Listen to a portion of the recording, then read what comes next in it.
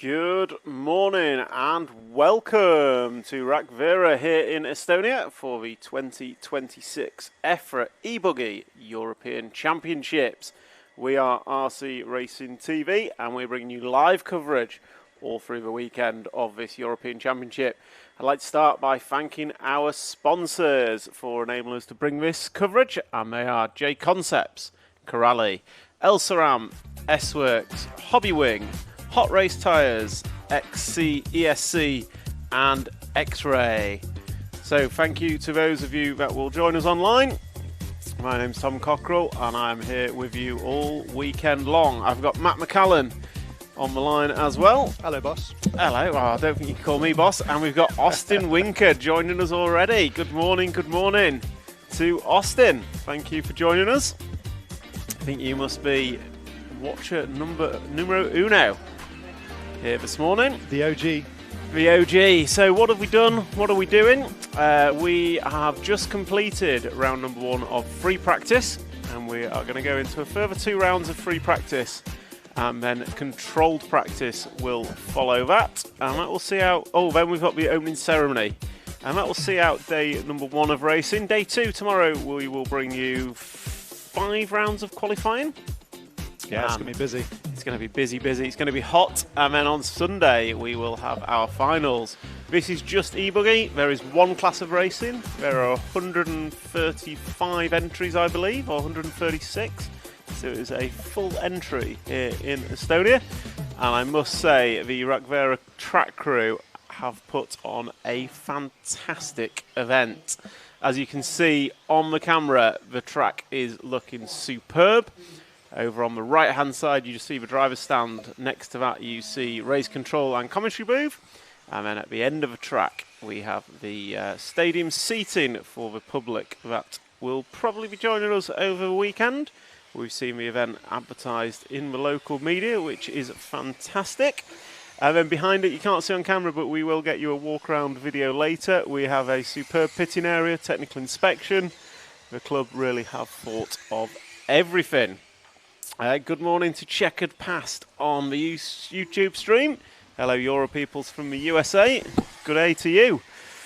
I'm thinking, what time is it in the US? It must be early morning, depending where in the US you are. Sean Miller, track looks hot. The track does look hot. It's about 20, let me check my phone. It's about 20 degrees here currently, 10 a.m., 10:02. We're expecting it to be about 25 degrees. And it should be pretty consistent over the weekend. The track, yellow and black, that is old sections and new sections. The whole track has been oiled, and the track crew expect it to be a black line the whole way around by the end of today. So we'll see how the track develops. Just start to see the black groove developing around the corner in front of the camera. Checkered Past midnight PST time. Go on, Matt, what's PST?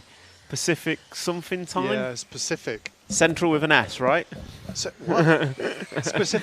Specific time. Pacific. Specifically Pacific time. Exactly, yeah. Yeah, so it's just a different time. A different time. Yeah. Sometime in the US of A. Yeah. Jesse Gregory Jr., good evening from the USA. And RC Model Cars Mania, our first RC TV hero in the stream. Good morning to you. So good morning to Jenny, joining us from the UK. And RC TV heroes, you are in for a chance for winning the e-Buggy Euros prize pack, which includes a signed Invisible Speed 2 book, signed by JQ himself. Although I'm sure we can get someone else to sign it if that is your preference. You also get a t-shirt, EFRA t-shirt, signed by all the A main finalists here this weekend. We don't know who they are yet. We don't. JQ might even be signing that if he gets his pulls his finger out this weekend. There's some other stuff in there as well. I'm sure there's probably some RCTV stickers in there. As RCTV bags. RCTV bag. But you do have to be an RCTV hero to be in for a chance of winning. How do you be an RCTV hero, I hear you ask? Well, you hit that join button under the YouTube stream, and for a small monthly amount of, I think, $4.99. Can be $2.99. Can be $2.99. A hero supporters in the draw as well? Yes. So hero supporters, RCTV heroes, superheroes, mega heroes, and brand heroes are all in that draw. And that gives you not only the opportunity for the eBuggy prize pack, but also you get early access to all the great content that RCTV produce. Things like RCTV News and their mini-series, I'll call them. So things like 25 Years of Touring Car and RC Autopsy. That's a good one. Just trying to think of a name then. RC Autopsy is one of my favourites. Going to go with RC Doctor, but it didn't sound quite right. No, that's what we need. That's the next series we need. RC Doctor. RC Agonian. Maybe you could do that, Tom. RC Agonian. You could read some letters of people that are struggling. Yeah, give them some advice. I'm not going to lie. So for those of you listening, sorry, I'm going to go on off a small tangent here, but we have the best media setup we've ever had, I think. Yes. So we're supported by television.ee, who are a national broadcaster in Estonia. You know the charity Make-A-Wish Foundation, where you get to experience your Make-A-Wish Foundation. Wildest dreams before you sadly pass away. This is the one for me. This is Matt's. Whereas I'm I'm not sat. If I just walk out onto the balcony, you'll be able to see me in my bright yellow T-shirt on the camera somewhere. So whilst I'm out in the sun sweating, Matt's in his nice air-conditioned production unit. But what it does mean is me and Matt aren't sat in the same place, which is unusual. So we're talking over a headset, and it sometimes feels like I'm talking a confession booth or agony aunt. So I don't know if I'm the agony aunt, Matt, or you are. All the people listening to you as well. All the people listening, There's no secrets here. There is no secrets here. But no, fantastic setup this weekend. So we'll have moving cameras for all of qualifying and the finals tomorrow. We will. For fixed practice, we will just be on... free practice, we'll just be on fixed cameras for now. But yeah, welcome to all joining us on the stream. Let me just have a check in the comments. So Pacific time is Pacific Standard Time in the US. So I've been educated there. We've got Nigel W8575 morning all the way from sunny North Germany. Another RCTV hero in the chat. So that is number 2. Checkered pass, JQ signature is priceless. I'm sure we can put a price on it. I'll go and ask JQ. Adrian Alvarez, good morning to you. Good luck to all the Spanish drivers. Absolutely. Are we allowed to mention football on the stream, Matt? I think it's unavoidable. Unavoidable. Good luck to all the Spanish footballers tomorrow, on Sunday as well. I can't say the same for the French ones, unfortunately. Or the Spanish-speaking ones. So that's. Is Argentina Spanish-speaking? Yeah, I think so. It is. Yeah. So good luck to all the Spanish-speaking football players. Yeah. Checkered pass goes all the way back with Frank McKinney. Oh man, I am sorry to hear that. But he is your favourite RCTV host, so that is fantastic news. Oh, he's my second favourite. Behind yourself, of course, Matt. We've got Cerveza 2006 morning from Sweden. Good morning, Cerveza. Now, that is, I believe, Spanish beer? Yeah. So I'm going to guess that's one of our Swedish-Spanish racers, which is Zacharias Villaboas. There you go. I'm going to guess that's who that is. It could be a very wrong guess, but hey-ho.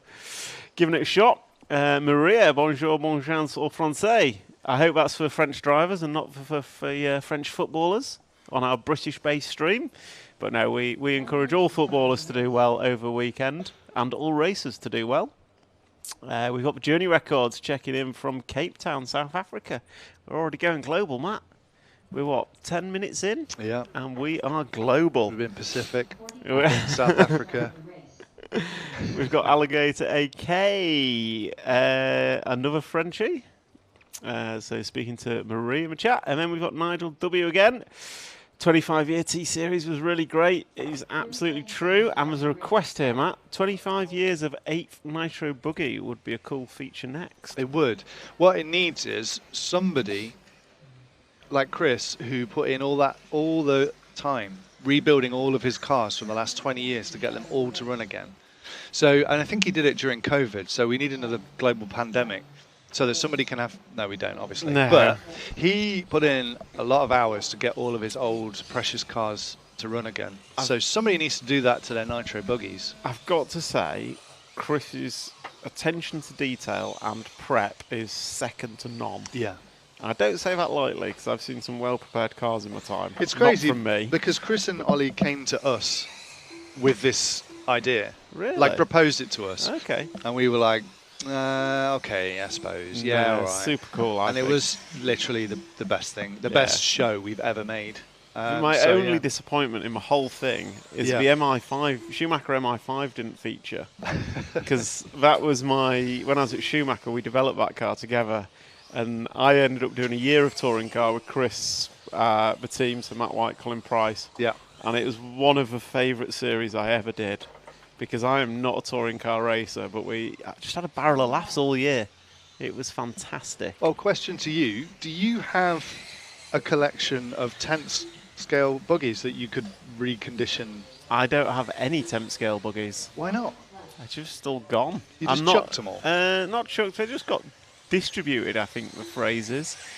On eBay? No. Just most of my Schumacher stuff ended up in it was always testing and cars just evolved. Which is a shame because there were some stellar cars along the way. I've also not done enough for them to be special. I do have... You won nationals, surely? I won nationals, yeah. So my national championship winning car became a development car, so that never survived. The chassis and body shell survived. They're built into a Cougar SV in Sweden. My YZ4 from Yatabe Worlds is sat on a shelf as it came off the track, so that's a good one. If you ever want to feature on something. But yeah, that's about all I've got. Okay. I do wish I had kept some, but hey ho. Can I would be one to ask for a 25 years of Nitro Buggy. It might be quite Kyosho-centric, but it would be a great series. It would. And I'm sure he's probably got a lot of his old cars. Yeah. Yeah, it would be interesting. 78 Olsen, good morning from Sweden. Wojciech, good morning from Czech Republic. Tyrone Robinson, hello from Ontario, California. And then we've got another RCTV hero in the chat, Dolph11, good morning from Denmark. Good morning to you. Where can we view the live results? That's my job, isn't it? Sorry. Matt, I have one job. You asked me before, yeah. I'll do it now. If you can stick that in and pin it. So live results are on Live RC. Search for the track VMRC and the live results will come up. Matt's going to stick that in the chat and just pin it at the top for us, which would be great. And then we've got Tajav Ivanen. Good morning from Finland. Have a great day of racing. Finland not far from here. I say not far, it's all relative. Well, Pecco was saying to us that this is the one time he feels like he's had a bit of an advantage geographically. Home advantage, because he Yeah. only lives, I think he said 1,500 kilometres away. Which is still a way. Not what we would call a geographic advantage. I mean, but that's like John O'Groats to Land's End in the UK. And that's his home track. Ronnie Schiffner, good morning from Germany. Guten Tag.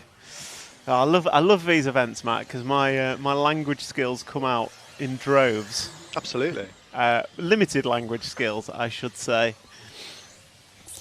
So we are here at Rockvera, and at the on-site track of rc-modelshop.com.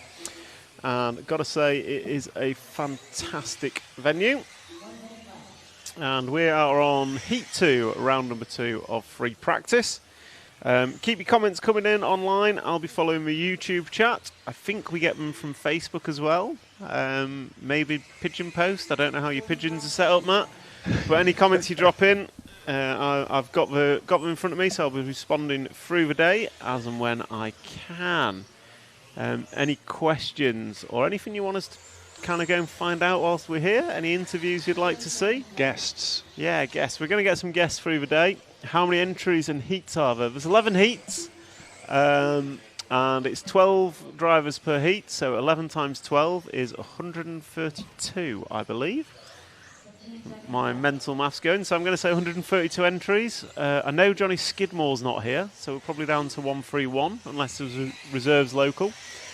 Johnny, I don't know what's happened, but I did see a picture of him on Facebook in hospital on a drip, so that's hopefully is all right. And it's a shame because he did say he was going to win this one. So unfortunately your winner can't be here, so we'll be racing to see who the actual winner is.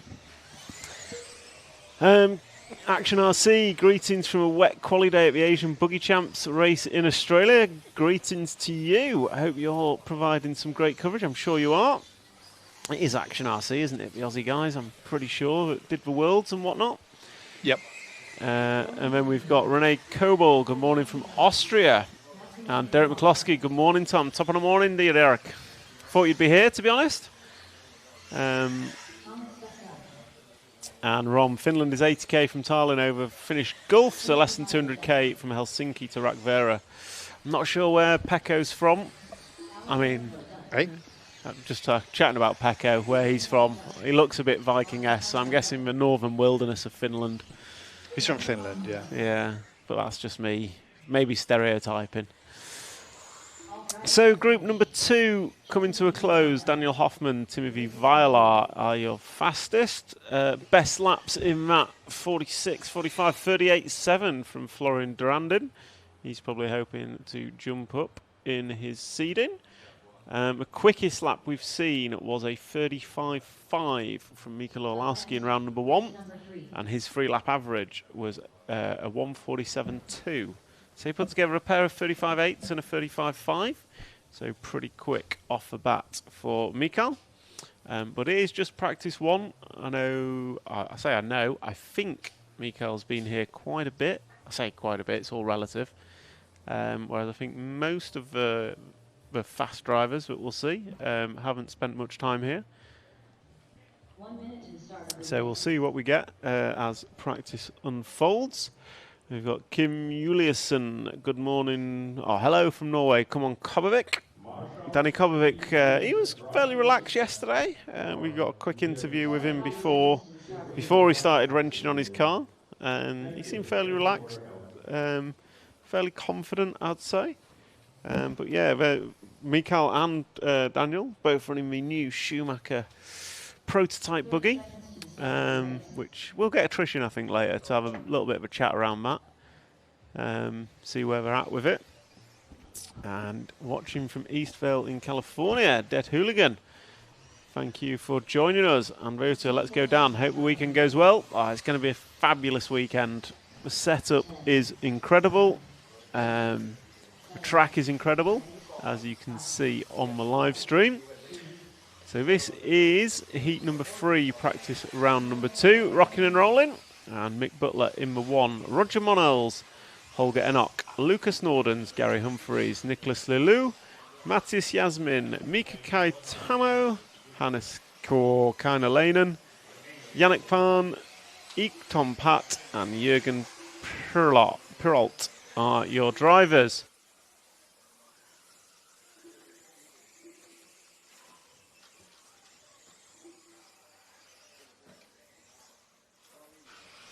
So drivers out on track for group number 3. And these guys is just their second practice event.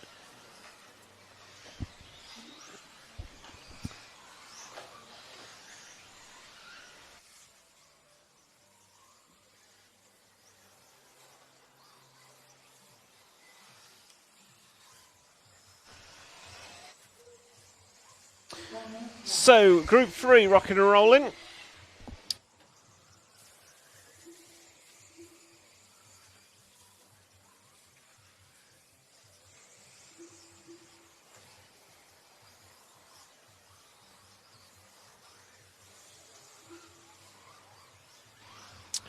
So, drivers in this one, it's Jasmine Mateus who's going to go around and complete lap number 1 first. And then we've got Lucas Nordens and Eric Tom Pat. So Frenchman Yasmin with a 43.0. Oh, 41.9 from Yasmin second time round. So these guys and girls are going for their best 3 consecutive laps. So best 3 consecutive laps is the challenge.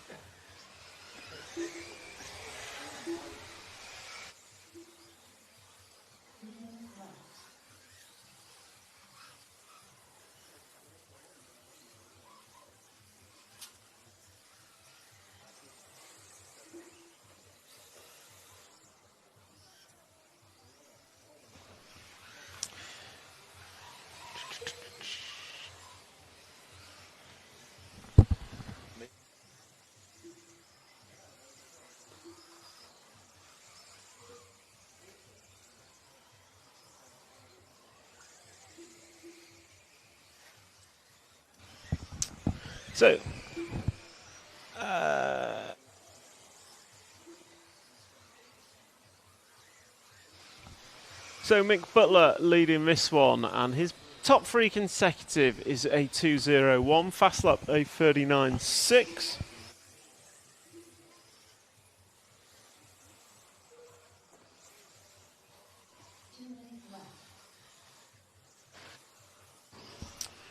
So Yasmin, Mick Butler, Nicholas Lelou are the 3 quick ones in this. 38.2 best lap for Yasmin Matthias. Nicholas Lelou going to go 38.7. 39.6 for Lucas Nordens, 39.6 for Mick Butler.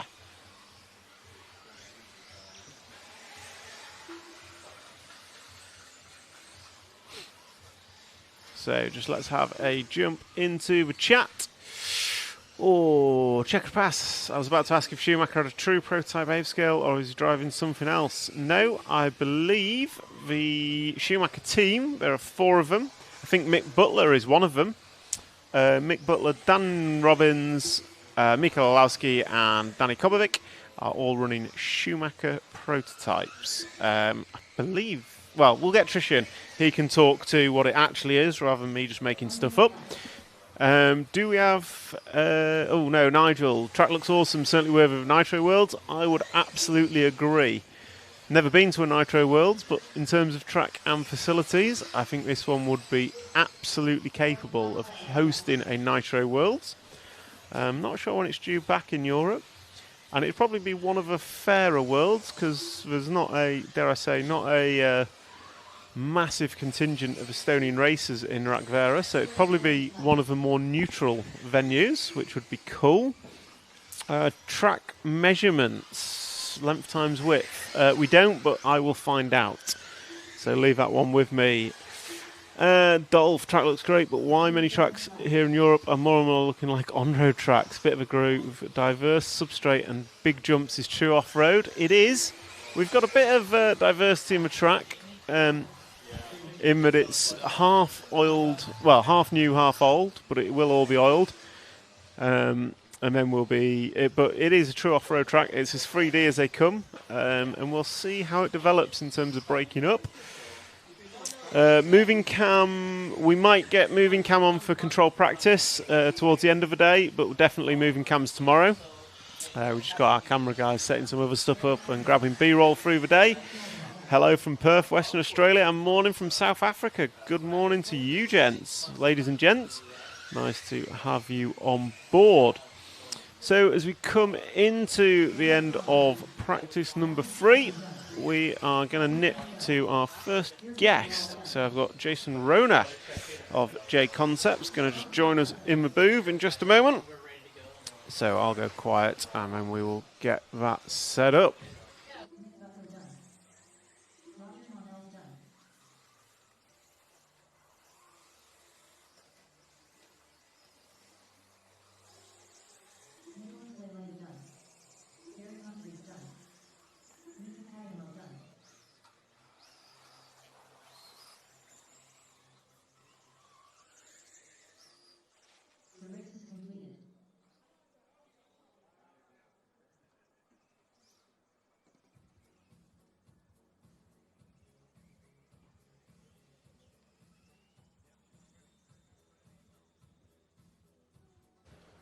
So we have just completed group number 3. Those of you in the chat, if you've got any questions for Jason Rona, let me know. We're just about to sit down with him.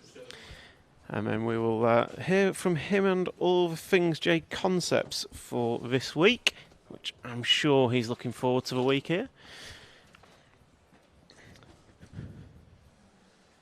1 minute to the start of the race. So, Jason, can you hear me? I can hear you. Perfect. All right, then.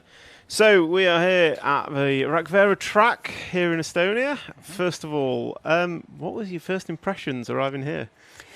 I mean, it just seems like a very calm, relaxed city. You know, the hotel we're at's very nice. And, I mean, this track and facility, how can you beat it? I mean, it's got to be one of the better ones I've been to recently. It's very new. I don't know how many events they've had here, but it can't be very many. So, yeah, it's got everything. What I keep telling people is I just want a smaller version of this whole thing, like from my backyard, basically. Like the pits that the drivers have down here where the sliding doors go right to a patio, and then there's the track. Air-conditioned pits as Unreal, well. unreal. And have you been in there? He's got his own 3D printer for testing. Yeah, yeah. I mean, so, what more could you want? I mean, he's got a little team in there. So, yeah, it's pretty cool. I mean, how can you beat this, really? I got plenty of room here. They got plenty of parking, plenty of places to go. Yeah, so we've been here a couple days. You know, this event, the E-Euro is a bit shorter than the Nitro one. So, but we still came here. We left Tuesday, so we're here Wednesday and Thursday. So, yeah. And looking at the track, your first impressions, kind of, do you wish you were racing? No, this is over my head.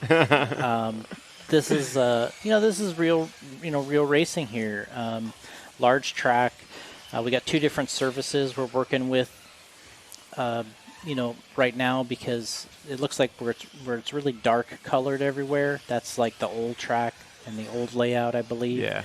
And everywhere they've changed it or made changes, it's kind of the light color right now. And it's actually pretty difficult, I think, because trying to decide what tire to use, what to go out on right now, because everyone was kind of told to use one thing based on the warm-up race, and then with the new track, it's got to come in a little bit. So I think that's the biggest concern at the moment, is just how it's going to play out. You know, will it even out? You know, will the track surface kind of even out where it all kind of looks this dark color everywhere? What's this oil? It's an oil track, I believe. I think they said 1.5 tons of oil in the track. Yeah. So I see it already changing a bit from when we started. It was, you know, it's getting a little darker groove in the light areas, which I think should kind of even things out for the drivers and make it a little better to drive. Everybody I've talked to loves the layout. They said it's super fun. And it's just kind of rare that you get to see e-buggies only, right? Like it's like when we do all these races in the U.S., we have everything. So truggies, e-buggies, you know, nitro, but it's very rare that you get to just see e-buggies, and they're super impressive. Do you have a e-buggy nationals in the US, or is it e-buggy plus? It's combined right now. Right, yeah. Yeah, so they're all together. We used to have an e-buggy.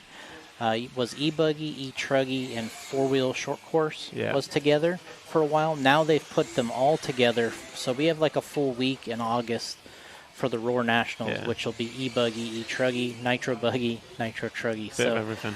Yeah, they did it last year, and it was a bit of a thrash for the racers trying to get through it, but they did, and kind of got one event done instead of having 2.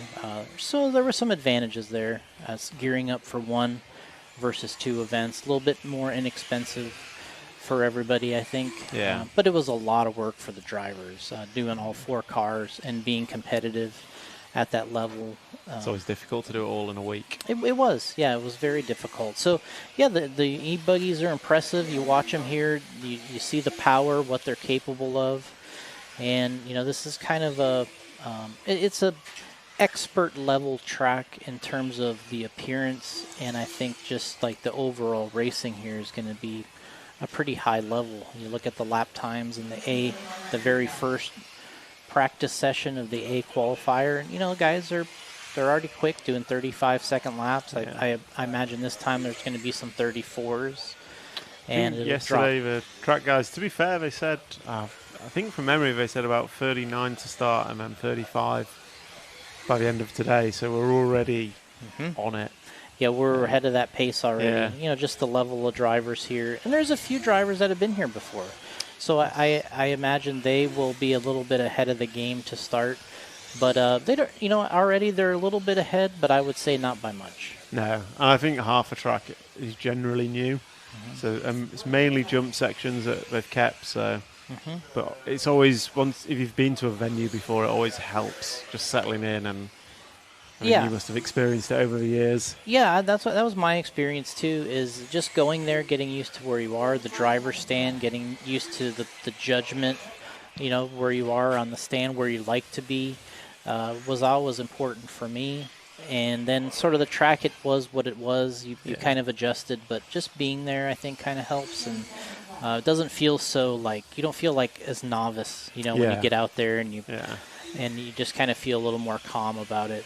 And that's, I think, the difference. But there's going to be a lot more races here, I think, over the course of the next few years. You can see they're kind of building towards more and more. You know, I could see a Nitro Euros being here. Could you see, someone mentioned in the comments, could it be a Nitro Worlds host?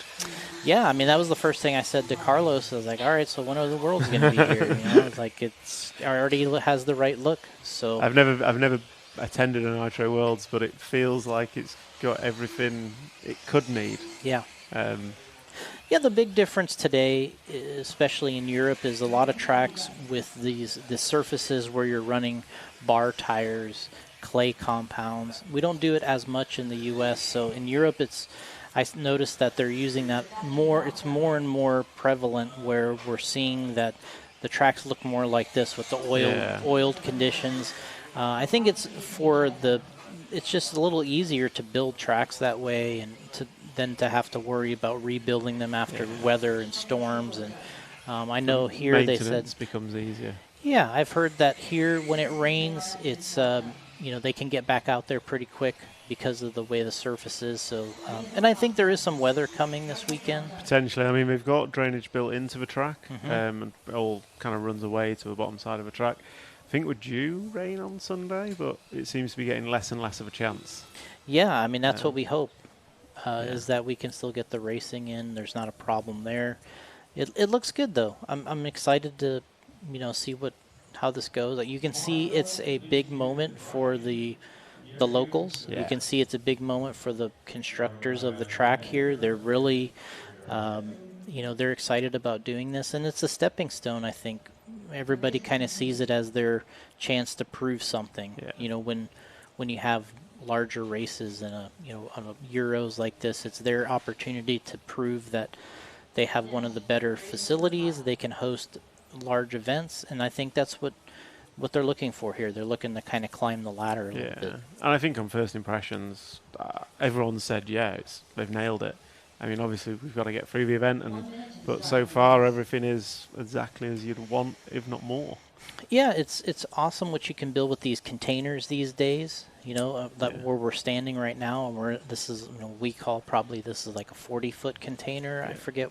I think that's what this is. Yeah. And then there's a couple 20-foots below here, turned in another direction, and then there's the racer pit that's kind of below us here. That they have a really nice view of the track with a patio. And I mean, this is how I would, if I was building my own, track. This is how I would do it. These containers, and with the windows, you can get these things equipped different ways, and they work really well for this. And as somebody mentioned to me earlier, that they said even if you say you don't want a track later, you still have these containers, right? Still useful. You can they're still useful items, so you can paint them up, make them look nice. The inside of these things are decorated.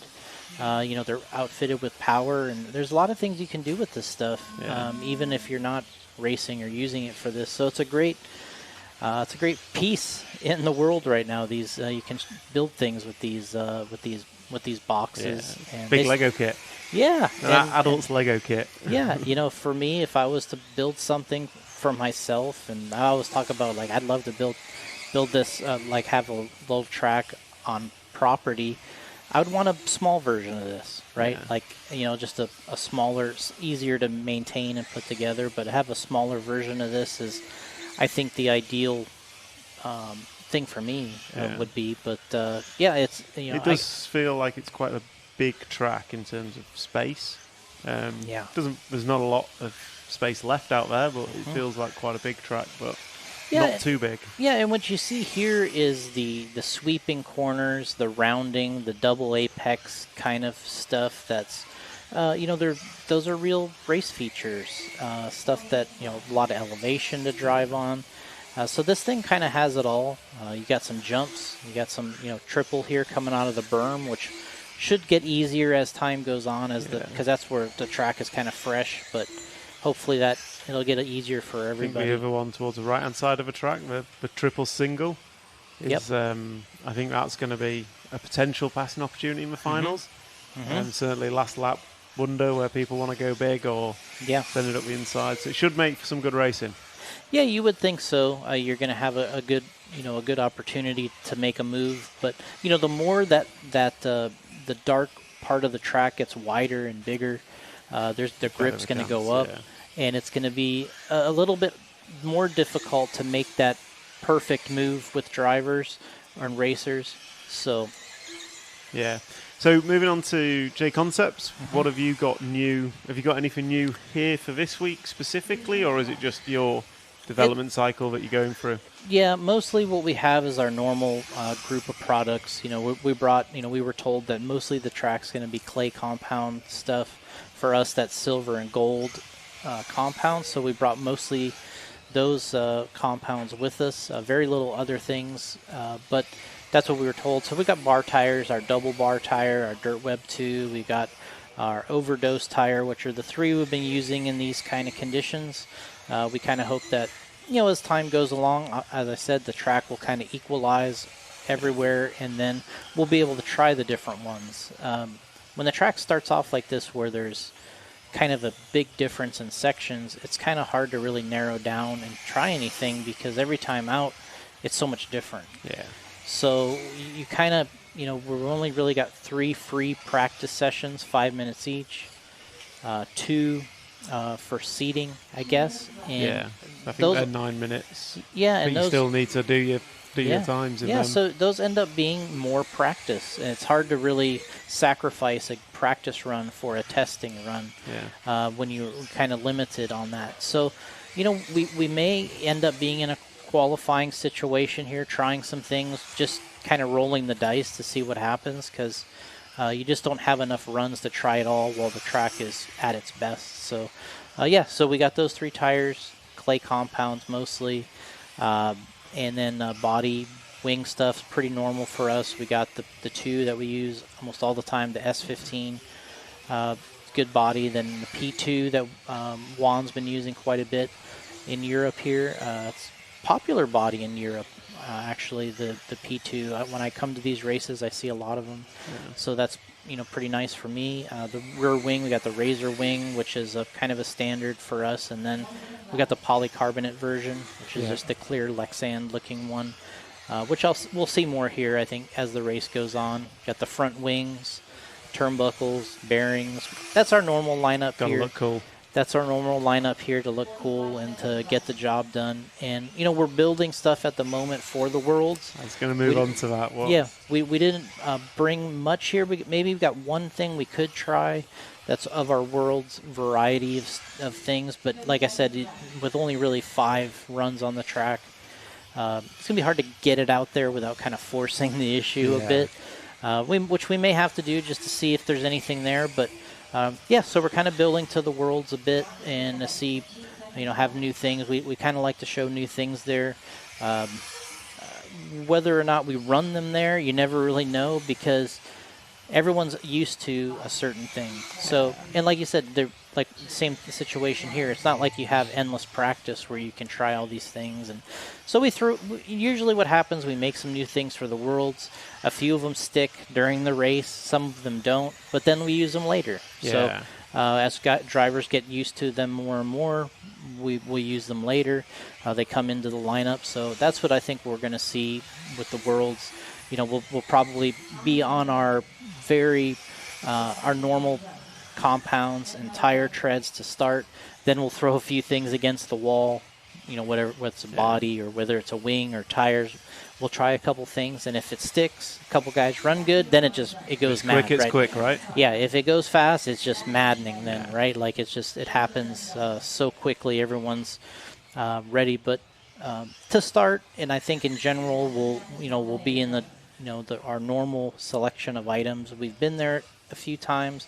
We know what we're up against. We know the racers we're up against. We know the competition we're up against, and it's a hard race. There's no doubt about it. We do want to win, but we realize that we're racing very heavy competition. Yeah, I mean, a world is a world. Everyone wants to win them, right? Yeah, it is, and in these days it's hard to say who really gets the most value out of winning them. Is it the driver? Is it the manufacturers? I think things are a little different these days than they were, when I was racing, and then certainly it was a little bit different when you were racing the events. But when I was racing, it was everything for the manufacturer to win. They needed that recognition. They needed that branding. There was a lot of protection. In my day, there was the Associateds, and everybody were so proud of winning those events, and rightfully so.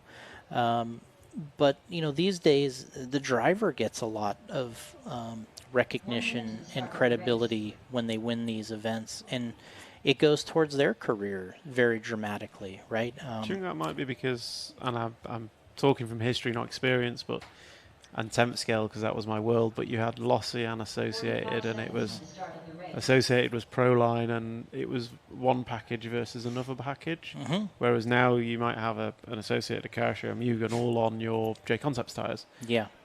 So it's that kind of the driver is the individualistic bit, whereas historically it was you were that or that as an entire package. Well, what I think has happened more than anything is there's more drivers trying to be pros, quote unquote pros. In my day, we weren't called pros. We were just either at the top travel team. You were customer, travel team, A team. Exactly. Yeah. So it's like, hey, we weren't called pros back then.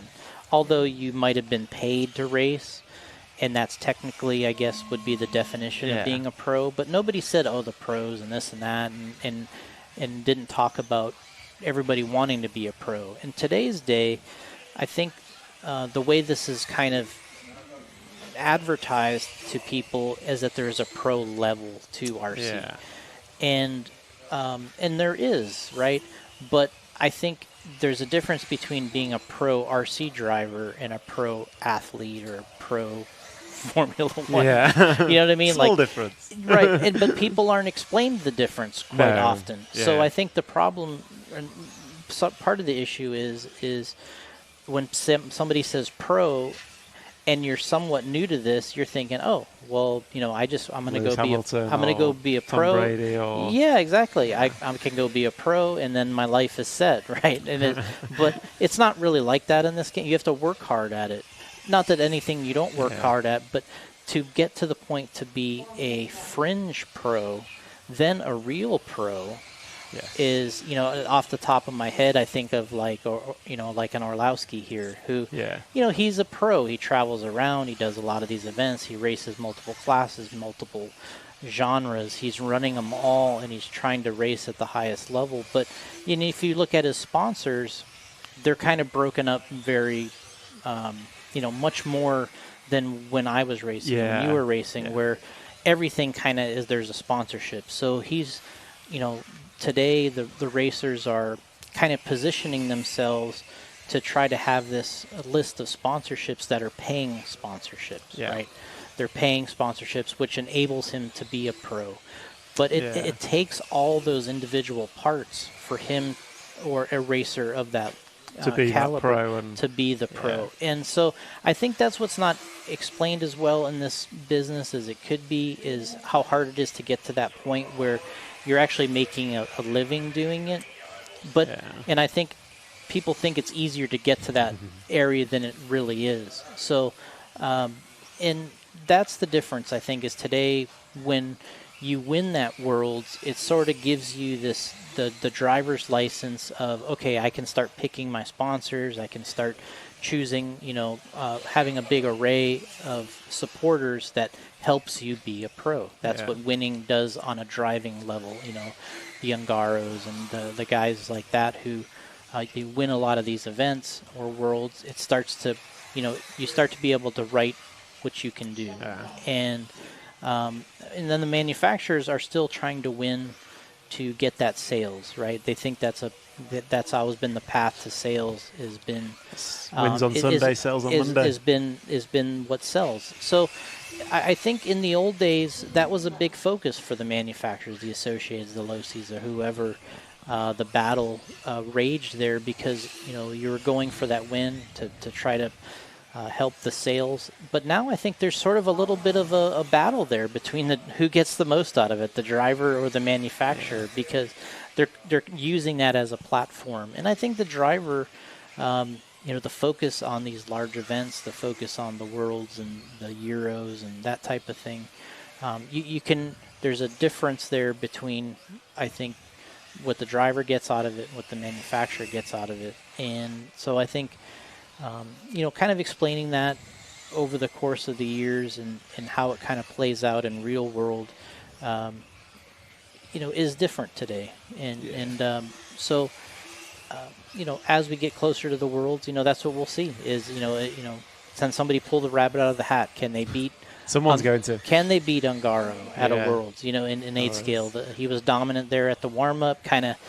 It kind of deflated everybody, I think, a bit because they're just like, they're hoping, this is going to be the time. And how many warm ups have you seen where the warm up result and the main result are uncorrelated? Yeah, it does happen. Yeah. And for him, it was quite easy, I thought. And I don't know. It's a little deflating though for everybody because I think everyone's like, I want to get. Do I have something for him, right? And but that's pressure on him too. Now he has to come back. He has to come back and deliver the same type of result. Otherwise, and everyone's got time to go away, do the homework, and who knows what will appear on the week, I guess. And so I mean, you can. For him, it's a big moment. All of a sudden, is he going to be a 5-time world champion? Can that happen? And then, in this era, I think only maybe Mark Reinhardt, maybe he's in that range. And now Ungaro is still in his 20s and he could have 5 world champions. The endurement, is that a word? But just in 8th Nitro Buggy. Yeah. Like, to win a world, you need luck, not luck on your side, but it's an hour-long main, it's brutal on the cars, and to do it 3 times in a row is fairly incredible. Yeah, what I always say is to me, it's impressive that he's won 3 in a row, but I'm like, the fact that he's finished all these races is like just as impressive because you normally, they're hard to finish. 30-minute semi, 60-minute main, you got to be on your game in that semi, start up front. He's doing all this stuff, and he's finishing races, no flameouts really in pit stops or on the track, and you got to hand it to them that they have a program that's enabling them to do that all the way around. And it's also his driving, not panicking, sort of being in control of the situation. He doesn't he's not reckless with the car. He's learned that, hasn't he? Yeah, very smooth, and he's not wrecking the car out there, and that's a big part of him finishing too. So, we'll see how it goes. But we got. On the topic of Worlds and tyres, obviously the last Worlds, I believe, there was a whole drama around tyre sizes. Is it still a thing? B, is it going to rear its head again in America, or is it just a completely different situation? I believe the rule that they decided to go with was they're only going to measure the tires after up to 10 minutes. So anything longer than 10 minutes, they're pre-teching. So if you qualifying, you measured after. Yeah. Finals, you measured before. Yeah. Right. So that's what I heard they're going to, that the system that they're going to, which I think probably makes everybody feel, as a racer, feels a little bit better because that track is hard on tires there. Is the one in the US is hard as well? Okay. It's weird because of being having a roof over it and the surface the way it is, you wouldn't think, but there's a lot of wheel spin there, and the tire wear is pretty dramatic. at that location. So I think it takes a little bit of the pressure off the racers. It's one less thing to kind of worry about. Knowing the rules going into the event is key, isn't it? At least Yeah. you know what you're doing, and for someone like yourself, it's critical. Yeah, and you're coming down to millimeters, right? Yeah. It's 1/2 a millimeter, 1 millimeter. I mean, On something that's rubber is it's a very, very small to measure. amount that it's coming down to in those scenarios. So, yeah, I think it's it should help ease a little bit of for the racer's mind there with that situation. So, the next big topic was the tire sauce thing that they had going on, which it sounds like now we're going to be able to sauce tires there, but it just has to be like in a approved area. Does or that something. change as a tire manufacturer? Does that change your approach going in? Are you developing for compounds that work with source, or is it? I think mostly we're kind of accustomed to using sauce. Okay. From 10 scale racing. It's used quite a bit indoors. Well, it's used all in the indoor racing scene. And, we've been doing it for so long. So it's something that we're accustomed to doing and seeing. And I think it will ease the driver's mind again a little bit there, because I think the problem we were having at the warm-up was there was drivers. Are they, aren't they? Yeah, exactly. So I think that was a big concern, and drivers were scared of that situation. And I think just being able to sauce and just kind of getting that out there, that I think that it's going to be allowed just in a separate area. I think it'll be a lot better for the racer, because at least now it's one less thing they have to worry about, right? They don't have to worry about, their tires after 30 minutes. They don't have to worry about the sauce thing. Is that going to be one source for everyone, or is it you can still put on what you like? I think you can put on what you like, Right. as far as I know. But you're in front of other people, so Correct. probably no secrets. Yeah, and I would anticipate, all of our racing, it went from being a little more secretive on the sauce to everybody just sharing stuff. Okay. You know what I mean? Yeah. To where it was like, and I don't know who's a big part of this. I'll say Mayfield lots of times, because he's like not a big hider, right? He'll just say, "Oh, this is what I'm using, and you can use it if you want," right? Like he'll be saucing his tires, and When you've got the talent, you can do that. Back in the day, when we were running 10 scale years ago, we were running our JConcepts series, and he would just like, "Oh, I'm using this, and just you can use mine if you want. I brought it, whatever." And so I think a lot of racers have kind of adapted that, and when they'll have these saucing stations, you can see what people are using. Yeah. I'm sure there will be some people that try to hide something or to think they're using something special, but I think it would be better if everybody just used pretty much the same thing. Yeah. And I think from a racer's perspective, it's that level of fairness. Mhm. You don't want to be questioning, Mhm. am I not sourcing if everyone else is, or Yep. am I using something that, or is someone using something that no one can have? Mhm. It kind of sets that level playing field where the driver and the equipment becomes the defining factor in a result, not why I couldn't get hold of X, Y, or Z. Yeah, and I think with the sauce thing, I think pretty much, at least I anticipate I would say 90% of the people will be using probably the same thing. And I think that would be what's best for the event. Essentially, if everybody goes up to wherever this sauce station is going to be, you sauce your tires, and everyone's using kind of the same thing, I think that would be the ideal scenario. Then you kind of takes that out of the equation. The racers feel good about it. Especially when you're using sort of these industrial type products, like if, back in the day we used to use liquid wrench.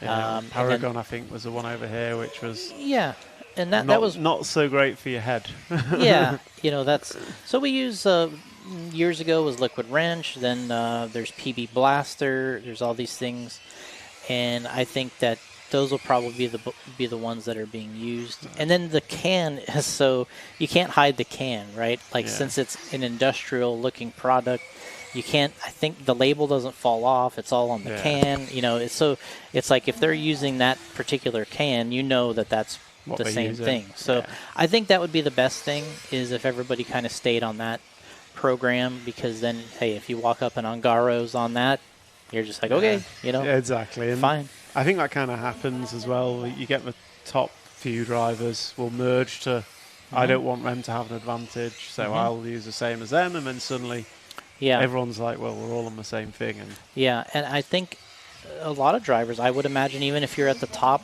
of the field, you kind of want to know that you're running somewhat similar to you don't your want a disadvantage. Yeah. And it's the only way to do that is do the same. Yeah, and when we were there was drivers saucing, there was drivers not saucing, and there was still competitive racers, not doing it. Even Fee Long was one of the fastest guys there, especially in qualifying. He wasn't saucing the whole time. Like, he was preparing for, an event where you don't do it. Yeah. And so he was one of the fastest guys there. So it can be done. I think what it is more of just a safety factor for your mindset. Yeah. It's like, hey, I'm just going to do the same thing that everyone else is doing. And so in terms of that, how much do you kind of like use an event like this or other similar events for prep for the Worlds? Because obviously the Worlds is a big one this year, and heard comments from other drivers that they'll do a main and they're prepping for the Worlds in that main. Do you feel that, or is it, you've prepped for this event and what you take here you're not tuning for Worlds here, but I think it plays a role when you come here, and maybe we'll be running a similar tire here. I would imagine as time goes on here, we'll probably be using a similar tire that we'll use at the Worlds. So I think it's all going to go into that. If one of the drivers discovers something, hey, this worked well, foam combination or whatever, it'll definitely carry over, and a lot of these things start to build, and you can see the more of these events you can do on a similar condition, or at least you're using the same tires, I'll say, that is a confidence builder. It doesn't feel fresh to you or new to go out with something like that. So I think all this stuff is going to be used in preparation for the Worlds. I'm sure we have a few more events, for us before, and the drivers will be basing a lot off of that. Have you got many more events at the Worlds venue? I think, is it Thornhill? Thornhill, yeah. I think there's a couple of their series races. There might be one this weekend, actually. They call it the Road to World Series or something. Okay, And but not a lot of drivers are going out for it. It's just a few. And so we'll have a couple of those opportunities, and I would say there's not many more after that. There'll be a few in August, and then I would imagine it'll be shut down from the beginning of September, probably to the Worlds end. Week. So something like that, and we'll have a few more opportunities, but more than anything, you're just gonna have to go for it when it comes down to it and see what happens. How's your prep, and see how the dice roll on the day? Yeah, I mean, there's just so many of events before and after that, it's to the point where it's exhausting doing these events. The ones like the Worlds, because it's everyone's very concerned about it, obviously. But there's still more things before and after on the calendar that you can't just completely throw away. Because the second that Worlds is over, the next race. The next race, right? Next race matters. So if you tell everybody, hey, we put everything into the Worlds, but we don't have anything ready to go for after that, they'll be like, hey, what? I got a race, right? Yeah. So you got to be ready for all this stuff. So you got to look down the calendar and kind of just pick your spots. Yeah. So bringing it back to the e-Buggy Euros, what's your hot takes for this weekend? Who's going to win? Who's going to be fast? Well, the 5-minute qualifiers seem like that's the difference. Because in any electric race, it seems like you got to start towards the front to kind of make something happen. You probably have to be in the top 4, I would imagine, to try to win it. Because it's similar to a 10-scale race where, you don't very often win them from the back. Nitro, there's some things that can happen. But, 5-minute qualifier with, 35-second laps, you're not doing a lot of laps out there. Yeah. So your qualifying has to be good. The hot take is you got to be 1, 2, or 3, right, on the grid, I think. And if not, some things got to really go your way to try to win it. So you have to be good early. You can't show up late because qualifying at the back probably doesn't do you much good. Are we 3 from 5 to count in qualifying? I think it's 2 of 4. Okay. Yeah, so 2 of 4, and that's gonna make a the pressure is gonna be big. It's on from the start. So yeah, and I think that there's a couple guys that might have a bit of an advantage that came to the warm-up, but yeah, I think it'll kind of go away as not necessarily the advantage, but the difference. It'll close up a bit, and obviously I think we're going to see Ungaro at the top. I would think Orlowski will be up there. I think this is a great class probably for him, a great surface for him. Yeah. I'd see him up there, and then I guess the new hot guy would be Paletto, right? Yeah. He's been running awesome. He's run good this So, he had a bad luck there at the Nitro Euros, so maybe this could be his moment. And then we got Juan, who, he got one win there in Nitro, so now it's like your opportunity to get a bit greedy. Yeah. So you can be maybe a little, you can go for it a little bit more. You don't have so much to lose. Yeah. So, I mean, I don't really know what to expect because you look at the lap times in that first session, they're fairly close. So it's who puts those runs together, and then you got a 10-minute final. That's kind of a big difference, right? You go from a 5-minute qual, you get your 10-minute final. Is it a big difference in, say, tires, or is it just difference in your head game and I think driving at this limit, how fast you're gonna have to go here ultimately for 10 minutes, that's a different story, I think. So being able to do it that pace for twice the amount of time, I think that's going to weigh on you a little bit because if you're in a situation where you're feeling good but somebody's stuck on you right behind you for 10 minutes with these cars, it's a completely different story. So I'm interested to see how things continue to progress with this e-buggy class. Are we stuck with the 5-minute qualifiers over time? Are they going to are they going to bump them, make them longer at any point? Are the mains going to be stuck at 10? I would love to see a different format whereby the winner isn't sitting out leg 3. Yeah. I don't know. I don't quite know how you do it, but all 3 count. The last leg should determine the winner.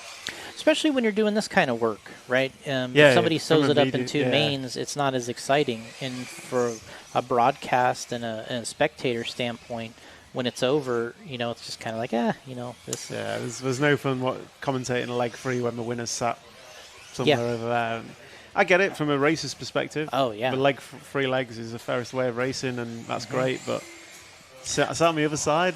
Yeah, my silent proposal, I guess, was I think we should turn the 10-scale world into 5 mains because the last couple I've been to, I was disappointed kind of when it was over, right? I wanted to see... I remember at Hobby Action, we were waiting forever for the track to get better, for the racing to actually start. And then when there was the 3 mains, I was just disappointed that it was over. And I wanted to see more racing. It would have been, I think, better for the viewership. It would have been better for the business to see more racing at that level because the mains changed there a lot. All of a sudden, the qualifiers were a little bit on the boring side, but then the mains there were really good. So I think that I would like to see something like that happen because, in today's day, we need sort of that coverage. We need some extra anticipation. We need some drama going on out there. And I would kind of thought about that at Hobby Action. It would have been neat because the other thing that I feel like is these drivers get sort of like upset or they get disinterested when they're fighting for 7th or 8th. Yeah. Realistically, you should be happy to get 7th or 8th at the World. It's still great. But if you could somehow have a last 2 good mains and get 4th instead of 7th, that would be massive. You would be so excited, right? So I'm almost kind of seeing like it making it more exciting from 3 to whatever, from 3rd place back, make the racing a little bit better, adding some more to it. It comes down to jeopardy and how you race. There's got to be risk versus reward, and you get to like 3, and a lot of the time it's like everyone's just settled into it, and it's like how do we make it exciting up to the last moment? I appreciate from a fairness perspective, if the fastest guy all week fails in leg 3 or leg 5 or leg 7, he's lost. But that's racing, right? Yeah, it is. I think what it would do is I think the winners would somewhat be similar. The same, always. But I think in general we would get more action out of it. We would get more opportunities for interviews and scenarios, and if this guy wins and this guy gets Drama. fourth, and you could play it out a little bit more, and give drivers the opportunity to get fourth instead of eighth, and these type of things, which I think should mean a little more at that level, instead of us just so worked up over who wins in second and third. It should mean a little bit more in these positions, because it's hard to get to the top 10 in this game. It's hard to be one of the 10 best, and there should be a little bit more appreciation for that. Yeah. Okay, I'm just going to pick my laptop up and see if we've got any questions for you on the chat, and then I guess I should let you go. 1 minute to the start of the race. So, question for Jason. How is prep for the 8th Worlds in the US going? Any developments you can share? Obviously, we've covered the prep. Any developments that you're willing to share? Not really. I don't know that we have any. There's not a magic wand, unfortunately, for us preparing for this. We've been preparing by driving, by testing in 10 scale. We've been preparing by testing in 8 scale, because it's. So when you say testing in 10 scale, is that rubber compound? Yeah. Okay. Yeah. So we can use those classes to test, because we're using similar stuff there. It'd be one thing if it was at like the dirt, in Paris, and we're running different tires or pin tires, but you're running essentially a similar tire that you are in 10 scale. We're using that a bit, and to try to get better and go up against what we feel are our best options. And everyone's always asking us all the time, it's like, oh, do you have a new compound, or do you pulling the rabbit out of the hat? And it's like, well, it's hard to do that. I think I talked a little bit in Portugal about it, where it's like, hey, our competitors are using their same compounds too. Yeah. And like, you just don't pull the new best thing, out of nowhere, and all of a sudden, you're. I don't know if you follow touring car at all, but it seems to have happened there with a body shell. Yeah. But I think that was a rule change that enabled it, rather than something that appeared from nowhere. Yeah, I really don't know in that game what happened there, but I think, in that scenario, the marketing really helped, right? Yeah. The marketing helped that body situation kind of happen. It was kind of ugly looking in the front, and which, I think everybody would probably agree that it's a little ugly looking in the front, but it was working well for them. And it started a trend of like saying this ugly body's working, right? Yeah. That was what I got out of it, right? Is that much different to cab forward bodies in off-road all them years ago? I think that it feels more accepted now. Yeah. In our off-road racing with the cab forward stuff. It works. Yeah, and it's a little cyclical too. I think there'll probably be a time where we revert to some of these designs, because there is a little fashion to this too. It's not just hardcore. Bring back the illusion. Yeah, which we can do with the vintage stuff. Doing as well as it is right now, we can sort of dip back into some of those older things. But yeah, we've been working hard in 10 scale and 8 scale events and testing to try to get better. Adam Drake is over there this weekend. He's doing some more testing for us, and I think it's going to be tough to just completely pull the rabbit out of the hat and have something that, you're not going to be able to put Ungaro down a half a second a lap. I think that's like a dream, right? Like you got to just hope that you're close and you're not at a disadvantage. Your drivers are on point, and you can kind of finish one of these races off where you put pressure on the top guys, and it's coming to the end, right? It comes to the end. It's not a walk away where the driver's relaxed and they can just kind of go through the motions and finish one of these things off. You got to put pressure on these guys so they can have a problem, a mistake. Something comes up where now you have a chance, and I think that's the way that this event could possibly go. And you're kind of hoping that you have a shot at it. And we're going to just try to put ourselves in the best position we can. I think you got to say, look, you're not going to be able to just come out with something here that's a half a second a lap better in 2 months, you're looking for small differences. Yeah. You're looking for small differences and things that can help your consistency, your longevity, and keep your driver in it for the 60 minutes. And I think that's the direction that we're kind of going, is just the best consistency and the best wear we can get, so they can do the 60 minutes and compete the whole time, and it not be an issue on our end. It's the driver is responsible. They can put it all in their hands, and it's not they're not at a disadvantage, and they feel that they can win it. And that's what we're trying to do, is just do our best, have the options there. And we have made some, we got things in the works. As usual, it'll probably be stuff that just arrives right for the race, right? Always. That's kind of how it works. But that's how supply chains work in life. So that's what we're hoping, that we can, come in at the end, provide a little bit of a boost to our racers, and we hope that's enough. Perfect. Well, thank you for your time, Jason. I think we're round to heat number 9. So the top guys will be going out shortly. Good. So I will let you go, and right. you can go and, I'm sure, watch over and come back with some changes for him. Perfect. Thank you. Thank you very much. Cheers, right, Jason. Thank you. Thank you. So back to the track action. We are currently on group number 9.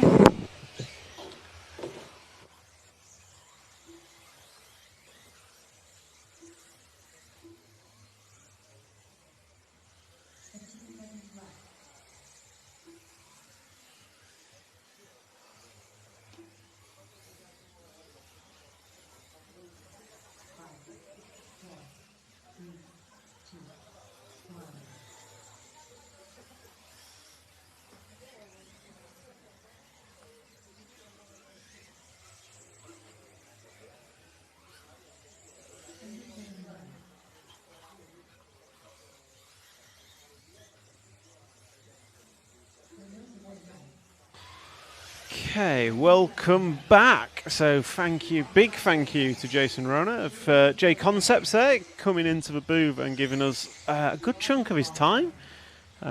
His drivers are probably running around looking for him, so apologies to JConcepts drivers that wanted some help. We're seeing the conclusion of group number 9 on track. So Theo Lemaire going to go 35.1, so that's a new hot lap that I've seen. There may have been some 34s, but I've not seen them yet. And he's also going to go 146.8, so that's the quickest 3 consecutive laps we've seen. Those 3 laps were a 36.1, 35.5 and a 35.2. So that's going to be an average of about 35.3. So 35.3, the new target. So good performance there from Theo. Una Hattinen out in that one. Rene Savoy, Andrea Trevisan. So track is getting quicker. The black line is appearing.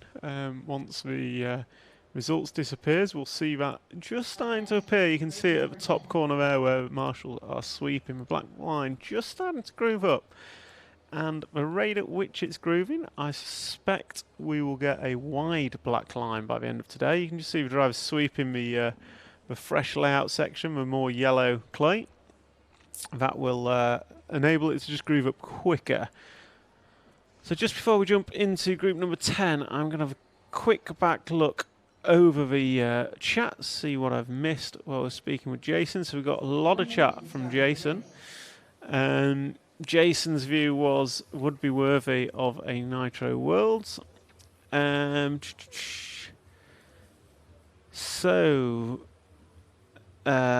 Comment from Nigel around the surface. Start from scratch after every winter. Yeah, I think winter's a bit brutal here. I think 5 months of snow coverage from what I read on Google. So it must be true. So yeah, I guess that would do quite a lot if I had to start every year with a new surface. Morning Frostmark. Hey fellas, question for Jason. We covered that one. Hives Udanakali. 3:30 p.m. in Malaysia. Thank you for joining us all the way from Malaysia. Checkered past. Americans competing. No, it is Euros. It is the European Championship, so European drivers only. Jason's over here supporting the JConcepts team, so that's his presence.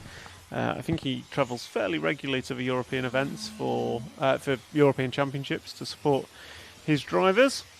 Can we confirm Ungaro is not an alien? I think he's not an alien. He's just a very talented RC racer. Good morning, guys and girls from Belgium. Yeah, Ungaro's never won the Nitro Euros. Jonathan Wolf, an RC TV hero, chipping in there. And then MKJRC, question for Jason. How to get unlimited tyres, free tyres from JConcepts? I don't think that's possible. I didn't ask for a question.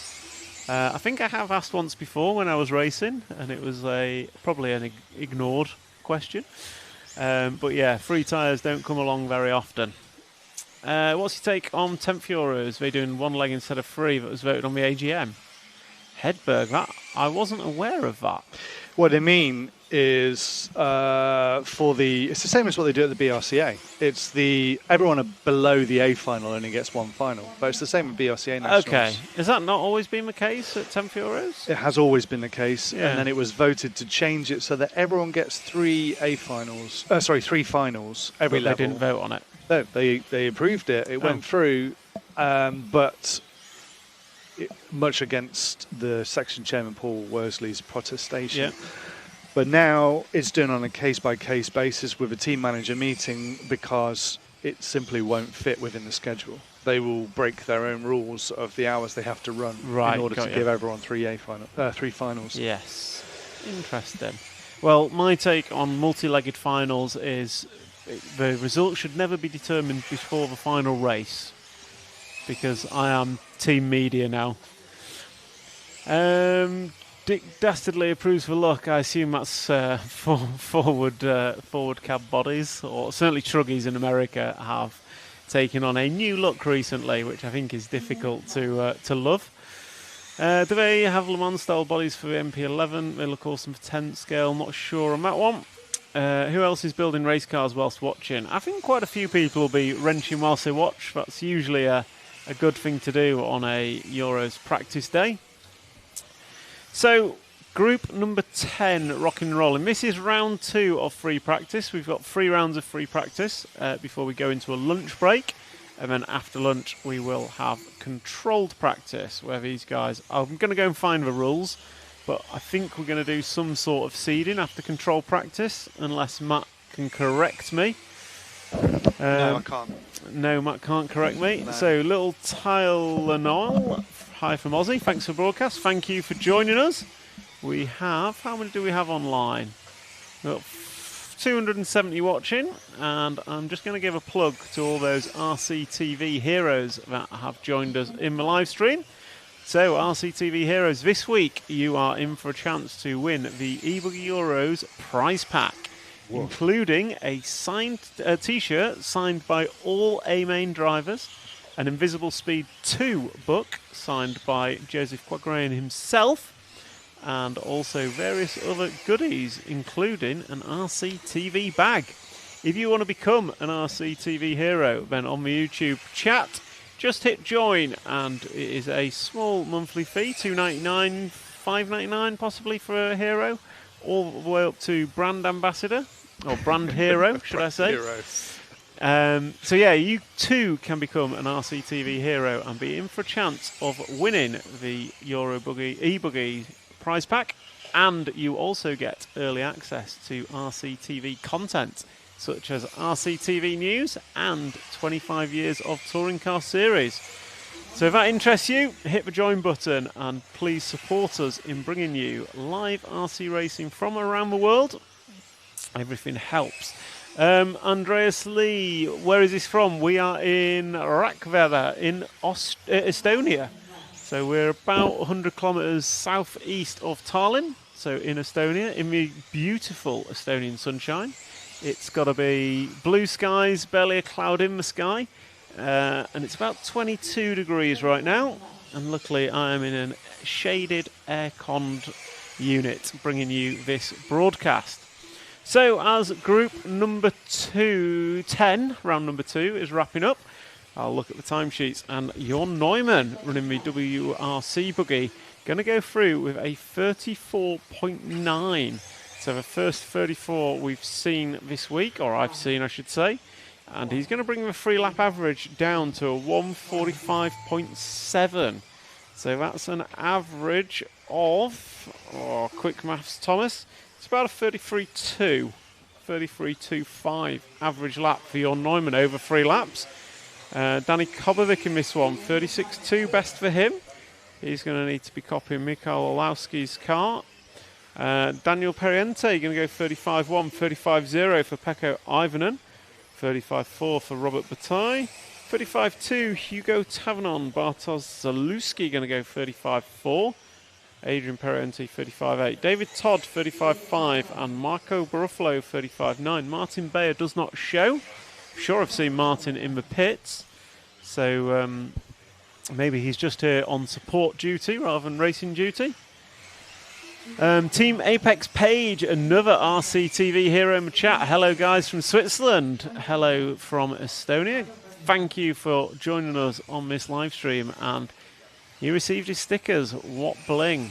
So Team Apex is loving his RCTV hero stickers, which you get free of charge as an RCTV hero. So group number 10 is winding down. Group number 11, the final heat of practice round number 2 will be up shortly.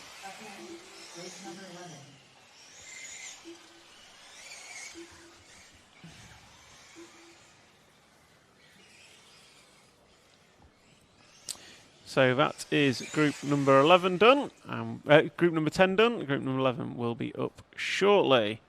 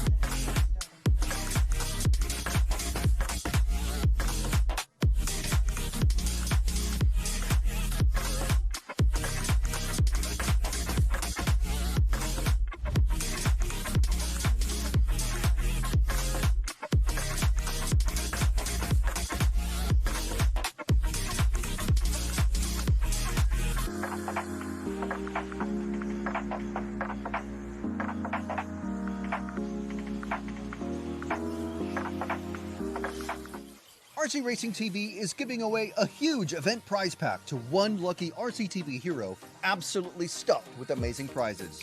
You could get yourself a pair of exclusive RCTV kit bags from Race Stars, an EFRA t-shirt signed by every driver in the A Final, a Pro Spec Team Savox Servo, the latest Invisible Speed 2 book signed by JQ, 36 Mood swag, and more. And to be in with a chance, all you have to do is be an RCTV hero by joining the channel. Hero channel members get to watch tons of exclusive RC content, get discounts on the RC Racing TV store, and if you're hero level and above, you'll even get a free sticker sheet. Plus, you might even win the awesome EFRA eBuggy Euros Hero Event Pack.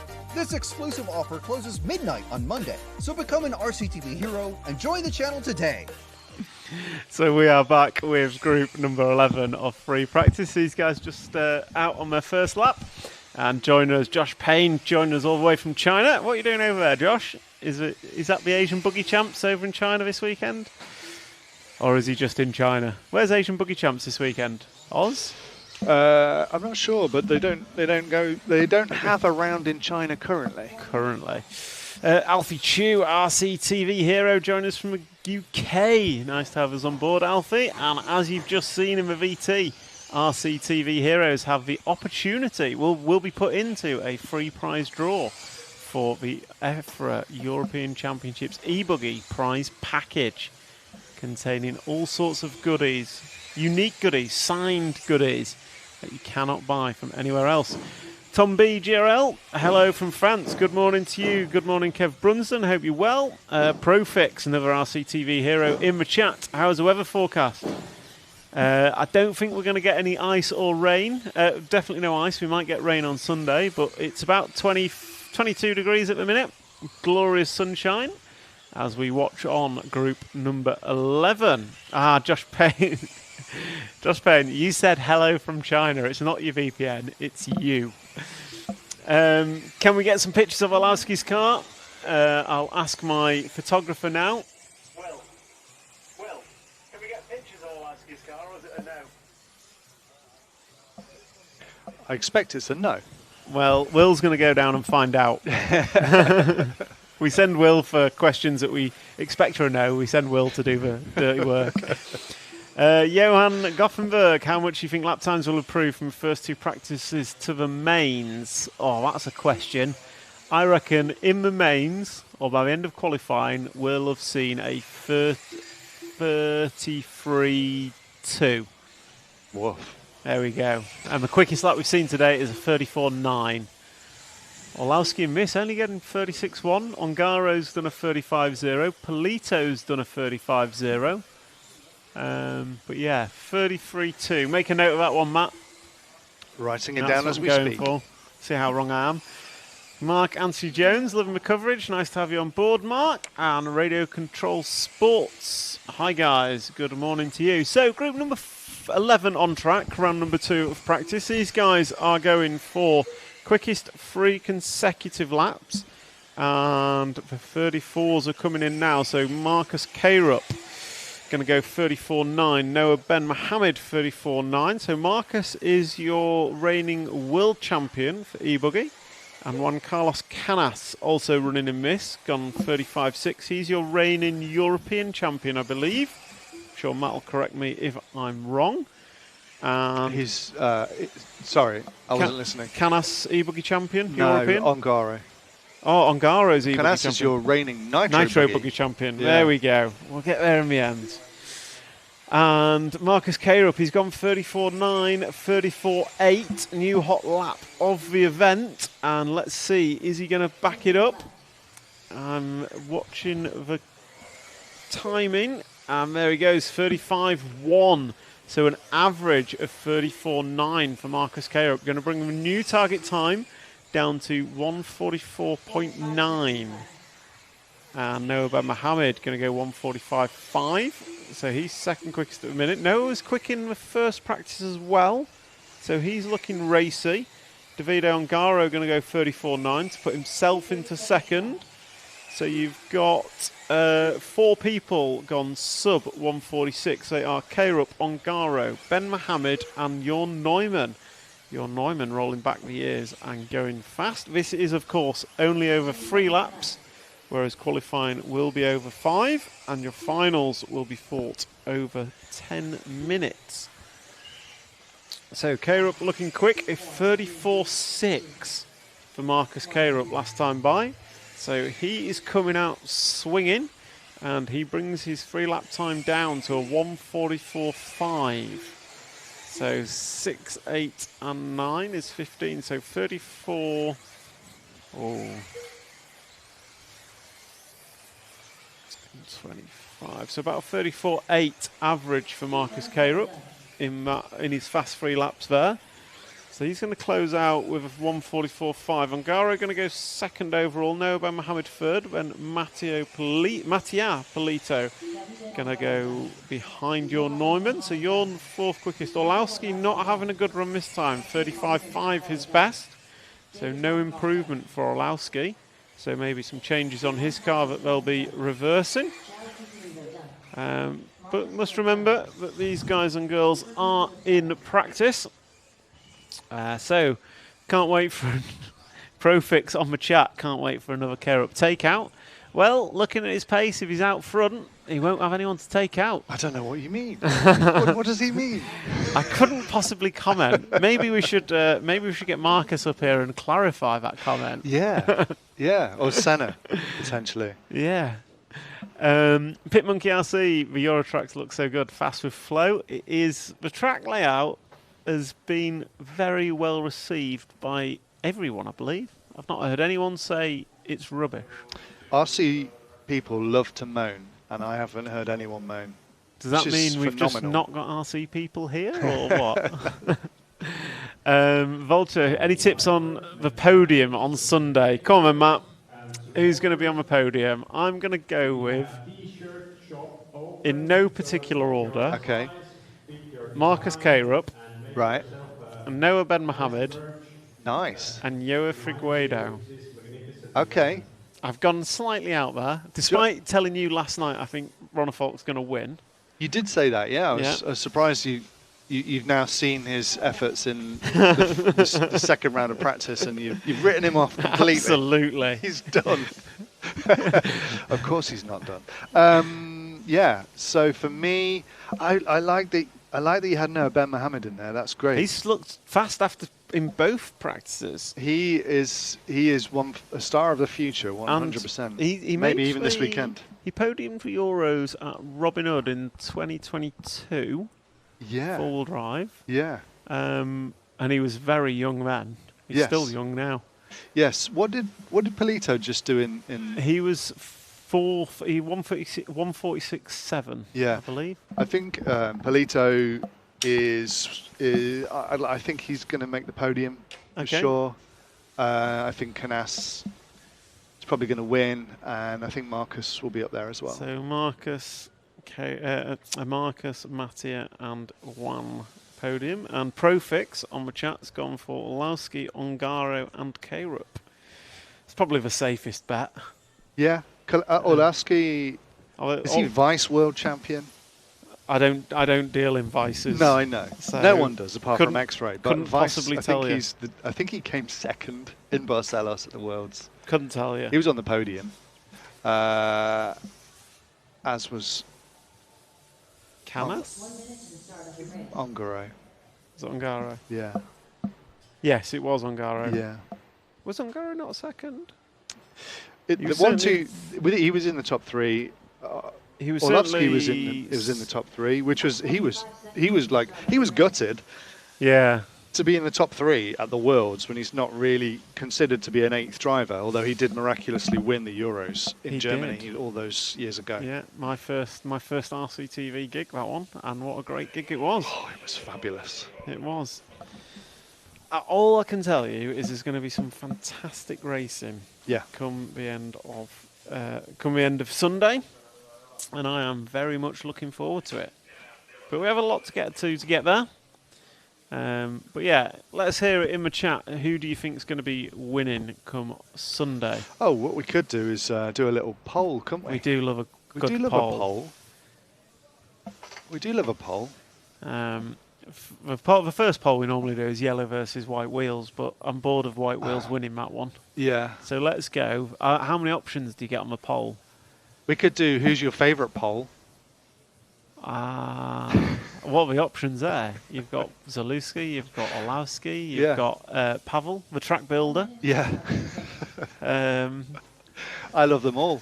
It's too hard to decide. So yeah, okay. At this point, because it's nice to see how the responses to the poll evolves. Do you remember what was the last event? It was the Euros, the Worlds. No, the Worlds, when they weren't even putting Marcus in the top 10. And even after TQing 3 rounds or something, he still wasn't the top to win. And I think I called that one from day one, didn't I? You did. You did immediately, yeah. Yeah. So, MKJRC. Ben also looks fast. This is for Nordic people. We've got Elwood Bennett joining from Bathurst. Now, there is a racetrack I would like to go to. In Australia, and then we've got Six-Mick black wheels. I mean, black wheels look the coolest, but in off-road racing they are very difficult to drive with. So yeah, black wheels are cool, but if you've ever raced with them and not hit every apex, then you're a better driver than I am, because that's all I ever did.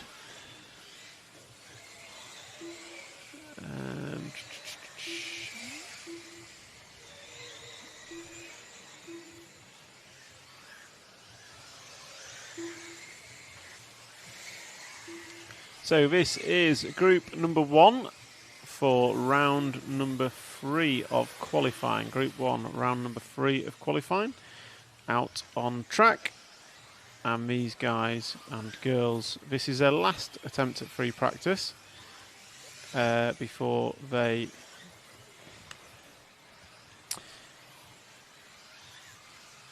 these guys' final chance of free practice before we go into control practice. And I'm just going to step away for just a minute and go and find out what rules we're racing to and what does practice mean Hopefully someone can tell me.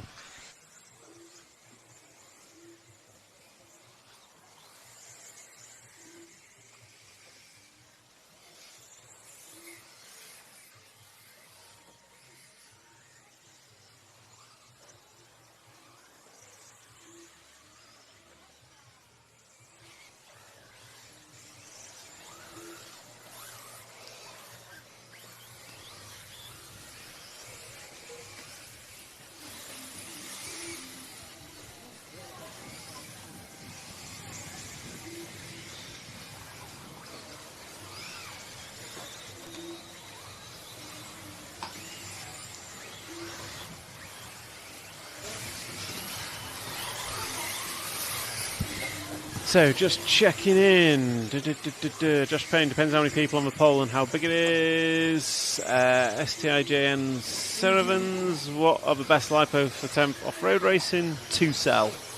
I'm going to say Coyote LiPos are the best because they are one of our sponsors. Corelli also do LiPo batteries.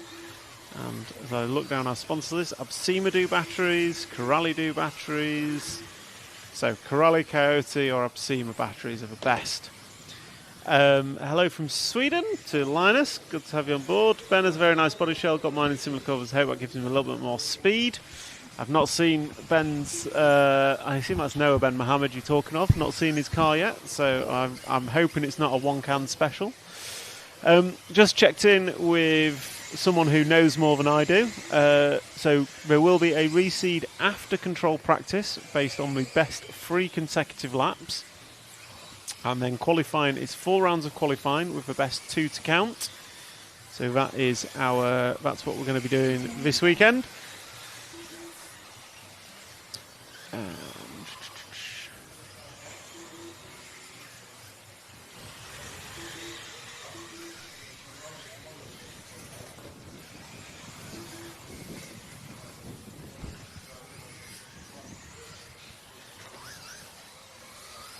It's alright.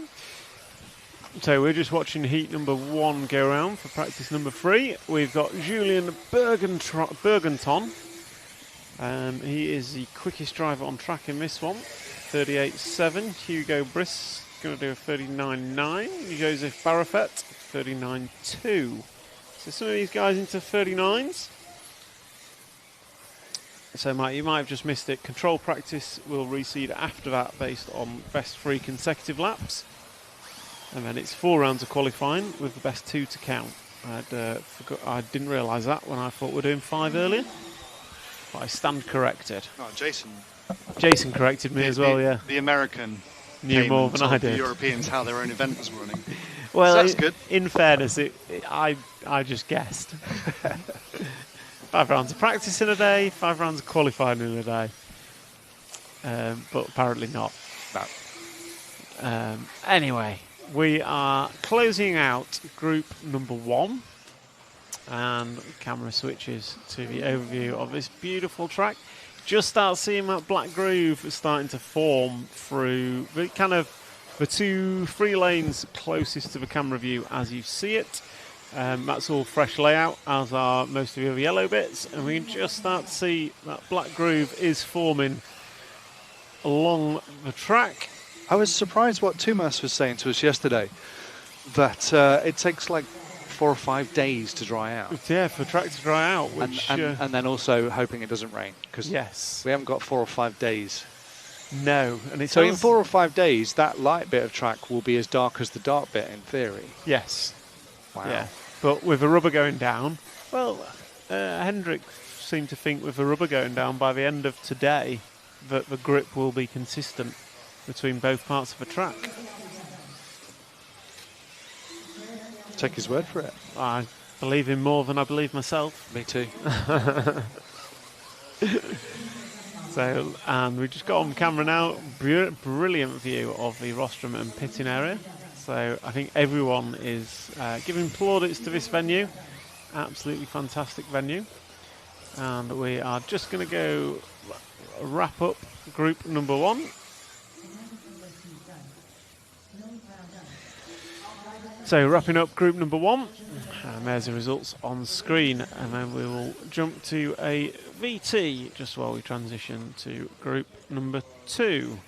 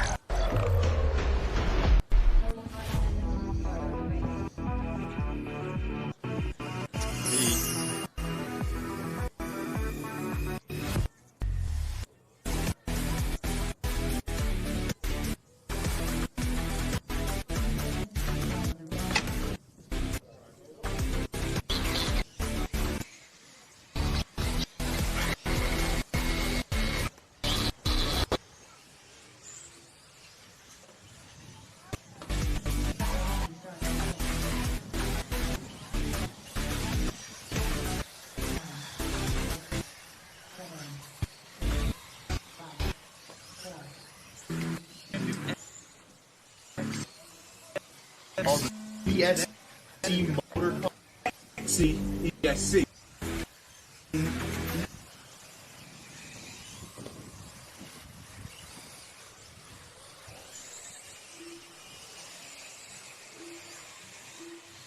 Okay, welcome back. Group number 2 has just got underway, and we are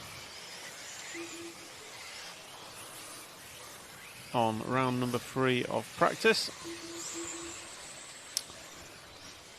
And your drivers for group number 2, Daniel Hoffman, Florian Durandin, Alan Darko, Timothy Viola, Kai Yamsa, Thomas Stuck, Marcus Heine, Maxi Block, Jessica Dudon, William White, Richard Kalnins, and Marcus Matthias Vea. Apologies to anyone's name that I am butchering. So Daniel Hoffman opens up with a 42.4, Florian Durandin 38.9. He was quick in the last one as well. So Florian will be hoping for a good result in control practice so he can move himself up the order. So what have we got in the chat? Check out instant results. So the live scoring is that is on Live RC. Search for VMRC track, and that will be that will get you to the live scoring. And then we've got Massimo Bomb asking, I think, where the live timing is. So Matt's just put that link in the chat for us.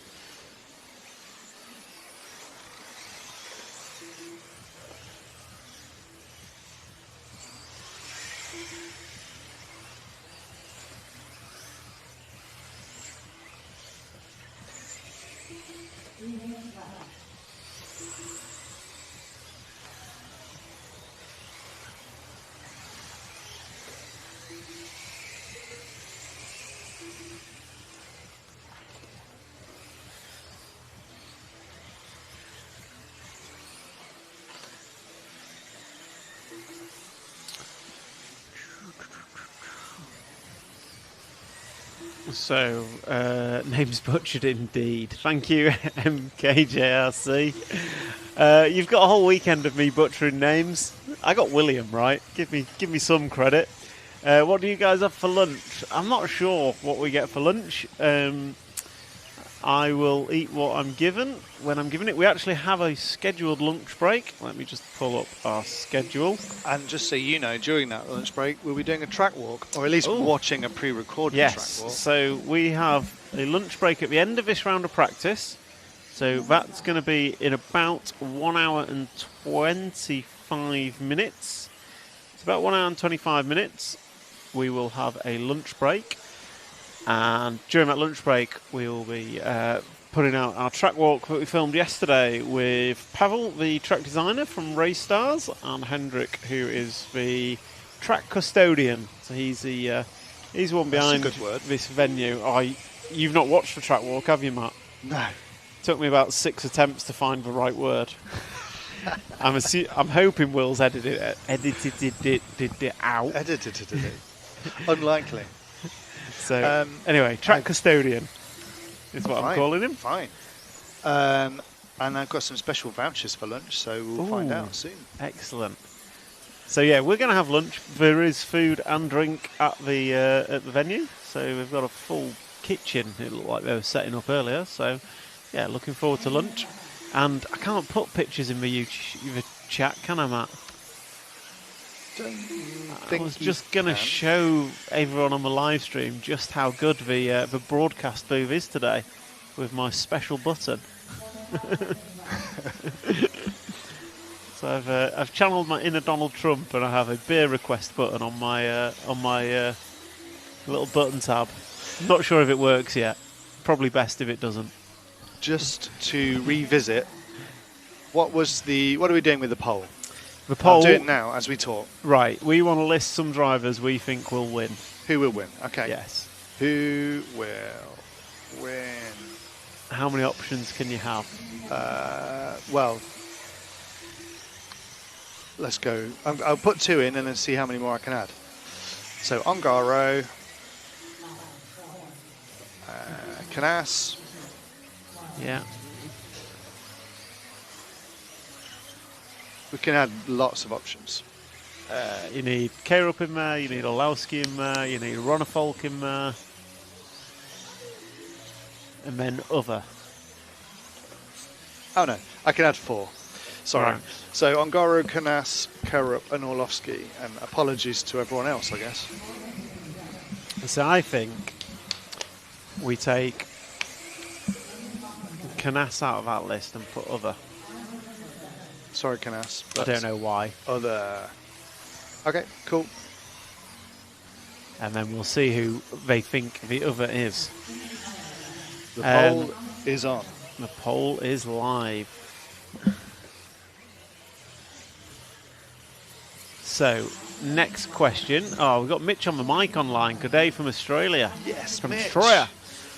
Morning, Mitch. Or afternoon, evening, whatever time it is for you. Hope you're well over there. And then MKJ has C wants spy shots of that Schumacher buggy. I think we all do. I've sent Will to go and find out what he can do, and we will get Trish up here at some point. Because, yeah, we'll get Trish up here and see what he's got to say for himself. Because if anyone knows about it, he does. Absolutely. So, those of you watching the live stream, you might just have seen that when the results come up, we're the sponsors of the stream. You'll see the brands advertised where they're being used, and EFRA are currently going through the process of getting the full list of data.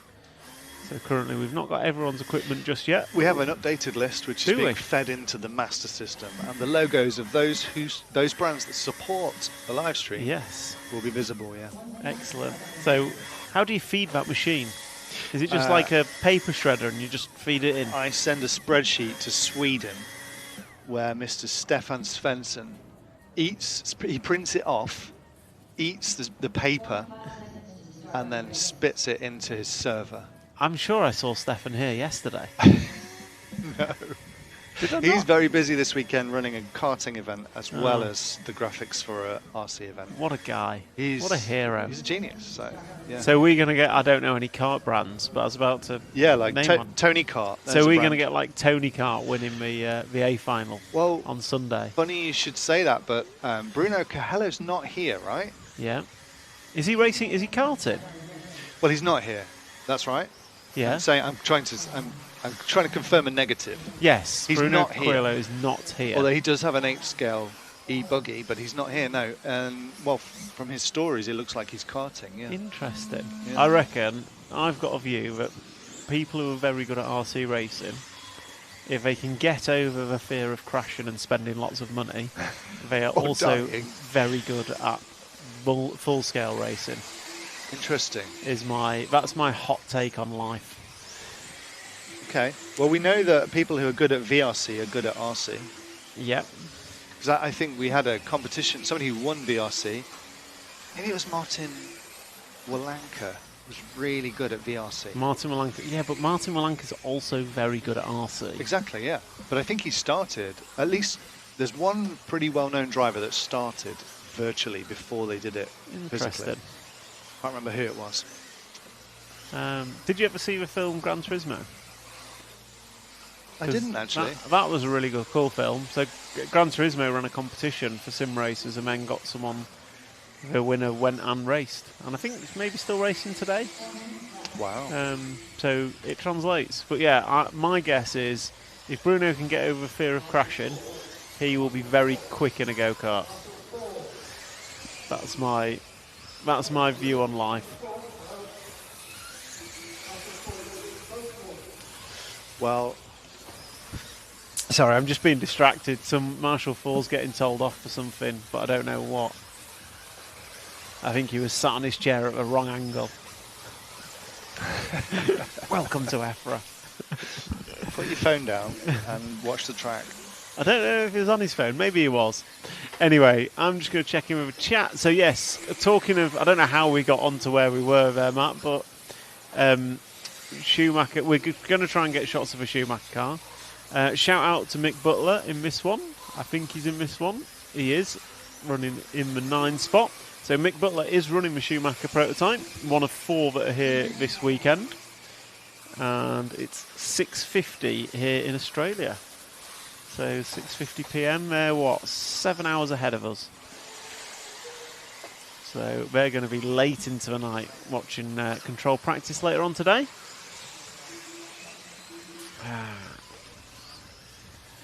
So about a half race distance in this one. Group 3 of 11, round 3 of 3.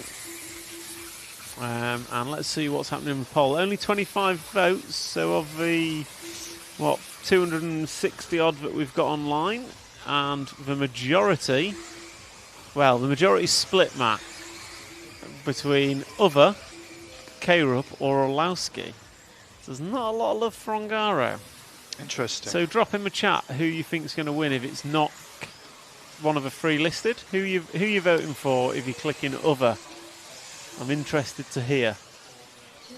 And if it's Noah Ben Mohammed, I kind of agree with you. I think he's someone who everyone would like to see win. It would be a good win, I think. Yeah, I think that I've recategorized what I want now, and now I want to see people win that have never won a Euros before. See, I was just about to say that, but I have an alternative here. Okay. Robert Bataille. Yes. Would be a very popular win. Unexpected, to say the least. Is he doing the Nitro Worlds this year? I believe so, for the last time. Robert's on his farewell tour, shall we call it? Yeah. And he was the first ever e-buggy European champion. Yeah, in Fairing. In Fairing, of all places. So I think if we saw a Robert Bataille win, I think that would be very well received on his farewell tour. I think I would... Do you know what? I think I would shed a tear. I almost shed a tear at the Nitro Buggy Euros when he was presented with big presentation from ICAR, his national federation. Oh, nice. To congratulate him on retiring. And it made me think, most races just say, I'm not racing after this year. Yeah. But he's had a whole ceremony. And what if he just changed it? It's like now he can't change his mind. Now he's never allowed to race in Spain again. Banned for life. There will be no club racing. You are banned. But the thing I said to Robert at the time is, I think without being a world and European champion, without all the results he's had, he would still have this level of respect because of what he's done for racers and what he's done to represent the sport. is just amazing. He's done a whole lot Yeah, for he's supporting such a good guy. races, hasn't he? He is brilliant. So yeah, that's so I think a Robert win would be great to see. Possibly unlikely based on the first two practices. It's too early to rule anyone out, but I suspect. What did he say in the car park yesterday? But I suck at e-buggy. I think that was the words, yeah. After a little laugh. It's good to know your limits. Yeah, it is. But I've got to say, looking at the poll results, people are thinking it's someone other than Kira Polanski or Ongara. They're thinking Canas. I'm intrigued to know. Well, you should have put Canas in the poll, really, shouldn't you, Mark? Sorry. I don't know why you listen to me.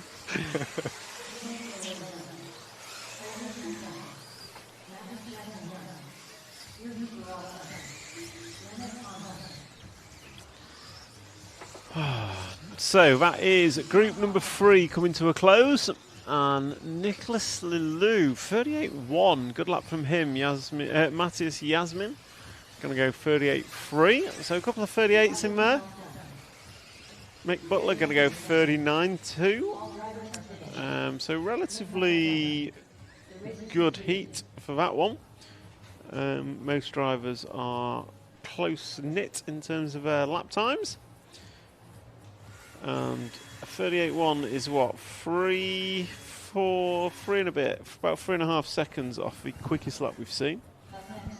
Sounds like a lot, but then when you look at the track and realise just how difficult it is, it's not a great deal. So, as you see on track, they're just cleaning off the dust, and that helps them with building the. That helps them with getting a bit more of a groove down, which is what we're looking for from this practice session. And there are our drivers for group number 4 just coming to the rostrum.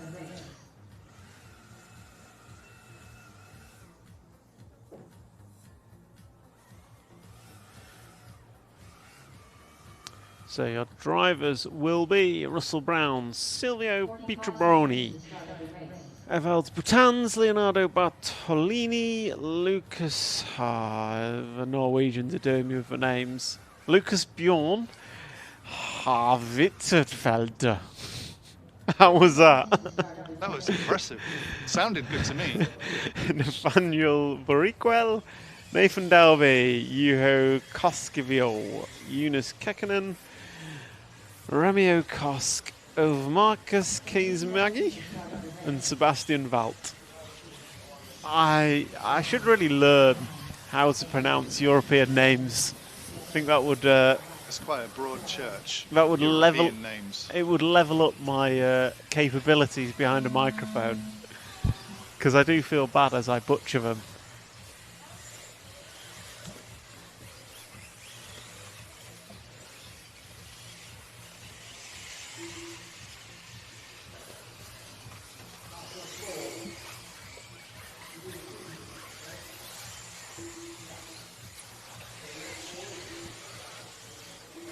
So Marshall 4 getting told off again. Different Marshall 4. So I'm going to suspect that there's something wrong with the Marshall point rather than multiple people.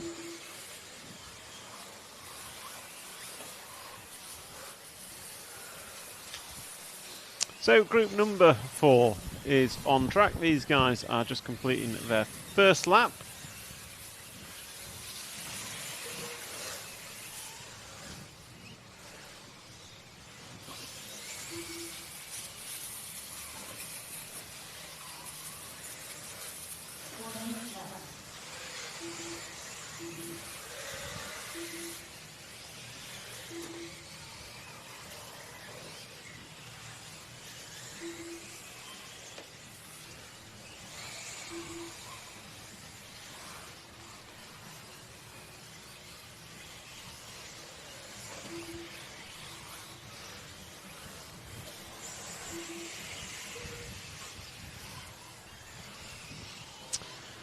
So group number 4 rocking and rolling, 1:30 down, 3:30 to go. Nathan Dalby is quickest after 2. He's got a 37.3. So 37.3 for Nathan, as the others come through to put second lap on the board. These guys and girls through practice, so it's a bit of a Nitro-esque start. They leave the pits, they go for warm-up, and then the clock starts, and they start their own clock when they cross the line.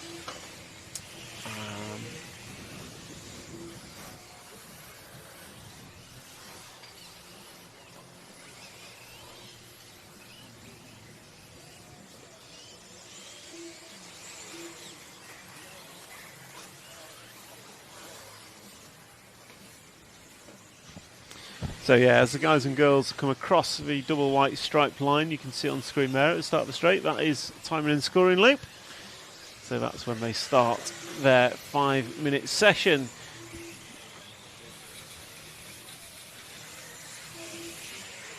So big thank you to all those joining us on the live stream.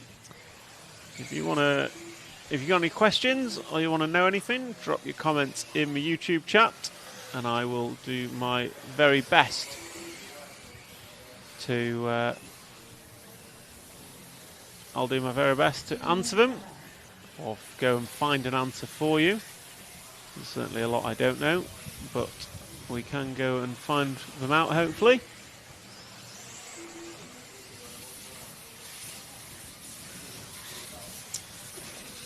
And on the poll, we've got, it's very evenly split between Ongaro, Karup and Orlowski, with 35% thinking someone else will win. So if you're one of the 35% that think someone else is going to win this, drop a name in the chat, let us know who you think it's going to be. As we just tick over midday here at Rakverda.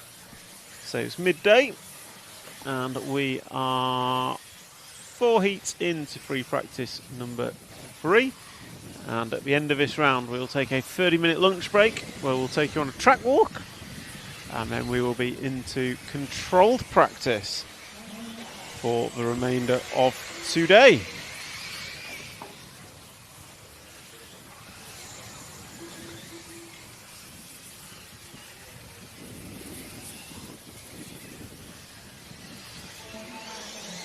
So 35 seconds remains in this practice, and it is Nathan Dowby who's still on top, and his best lap is going to be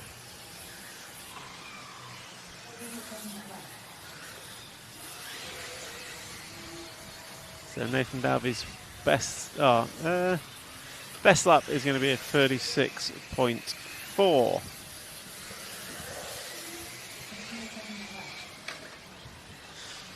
So Nathan Dowby, Eunice Kekkonen, Nathan Burkwell and Evald Boutans are your top 4. And it looks like it's a 150.3 best 3 consecutive laps for Nathan. And as we come into control practice this afternoon, we'll be sure to be giving you overall positions and support for Hendrik Lemay in the chat.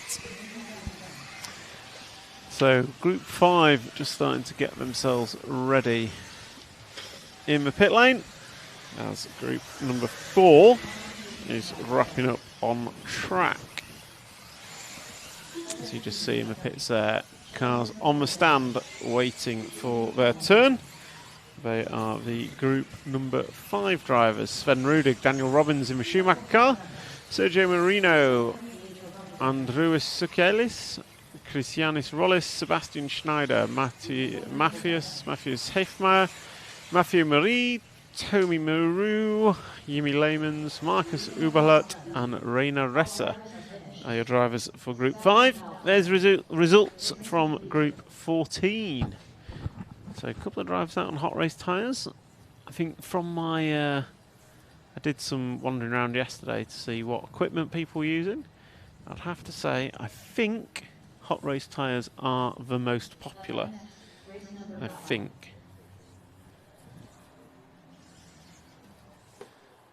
Pretty sure they were in Barcelos as well, right? My memory's not that good, Matt. Okay. I'm going to say yes. I think Marcus used them and he won, so we can say they were the quickest. If I'm right with that fact that Marcus uses them, he might not. Yeah, don't know. All right, I'm going to end this poll. I'm ending it. Okay. And the results basically say we don't know. Well, the results say we didn't choose the right names. Well, so 35% think someone else is going to win. Okay, who? So who are we the need to other? include Ronafalk and Ronafalk, Canas. Who else? Polito. Polito is a good shout. Or other. Okay, fine. Will one of these win? Start Q&A. Oh, hang on. Let's select a question first. Sorry, you carry on.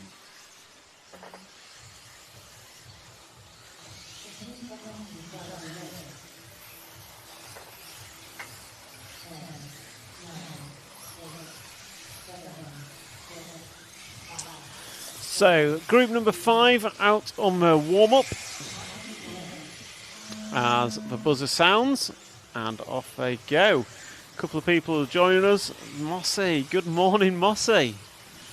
Long time no speak. How you doing, buddy? I hope all is well with the family. And Paul Ragg, good morning to you. It is morning in the UK. So, we're just tipped past, so it's 12:05 here in Estonia.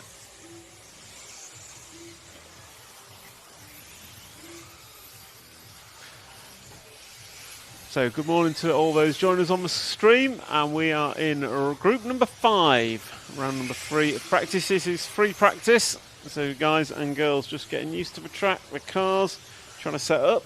The track is bedding in. I think most of the track is starting to pull a black groove now.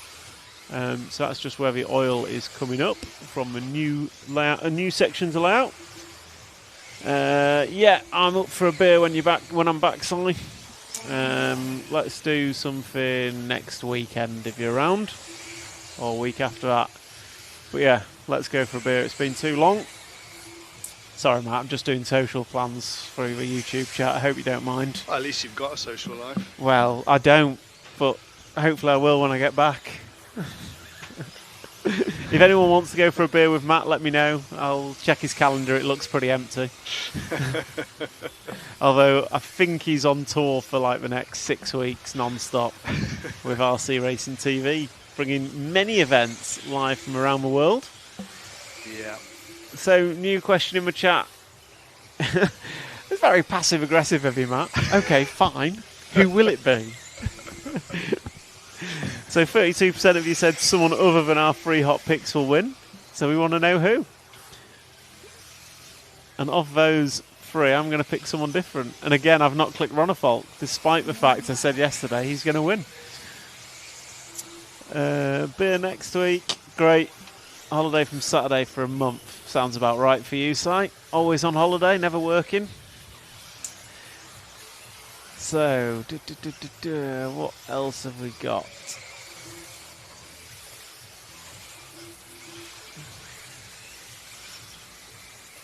Nigel W is asking, are we covering the large-scale off-road Euros? That's got to be a question for Matt. Please repeat.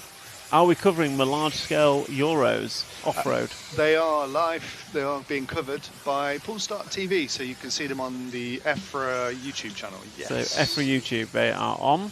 That's absolutely fantastic. So I'll have you know, I'm working very hard over here in Estonia. 2/3 of the RCTV team are, and Will's, I don't know, drinking a protein shake somewhere. Yeah. Have you eaten Will's chicken yet?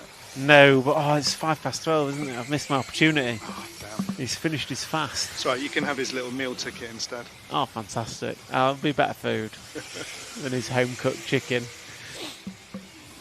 So yes, large-scale off-road Euros are being covered. They are on the EFRA YouTube. I think we must be on EFRA YouTube as well, are we, Matt? Or are we just on RC Racing TV? We are on EFRA YouTube, yes. We're everywhere. We're My dulcet tones worldwide. are coming to you around the world on multiple streaming platforms. Are we on Facebook as well, or We are. have we been kicked off that? No, we're still on it. They haven't kicked us off yet. No, so for your knowledge, Will's on a bit of a health kick, so everything he eats must have a protein label on it.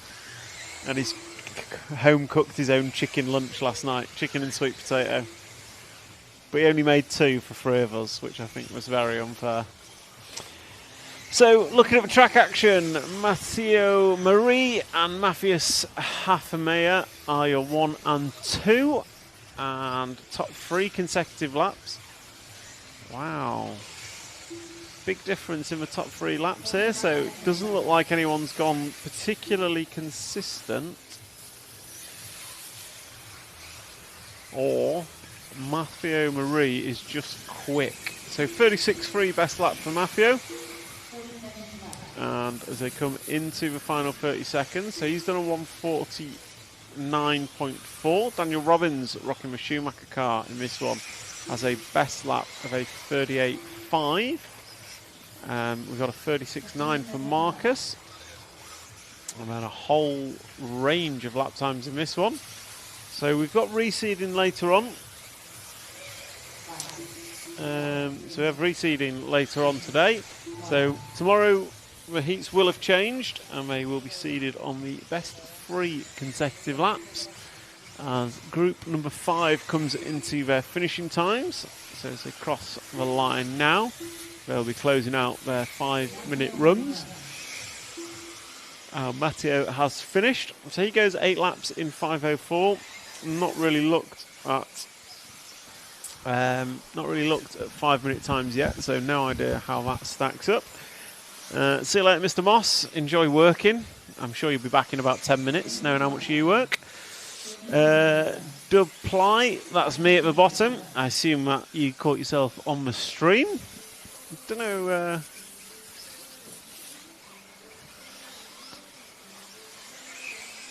And this is just closing down now for group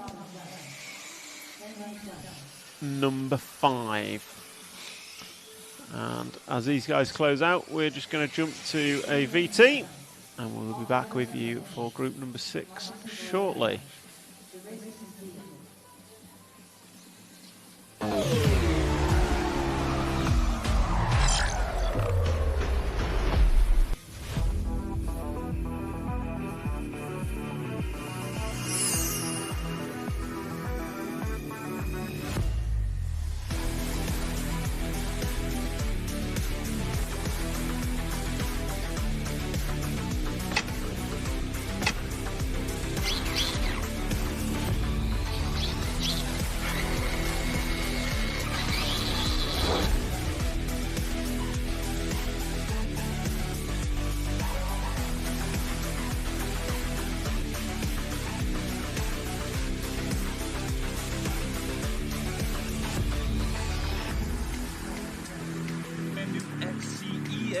With FOC, XCESC motor combo. XCESC.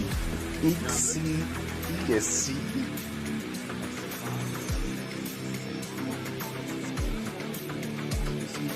ESC here. So this.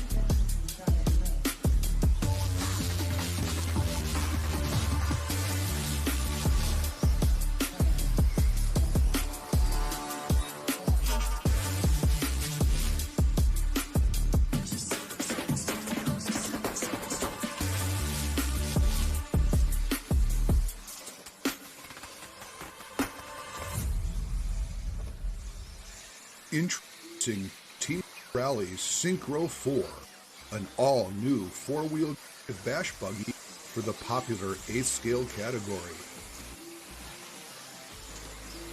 Quality and performance at an exceptional value.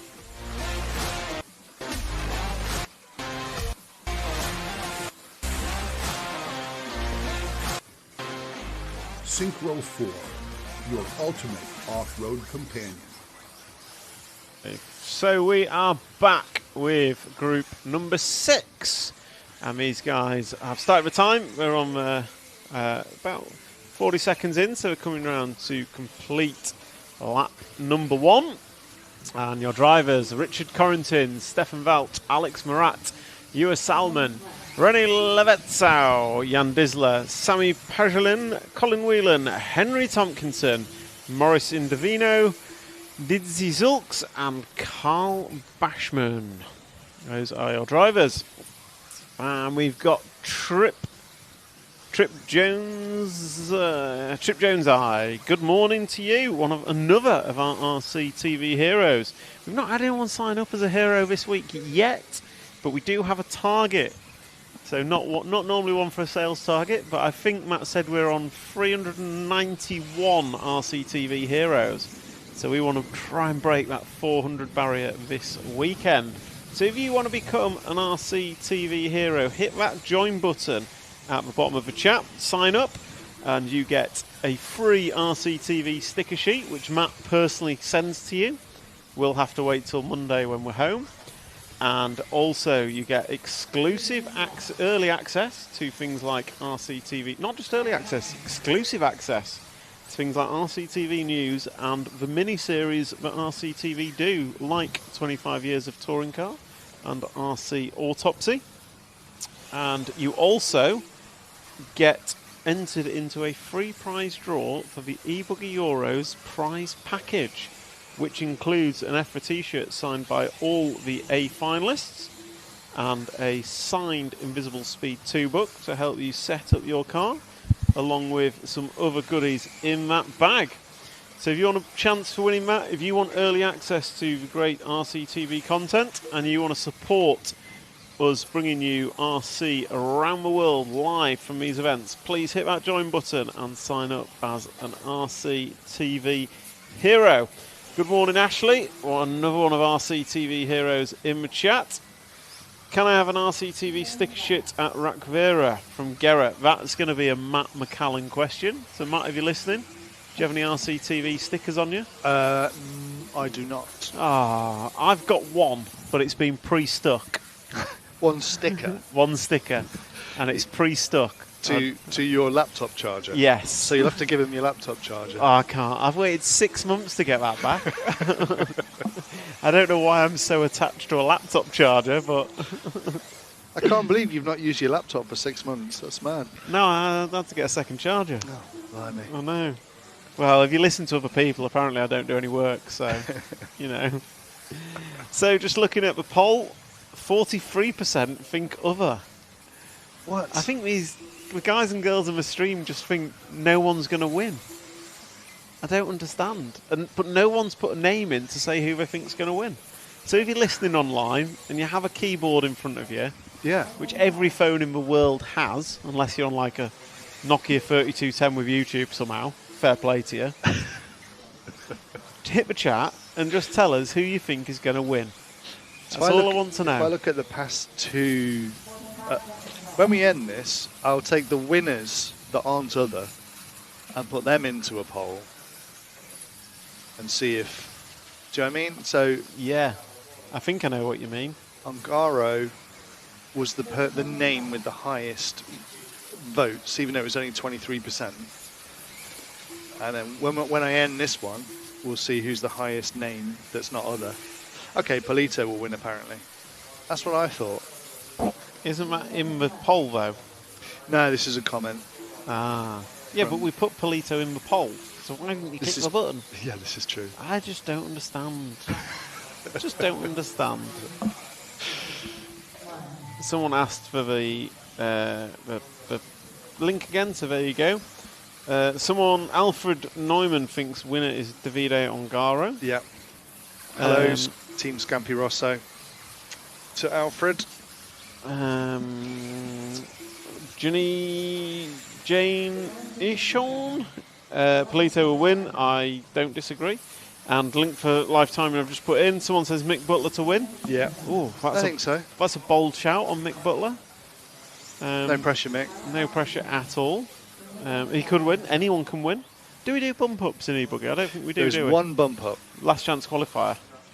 So there's 13. There's 13 drivers in the A final. Yeah. Somebody will bump up So into there is that. an LCQ somewhere down the line. Is it an LCQ or is it the winner of the first B final? Possibly. It's probably the LCQ. Yeah. Burke and Killich for a win.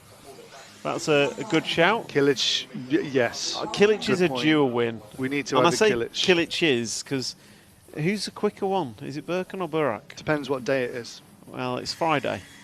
So probably Burkham, What about on Saturday?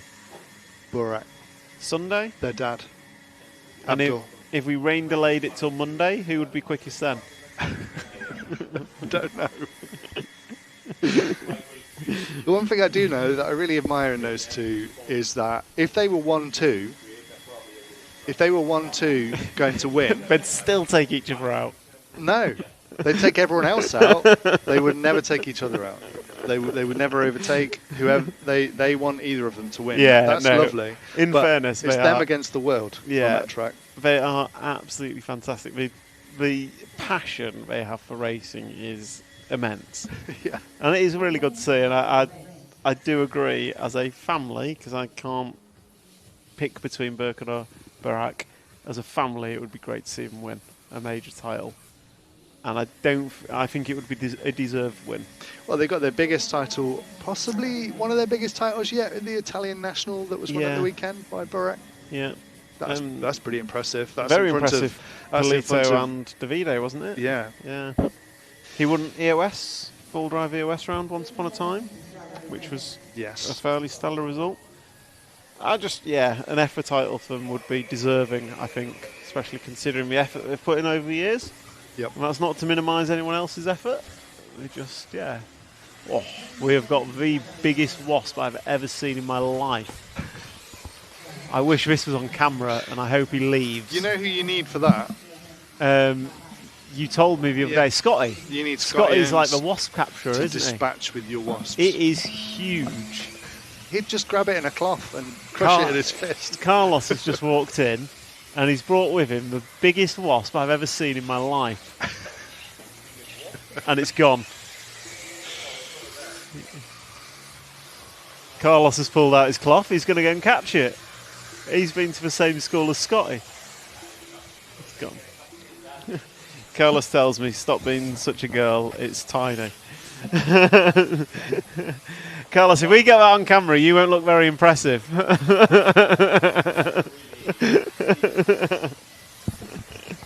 Carlos is telling me what big is.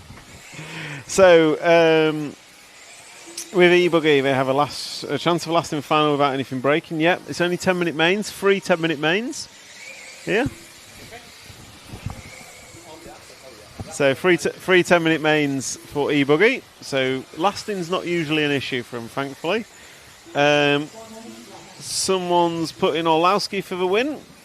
Good morning. When is Peck up so I can demand as an RCTV? You can demand. So David Bauman reminded me there.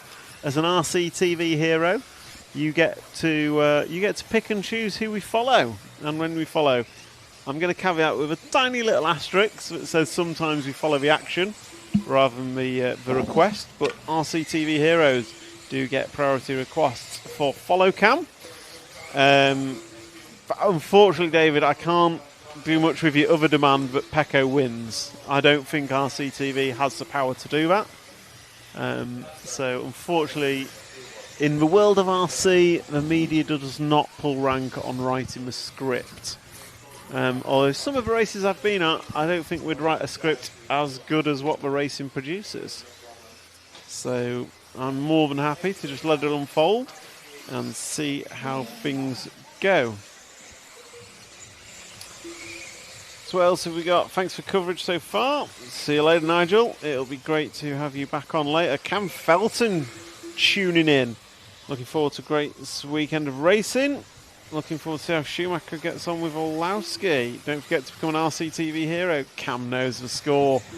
So if you want to become an RCTV hero, hit that join button and you will be in with a chance of winning the EFRA E-Buggy goodie bag. just skewers. I mean, David, I can put false results out, but I don't think it counts for much. The winner will still be the winner on the track. And I don't have the IT knowledge to be able to actually adjust anything. I struggle with on and off these days. So 3 minutes down, 2 to go in group number 11 of free practice heat number 7. Heat 7 of 11. So we've got 4 heats of free practice after this. And looking at the lap times, Oiver Metzola, 37.1 quick lap. And his top 3 consecutive, a 1:52. Randolph Alt going to go 32.9 hot lap. That's the hottest lap of the race. And those two seem to be a step ahead of everyone else in this one. Now there is a reseed after control practice. So that will give us closer heats, I would say, based on their 2 rounds of control practice. I think control practice is 9 minutes. So that'll be 9-minute rounds for control practice. And they'll be trying to put in their best 3 consecutive laps, which will then dictate their heats for qualifying. Qualifying is tomorrow. So today we just have practice and the opening ceremony, which will be live. I'm about to make a commitment there, Matt. Are we live for the opening ceremony? Yes, we Fantastic. are. I'm not sure exactly how it's all going to work, but because, as we've said before, we're kind of in the hands of one of the national broadcasters here, so we're working with them. I think some cool stuff's going to happen, and we are going to film it. And I think there's also some kind of interesting competitions and stuff. Ooh. Something exciting is going to happen, but they won't tell us exactly what's going to happen. I've heard. You need to tune in for it. I've heard there's going to be skydivers Skydivers. that will fall in the shape of an e-buggy. And the competition is to guess which e-buggy it is. The Mugen. No. How do you know? Could we be associated?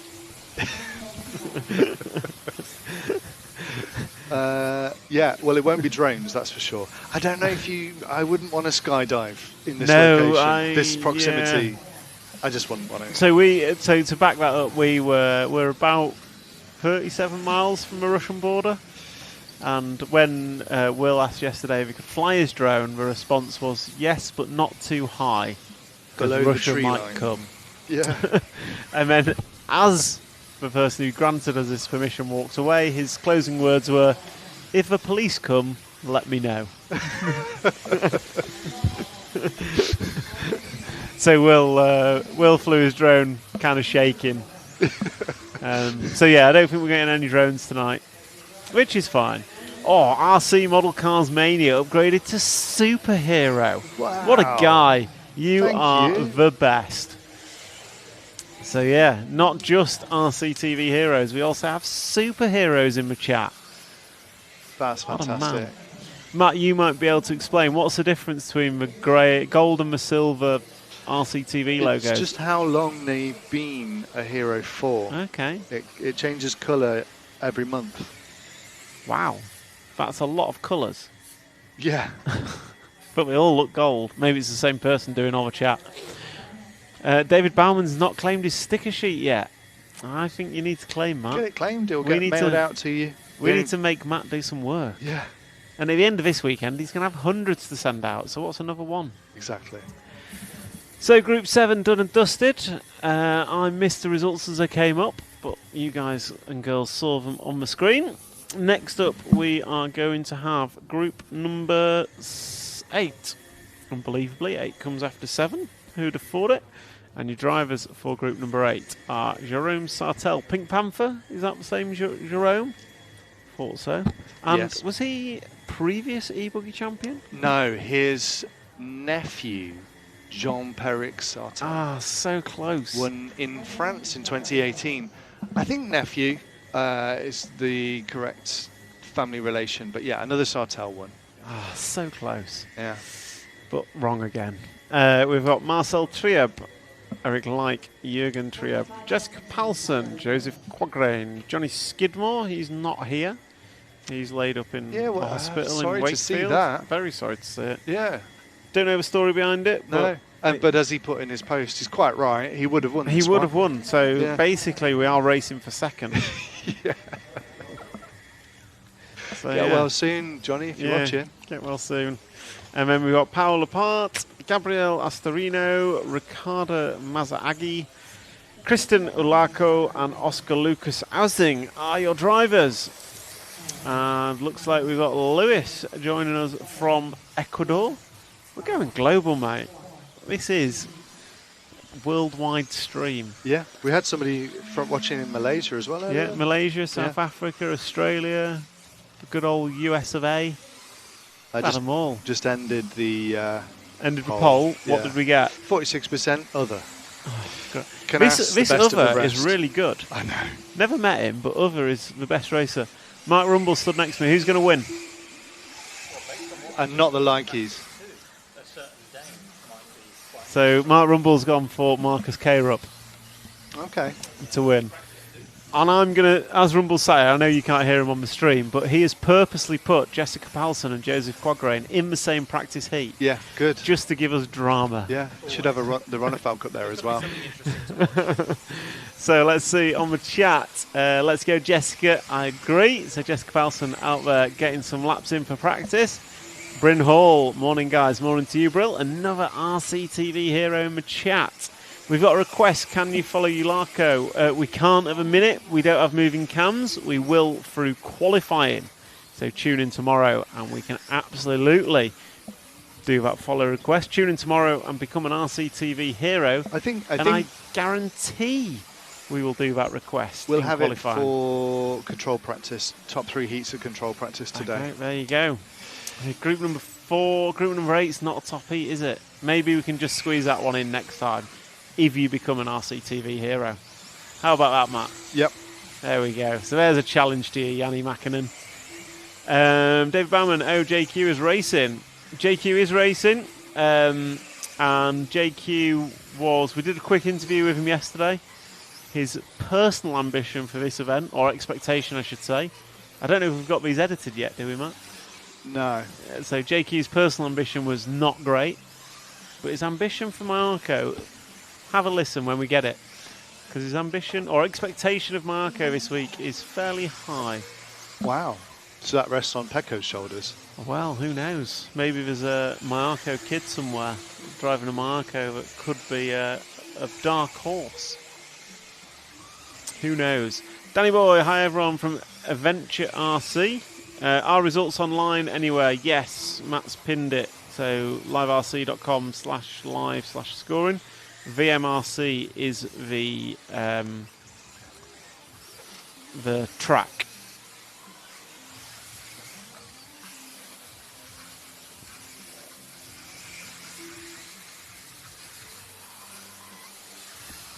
Oh, there we go. So new member is 1 month, 2 months bronze, silver 6 months, ruby 1 year, gold 2 years, diamond a finalist. What does diamond mean, Matt, when you say finalist? Oh, 2 years. Help if I read, wouldn't it? Not very good with reading. So, looking at results, Marcel Trieb going to be quickest after 3, 151.2. Christian Ulaco, quickest individual lap with a 36.5. And he backs that up with a 36.3 to go top of the timesheet in this one. Top 3 consecutive laps. 49.6 for Christian. Marcel going to go 150.3. And I reckon Christian can probably improve that ever so slightly. Ricardo 151.2. Eric Like 152.1. JQ going to go 153.7. Powell going to go 152.5. Halson going to go 154.2. So hot lap, JQ's hot lap is not fast, 37.8. So JQ consistently slow, I think is how I would describe that. Although I'm sure JQ's mainly out there to get information to support the Mayako team. Oh, who will win? Another poll, we like it. Do you like the options? I do. I love the option. Oh, Yanni Mäkinen, RCTV hero. Welcome and thank you. That's what we like to see. So, Matt, we're going to need Heat 8 control practice moving cam. Okay. So I can do it. It might not be very good. Will can do it. Yanni Mäkinen has joined so we can watch Kristin Yulako in control practice. Well, we can't let him down. Exactly. So we've got 2 requests, both from Heroes. So we'll be doing Group 8 control practice moving cam. Just for you RC TV heroes. RC Molcars Mania is a superhero now. That's great to hear. And David Bauman wants Pecco on the follow cam list. So we'll get to these requests. We're going to have moving cam for the top heats of control practice. Let me give you a time for that. So it's about 12:30 now. And control practice 1 of this heat will be about 3 o'clock. So in about 3 hours, 20 minutes, you guys that want to watch heat 8 control practice need to be online. And then again at 5:30 local time. So that's going to be a wrap of group number 8 coming to a close. We're going to go through heats 9, 10 and 11. And that will then give us that then puts us into lunch break. And after lunch, we will come back with controlled practice.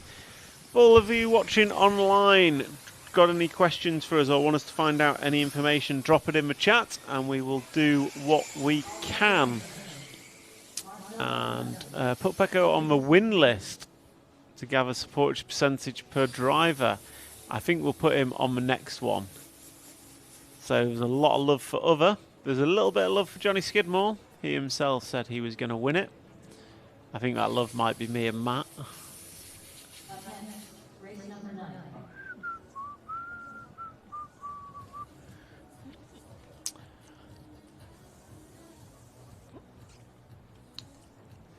We are doing lovely. There's a bit of love for Pecco in the chat, thinking he's going to win it. So the next poll that we do, we're going to have Pecco as an option in there. But Other is still winning by quite a mile. So next up is going to be group number 9. Group 9 is up next. Your drivers for group 9, Andrea Trevisan, Remy Bermudez, Theo Lemaire, Renault Savoy, Ulysse Ciclodi, Henrik Lemay, Brian Baldo, Oscar Baldo, Carl-Eric Walter, Una Hattinen, Max Gotzel and Alexis Vals. Max Gotzel running the new Elsaram Nitride ESC this week. So new product from Elsaram. 15%, it runs 15% cooler, which is ideal for e-buggy in these hot conditions. And also has a 10% greater power limit, current limit, I should say. Interview JQ about his MX race when he's in the booth. I'm sure we can do that. I'm sure we'll get JQ in the booth at some point. He's a man with always something to say, usually good. And come on, Renault. So Savoya getting some love in the chat. Savoya, a long time racer. Trying to think, when did Savoya come on the scene, Matt? Any idea? He won his 3rd back-to-back Nitro Buggy European Championship in 2010. So yeah, he's been around a long time. So not just around at the top of the game. Before that, he'd raced professionally in Australia and spent a bit of a time in America. Really? Yeah. I didn't realise he'd. When I first met him in 2010, he had an Australian accent. It was mad. Really? Yeah. Wow. So yeah. Learn something new every day. And was that RC in Australia? Yeah. Huh. Amazing. Yeah. Well, there you go. A bit of Renault Savoy history. The Shark, as he's known. Was he bitten by a shark in Australia? Is that why he came home? Because of his, because of his behaviour on track, I guess, but also because of his awesome hairstyle with the fin. I'm going to go with because he was bitten by a shark and that's why he came home. Yeah. And didn't he used to wear a necklace with a shark tooth on? I think... You're mixing him up with Crocodile Dundee. No, I don't know if I am. Ask him. When you see him, ask him. Where did the nickname come from? There's many possible options. Maybe that's our next poll. Why is Savoya called the Shark? Where can I find a schedule? I don't know. Is there a schedule online, Matt? That's the interesting thing, isn't it? Because it's on live time, and they don't incorporate schedules into the timing software like MyRCM does. So I actually don't know. All I've got is like a picture of a bit of paper. And I don't, exactly, yeah. I don't know how I get that into the YouTube chat. But Control Practice 1 will start at 1:30. Control Practice 2 will start at 4 p.m. Top Heats will go off at about 3 p.m. and 5:30. So there's your schedule, as good as I can give it to you. Group number 9, rocking and rolling, Remy Bermudez. The French are out in force at this one. Or maybe it's just this heat. But Remy Bermudez leading this one, 35.5. Hendrick going to go 36.3. Hendrick is the track custodian, I believe. That's right, isn't it, Matt? I've not just made that up. Yes. Theo Lemaire going to go 35.8. Ulyss Ciclodi going to go 37.2. Max Goetzel 36.7. He won the Czech Nationals last week or recently. So Max Goetzel, you're just coming off the back of a e-buggy win at his local nationals. As these guys going through, 4 laps going on the board, 35.0. So Theo Lemaire dropping some good lap times. Williams just turned up with his chicken. He's not sharing it, but he's not got himself a fork. Oh, he does, doesn't he? So I'm just going to mute myself while I chat to Will. I don't think you want to hear it.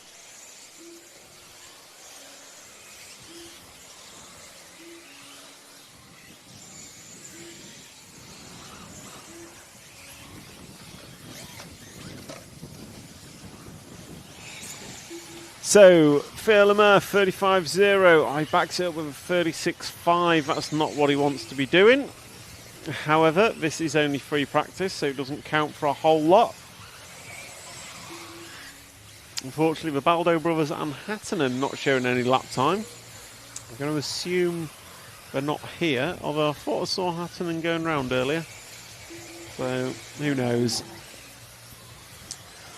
So, coming into the final minute-ish of this one. And then we will go into group number 10 and group number 11. So I think the top 2, that looks like Unaron Marostrom to me. But he's not counting any laps. 2.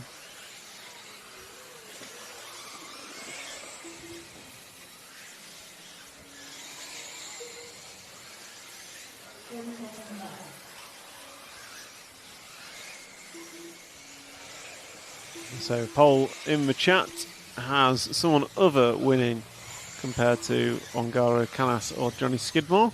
Matt, were you one of the 12% that voted for Skidmore to win? I haven't voted yet. I need to do that now. I think you should vote for Johnny Skidmore. I'm going to. Fantastic. Oh, it won't let me vote. Ah. Because you're the admin. No. Yeah, it won't let me vote. Well, that's a shame. Well, 12% of people think Johnny Skidmore's going to win. Just slightly less than what I think Canas is going to win, so that's quite impressive. I think it is. If I was a bookie or a bookmaker, I would put Canas' odds far better than Skidmore, despite what the poll says. Mainly because one of them's here and one of them's not. So group number 9 coming to a close. Theo Lemaire going to close with 1:47.0. 35.0 is his best lap. Bermudez going to close with a 1:47.9. He does his hot lap on the last lap with a 35.3. And then Hendrik Lemay going to go 35.8 for his best lap. Una Hattinen is out there. He does a 35.4. So he's done a pair of 35.4s. So could jump up the timesheets here. He needs to close out his final lap. And I think it's been called done actually, so he's not going to get his 3 laps in. So that's a bit of a shame for Una. But it is only free practice. So next up, going to be group number 10 before we go into group 10. We're just going to go for a quick VT. And we'll let you know what's in the RCTV Hero Pack. Race number 10.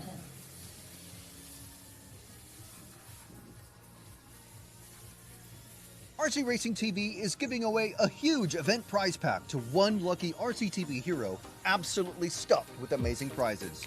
You could get yourself a pair of exclusive RCTV kit bags from Race Stars, an EFRA t-shirt signed by every driver in the A Final, a Prospect Team Savok Servo, the latest Invisible Speed 2 book signed by JQ, 36 Mood swag, and more. And to be in with a chance, all you have to do is be an RCTV hero by joining the channel. Hero channel members get to watch tons of exclusive RC content, get discounts on the RC Racing TV store, and if you're hero level and above, you even get a free sticker sheet. Plus, you might even win the awesome EFRA eBuggy Euros Hero Event Pack. This exclusive offer closes midnight on Monday, so become an RCTV hero and join the channel today.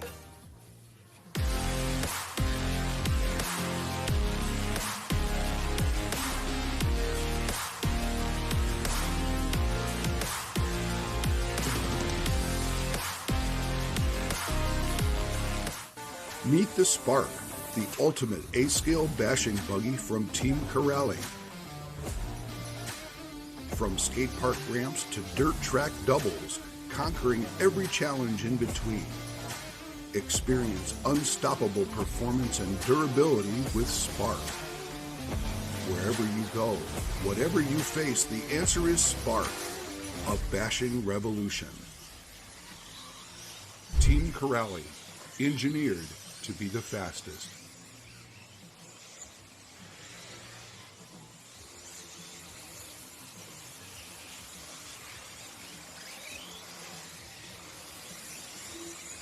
So welcome back to Heat 10 of 11.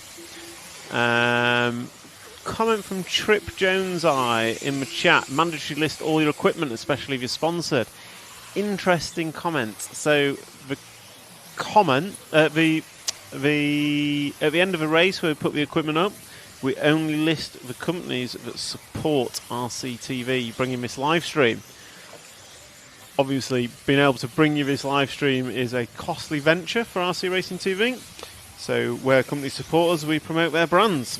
So we do have, EFRA will release the statistics for equipment usage, but on the RCTV stream, where those brands support us, we will display where their products are being used. So group number 10, Pecco, opening up with a 36.5. Jon Neumann was quick in round number 2, I think 4th quickest after round 2. So he opens up with 36.8. 35.5, Hugo Tavernon, going to be the quickest opening lap. So that is a quick opener. So we've got this one and one more. That'll see us out free practice. Then we're going to go on a track walk.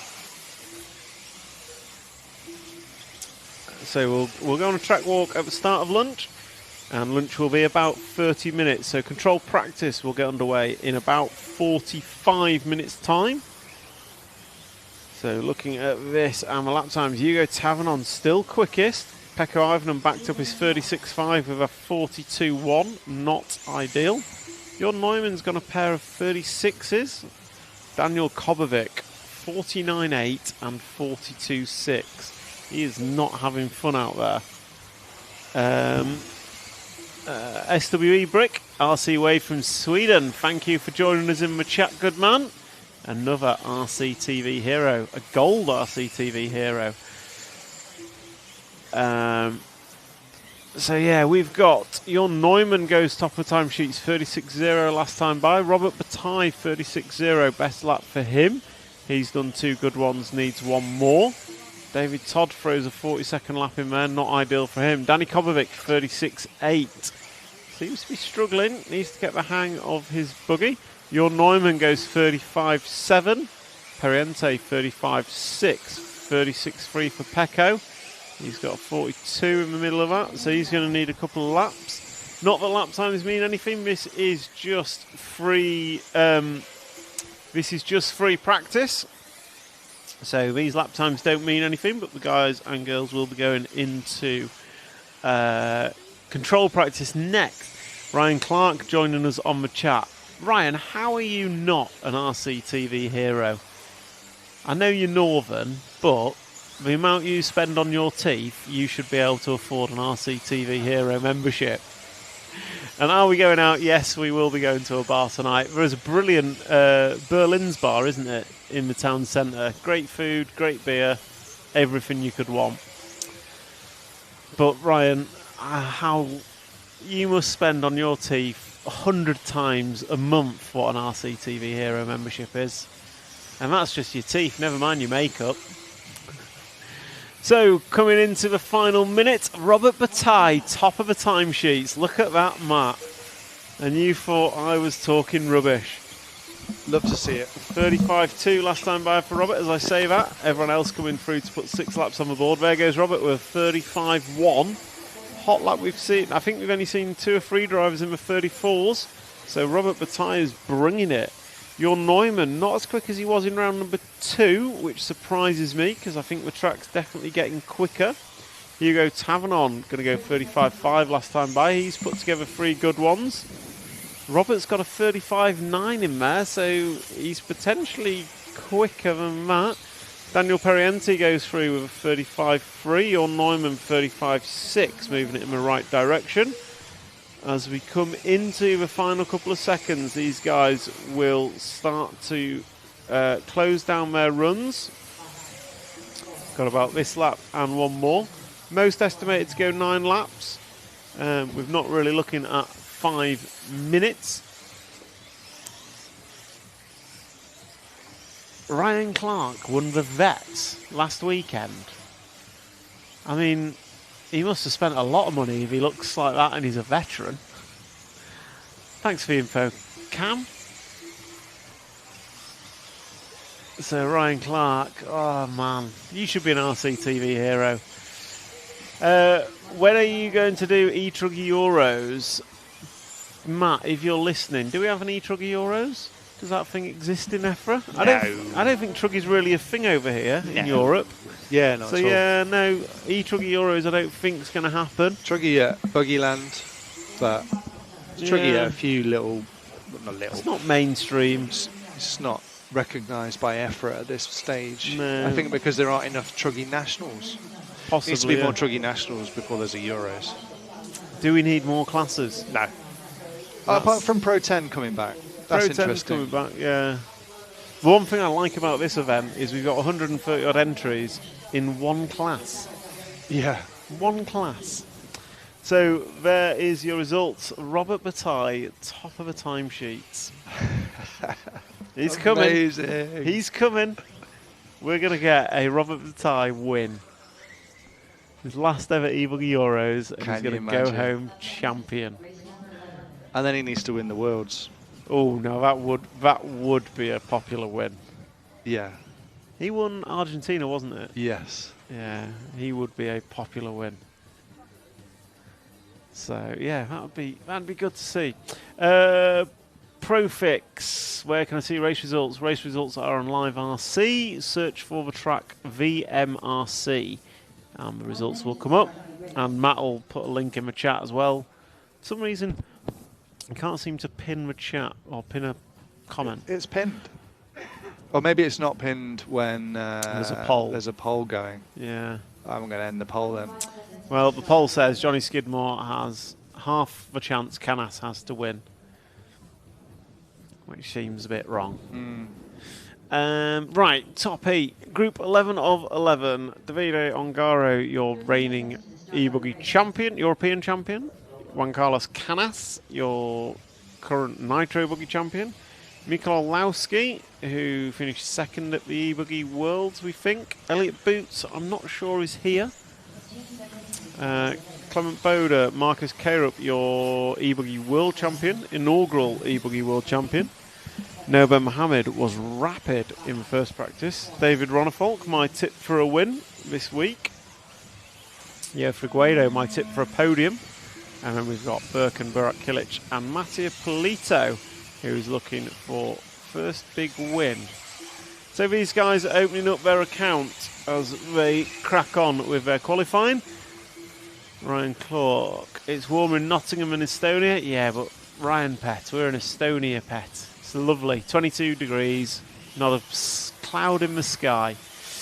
Nicola Pellegrini, thanks for the live, you're awesome. Matt is awesome, I'm not sure about myself. May I ask a very new question? How do they make the track not dusty? Well, the track isn't dusty because it's got oil on it. So you'll see the real dark line. That's the old sections of the track, which are still heavily oiled. And then the kind of yellow sections, they've been oiled, so they're starting to groove up. And the oil keeps the dust down. You can see that the track crew are sweeping it and blowing it between races, just to keep that dust off. It helps the groove come up, and it just keeps the track more consistent through the event. So that's why there's not a huge amount of dust, although we are seeing some. Alfie Chew, no Elliott Boots. As far as I can tell, no. Will, have you seen Elliott Boots on your travels? Will's not listening to me. Don't think we've seen Bootsy on it. Bootsy's not here? No, we've not seen Mr. Boots. So unfortunately. So what have we got? 2 laps on the board. 35-1 for Marcus Carup. He is swinging. Absolutely swinging in this one. But he backed it up with a 40.2. So that's not ideal. Mattia Polito, 133, so he's done something. This is only free practice, so it's kind of meaningless. 35.4 for Olowski. And all the laps are coming in now. No, Ben Mohammed going to be quickest after 3, but not quick. So these guys some way off what the round 2 times were. Don't know if the track's kind of peaked and falling or what, but certainly not as quick as they were in round 2. So Noah Ben Mohammed currently sits top of the timesheets, 35.6 last time by.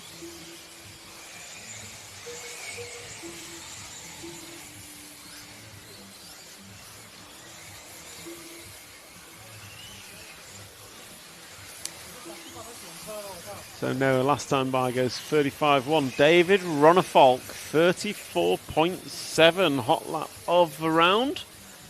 MKJRC, Carup might win this. He might. He certainly has a chance. He's certainly proven his worth in E-Buggy. And there he goes through with a 34.8. So Ronnefolk quickest so far in this one. This time by for Ronnefolk 35.2, so he's on for a good one. Carup goes by with a 34.8, so he's not improving his time yet. He's a couple of attempts off it. He pulled a couple of 34.5s out last time, which was rapid. So 1 minute and 30 to go in this control practice. It is Carup, Canas, Polito, Ben Mohammed and Ongaro.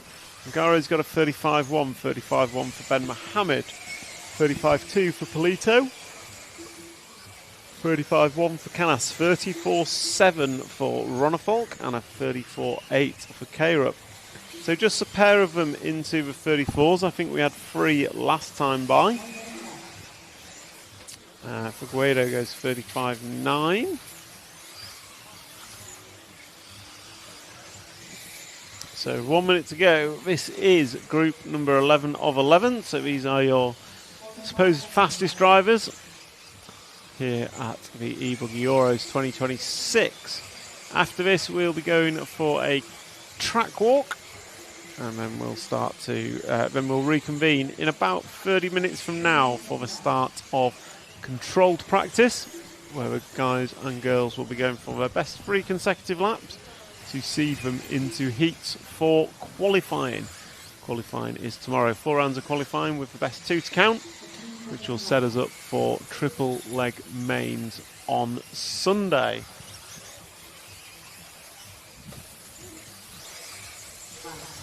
So yeah, triple leg mains for all come Sunday. And these guys and girls starting to wrap up their final laps. And David Ronnefolk, 34.6, backs it up to go top of the timesheets, although still 7/10 of a second off Carup's best 3 from last time round. So track may be slower with the midday heat, or maybe it's the dust coming up. What car is Ben running? He moved from X-Ray, I think. No, what car is...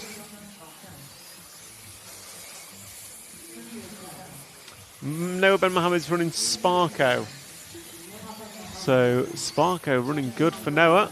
I've tipped him for a podium. I think I've tipped about 15 people for a podium. Ryan Clark-Pett had an amazing weekend in Tallinn when he was 18. Wants to tell me about it off air. Tell me now, Ryan. Is that where you got your teeth done for the first time?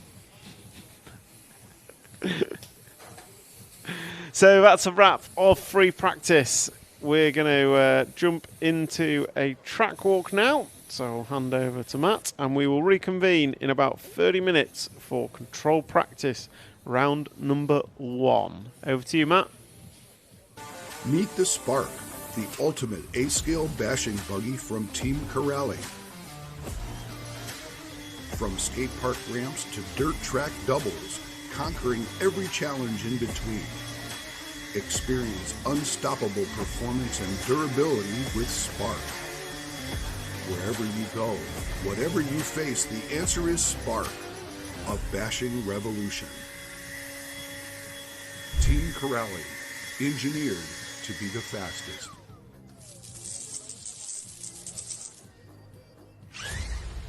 What's up? It's Max Gessel here from Team Elseram at the eBuggy Euros 2026 in Rakvere, Estonia.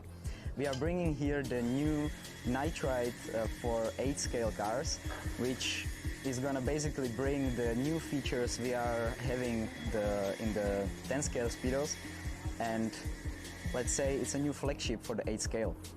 So it will get along the Oxide 1.8. It will be the two ESCs next to each other, one for different conditions than the other. One is for more the off-road, which is the Oxide. This one is more for the on-road and high-class 8-scale racing in off-road as well. This one can handle stronger motors, up to 2,800 kilowatts.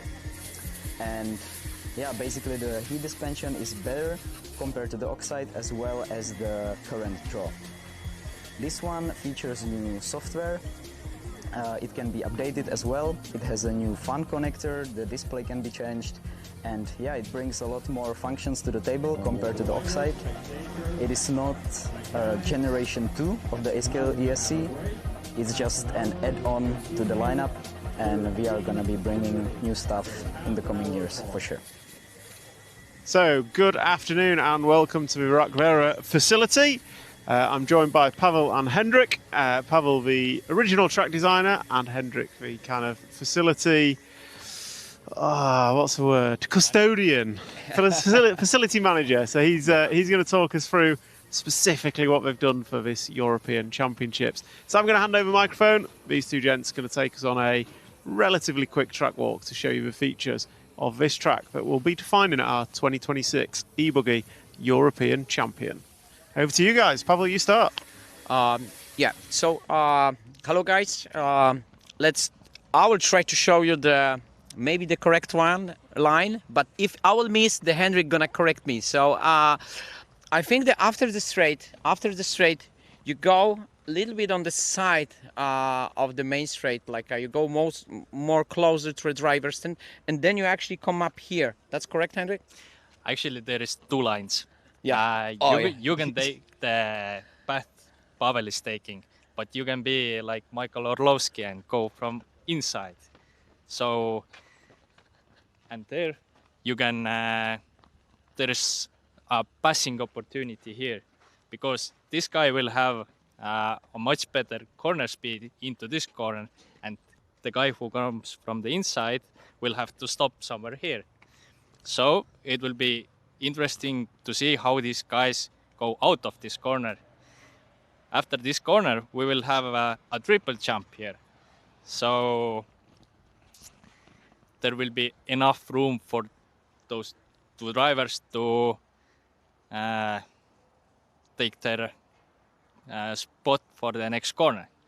So I think here you don't have many options because it's so wide, but for sure you can maybe put yourself into a better position for the next corner. Yeah, because the corner, when you land, when you go on the landing, basically I think this space gonna be the most like from here from here to there, there's gonna be the most driving place, and probably you're gonna land. If I will driving, but of course I'm not the top one. So if I will land from here to here, from that section, because the angle what we have here after the landing, they're gonna give you really cool acceleration. And I think the really close to the pipe, of course you can close the line, but I think the fastest will be up here, a little bit up here, and then a little bit wider here to go close to the next corner. Is that correct? Because you was driving here many times. I was just a couple of driver. I would say you don't really want to be too inside in here. Maybe when it rains, that's a place to get some grip. But after this jump, I guess you would like to have or go wide a bit from there and try to straighten up yourself into this corner and maybe be very close in this spot, because then you can jump from this side to there to outside and have this a nice like on-road line to carry the speed into the next corner. So basically you land here. Somewhere, I would say right here. Between this one. Yeah. And then you can... Oh yeah, that's correct. Yeah. Then you straighten up yourself to here and go straight to this chicane. What about this hill? The hill you need to go... Actually, the race line was more next to this pipe instead of here. Yeah. So you go wide here, and then you tighten up in the top of this corner. So like it's a one here and tight here again, or you go more wider here to get the sharper chicane. Yeah. And yeah, for sure. And here it's also different surface. You can maybe go wide. We don't know what it makes. Maybe there will be some holes inside here. Yeah. So it will change the line change as well. But usually we took inside line from there, keep it more outside here, and try to close the gap with the pipe. So you there. Actually touch the white line. Yeah. Touch the white line, and then chicane. I will say the chicane you do like chicane. Yeah. Closest as possible. That's the idea. Yeah. The chicane a little bit negative on the top here, right? Yeah. Actually, I think this chicane is you have this angle here. You can be very close to the pipe without rolling the car. You can maybe even touch it. So you want to drive it very, very straight. If you come with the camera from this side, so actually we can see a line going up here. So if you go with the camera and you can show the line, so it's almost from the top of this corner, that's almost open. Let's say it's almost open. So probably you can see me here, right? From the corner, you can see me here. But it doesn't look so simple from the driver's absolutely not. No, it absolutely not. Not so simple at all.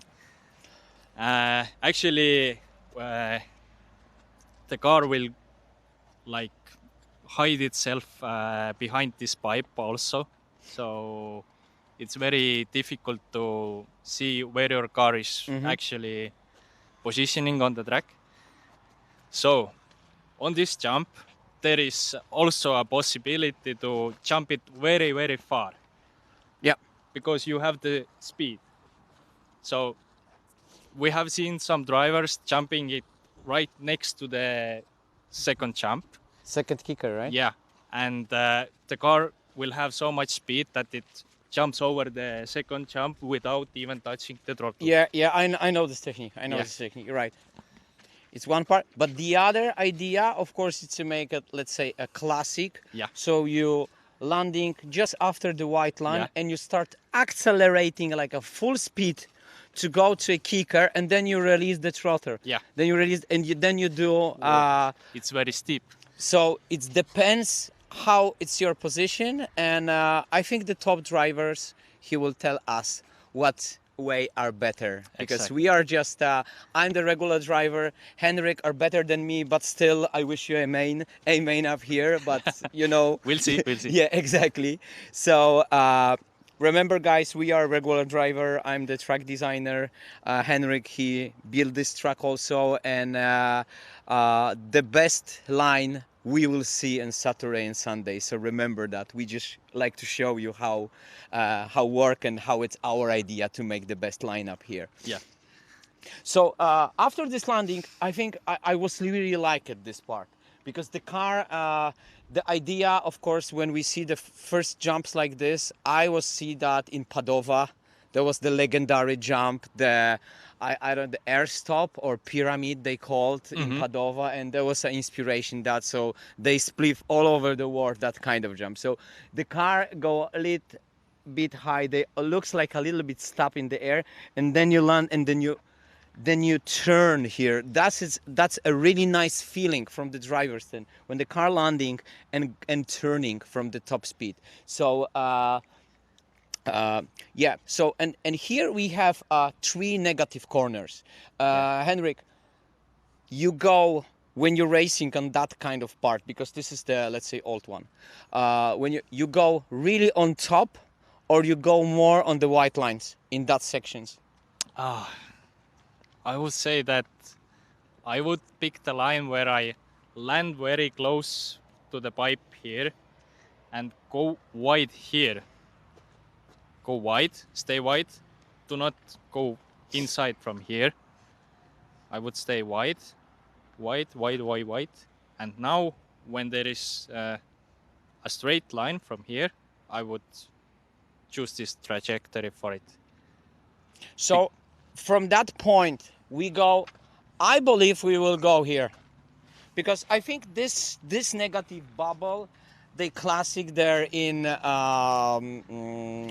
I see this many in French, in Montpellier was like this, the bubble. So basically you go here, you go almost on the top, and the third bubble depends how much you want to jump the triple, the tricky one part. But it depends, or I would say that this one is even simpler than this one, because you will not see the car behind the bike. Oh yeah, right. Here you have the greatest visibility because it's right in front of you. Nobody or nothing is stopping you to see anything. So before the track was rebuilt, there was the closest line it's possible, and you jump from this part, and you can jump over 4 quarter. No, we jumped triple because we didn't have so much power. Not so much power, and also the acceleration was not enough to jump the 4 jumps. But we landed the triple really close to the right pipe, and we chose that line. Okay, so here idea, let me know, let the viewers know about the idea of this corner up there. The you can see there is a orange fence to protect, so you cannot cut the track. And what do you think? It's possible to take it white from the bubble, like under the Racers logo. You go up there, and you go a bit white, but from here, can you jump? 1, 2, 3. Can you jump in this place? I would say that like the cars that have enough power will do it easily. But I think the most easy way is to jump double, and then you go from there like I show you, from here, you land, you take another jump, and you land basically here. Yeah. You cut the corner, you go to next one. But the second one, I think they will be most popular, I believe. It's jump triple. So you have this section here to land, and then you have a small bubble. Maybe if you will not carry on so much with the speed, then you can flip over a little bit. But I think they will be most popular. But if you will jump a full send, maybe the top drivers can do. So probably you can gain 1 or 0.2 seconds per lap if you do the really consistency. Yeah. So it's exactly like you said. It's the place where the beginners will separate from the pros. Yeah, that's the jump one. Yeah. And here I think, here we have absolutely classic part of the track. And there it's a really cool hill, really smoothly hill, and there it's a really open chicane there it's a really open chicane, so actually you need to worry about that place. It's really wide, and you have really smooth tabletop, it's just mark, but it's so smooth. Then you have a classic jump, and then you go on the out of the straight. Hopefully guys, that was enough for you to get some small view from the track, from my point of view, from Hendrik point of view, and yeah, hopefully you enjoyed the video. That was our first time what we do the track walk and that long conversation, especially in English. So hopefully you forgive me, and wish you the best. Stay with Racing TV up here all the weekend, and yeah, we wish you the best for everybody up here. Yeah.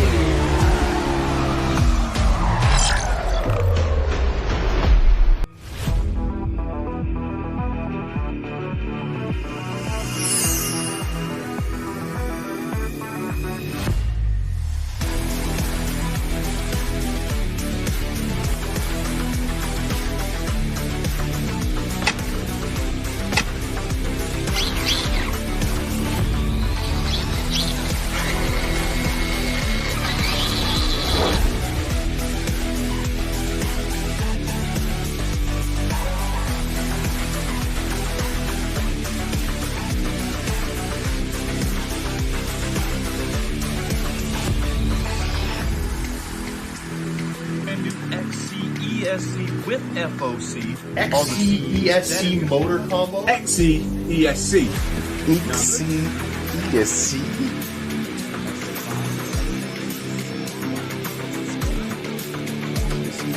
ESC here. So this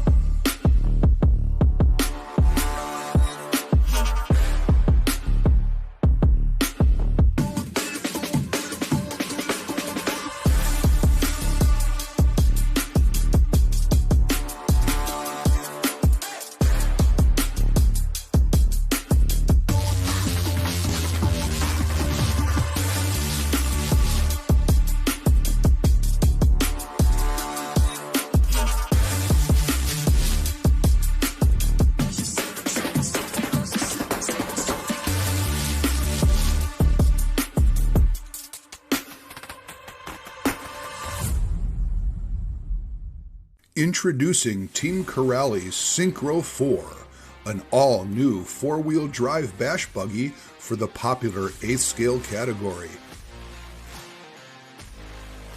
quality and performance at an exceptional value.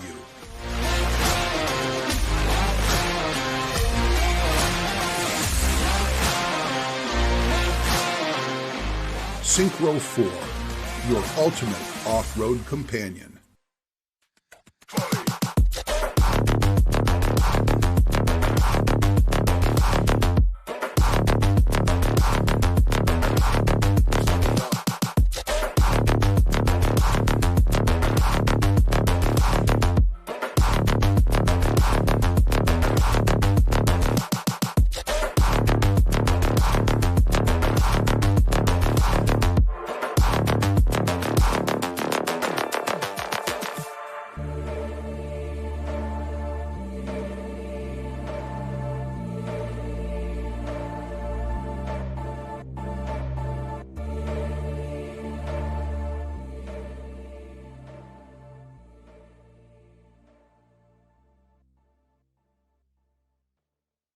RC Racing TV is giving away a huge event prize pack to one lucky RCTV hero absolutely stuffed with amazing prizes.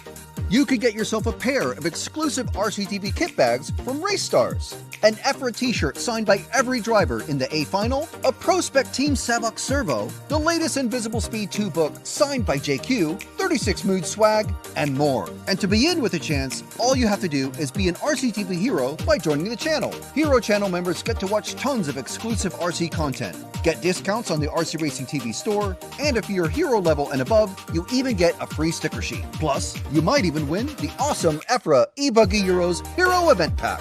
This exclusive offer closes midnight on Monday, so become an RCTV hero and join the channel today.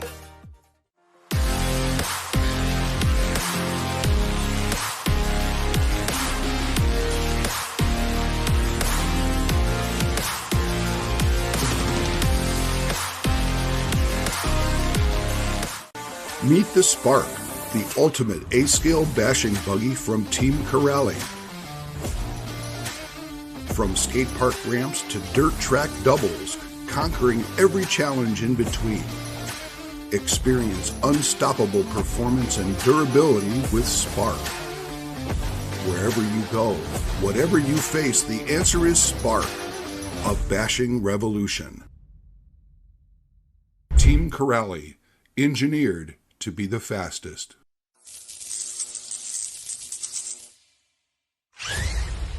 What's up? It's Max Gessel here from Team Elseram at the eBuggy Euros 2026 in Rakvere, Estonia. We are bringing here the new nitride for 8-scale cars, which is gonna basically bring the new features we are having in the 10-scale speedos, and let's say it's a new flagship for the 8-scale. So it will get along the Oxide 1.8. It will be the two ESCs next to each other, one for different conditions than the other. One is for more the off-road, which is the Oxide. This one is more for the on-road and high-class 8-scale racing in off-road as well. This one can handle stronger motors, up to 2,800 kilowatts. And yeah, basically the heat dispension is better compared to the Oxide as well as the current draw. This one features new software. It can be updated as well. It has a new fan connector, the display can be changed, and yeah, it brings a lot more functions to the table compared to the Oxide. It is not generation 2 of the 8-scale ESC, it's just an add-on to the lineup, and we are gonna be bringing new stuff in the coming years for sure.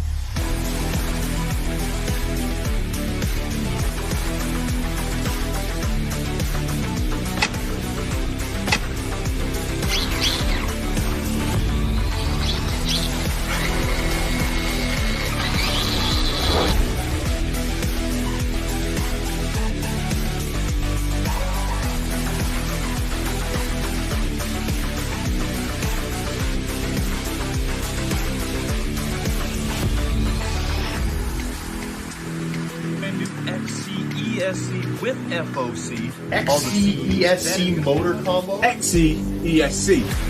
XC-ESC.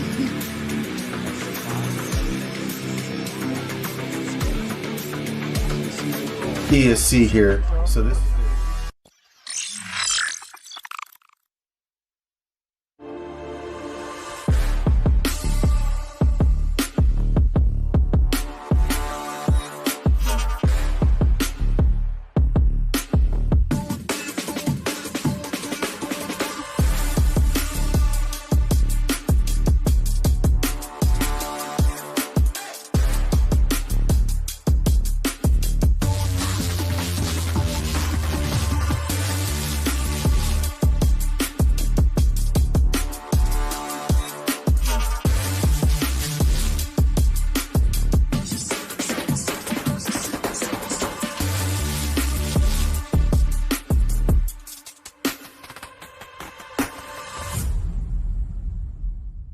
Introducing Team Corrali's Synchro 4, an all-new four-wheel drive bash buggy for the popular 8th scale category.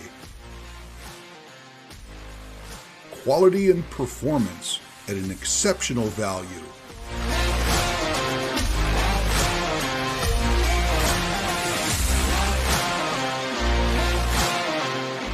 Synchro 4, your ultimate off-road companion.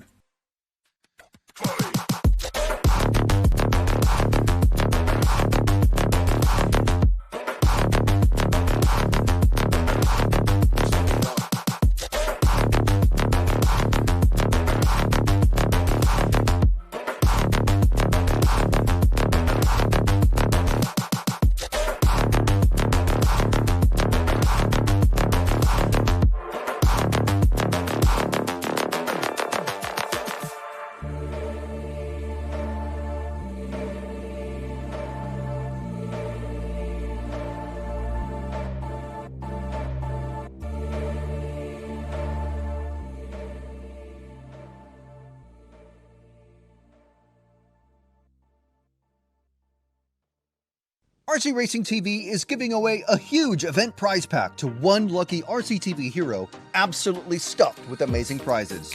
You could get yourself a pair of exclusive RCTV kit bags from Race Stars, an EFRA t-shirt signed by every driver in the A Final, a Prospect Team Savok Servo, the latest Invisible Speed 2 book signed by JQ, 36 Mood swag, and more. And to be in with a chance, all you have to do is be an RCTV hero by joining the channel. Hero channel members get to watch tons of exclusive RC content, get discounts on the RC Racing TV store, and if you're hero level and above, you even get a free sticker sheet. Plus, you might even win the awesome EFRA eBuggy Euros Hero Event Pack. This exclusive offer closes midnight on Monday, so become an RCTV hero and join the channel today.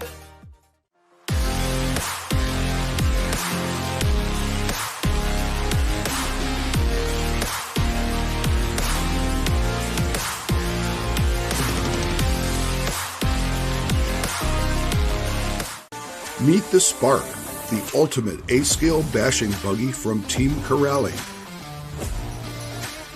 From skate park ramps to dirt track doubles, conquering every challenge in between. Experience unstoppable performance and durability with Spark. Wherever you go, whatever you face, the answer is Spark, a bashing revolution. Team Corrali, engineered to be the fastest.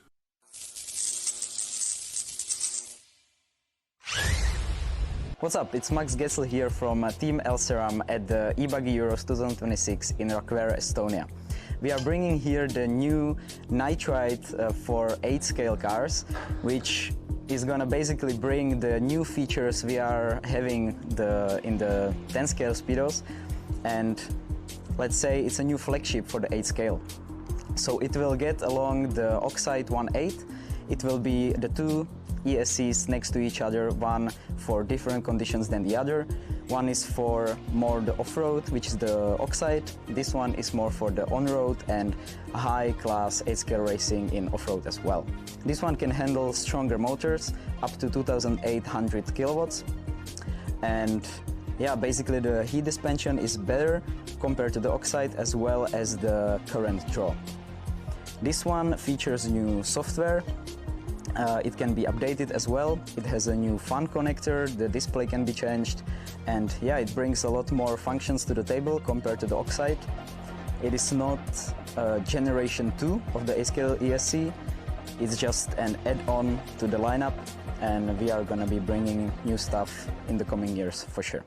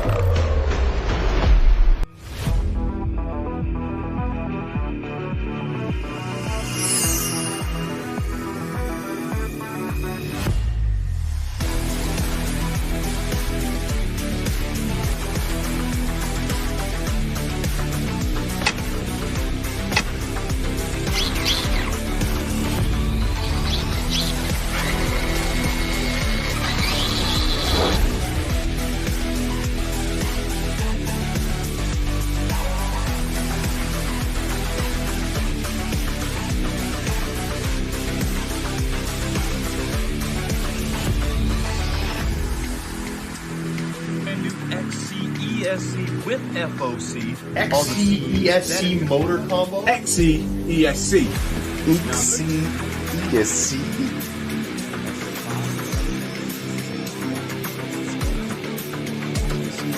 ESC here. So this...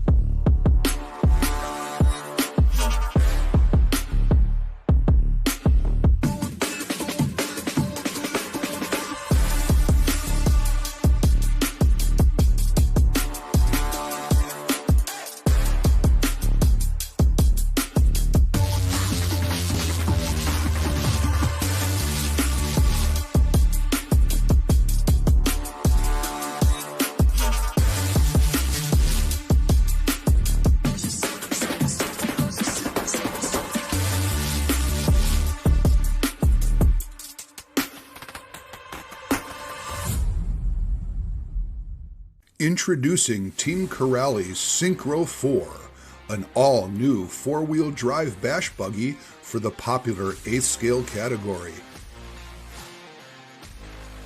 Quality and performance at an exceptional value.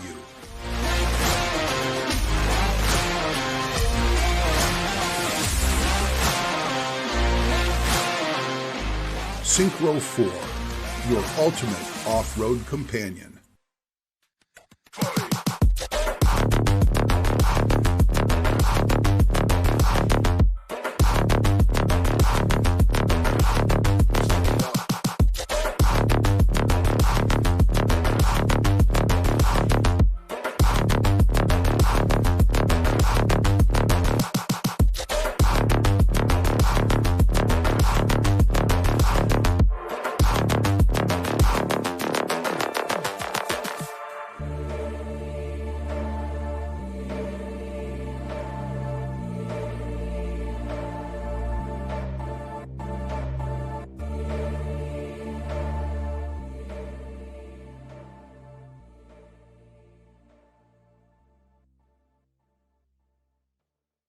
RC Racing TV is giving away a huge event prize pack to one lucky RCTV hero absolutely stuffed with amazing prizes.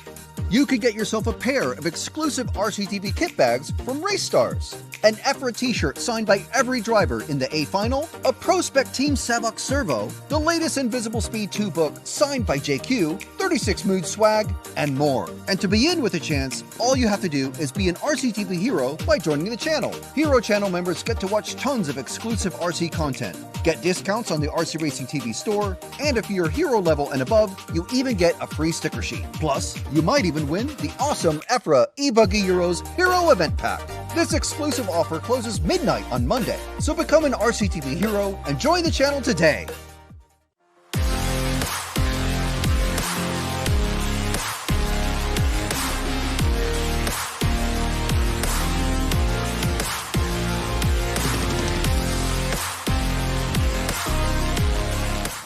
Meet the Spark, the ultimate A-scale bashing buggy from Team Corrali.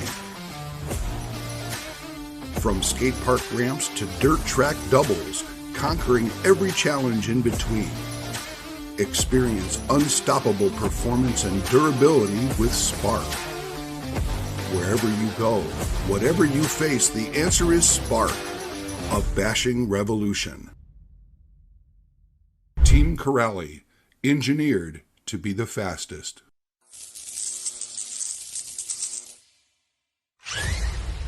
What's up, it's Max Gessel here from Team Elseram at the eBuggy Euros 2026 in Rakvere, Estonia. We are bringing here the new Nitride for 8-scale cars, which is gonna basically bring the new features we are having in the 10-scale speedos, and let's say it's a new flagship for the 8-scale. So it will get along the Oxide 1.8. It will be the two ESCs next to each other, one for different conditions than the other. One is for more the off-road, which is the Oxide. This one is more for the on-road and high-class 8-scale racing in off-road as well. This one can handle stronger motors, up to 2,800 kilowatts. And yeah, basically the heat dispension is better compared to the Oxide as well as the current draw. This one features new software. It can be updated as well. It has a new fan connector, the display can be changed, and yeah, it brings a lot more functions to the table compared to the Oxide. It is not generation 2 of the 8-scale ESC, it's just an add-on to the lineup, and we are gonna be bringing new stuff in the coming years for sure.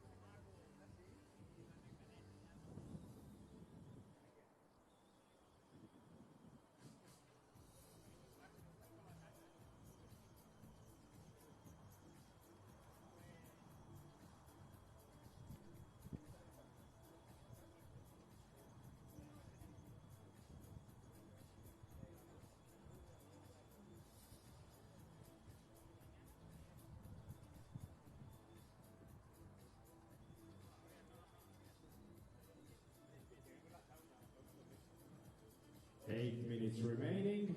Please check your numbers, check your route, and have a nice race.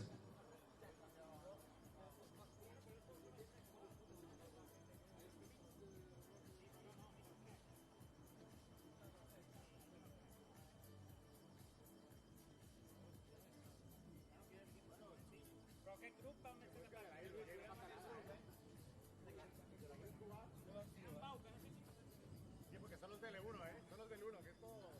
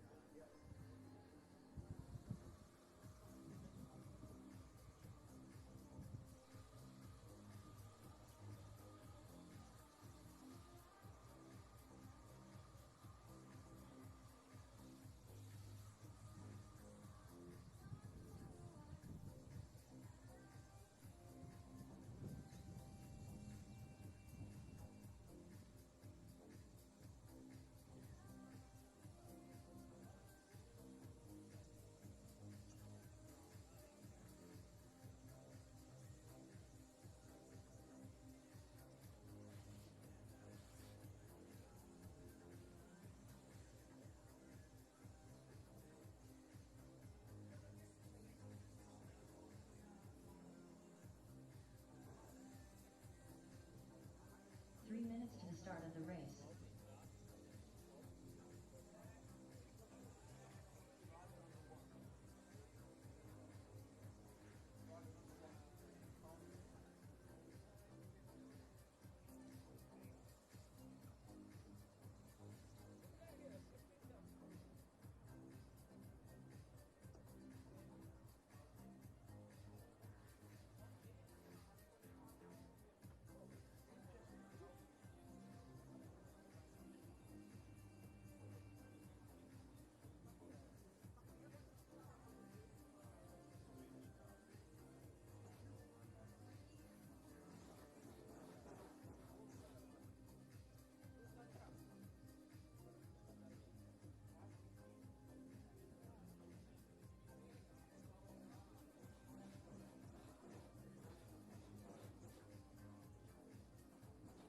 Minutes to the start of the race.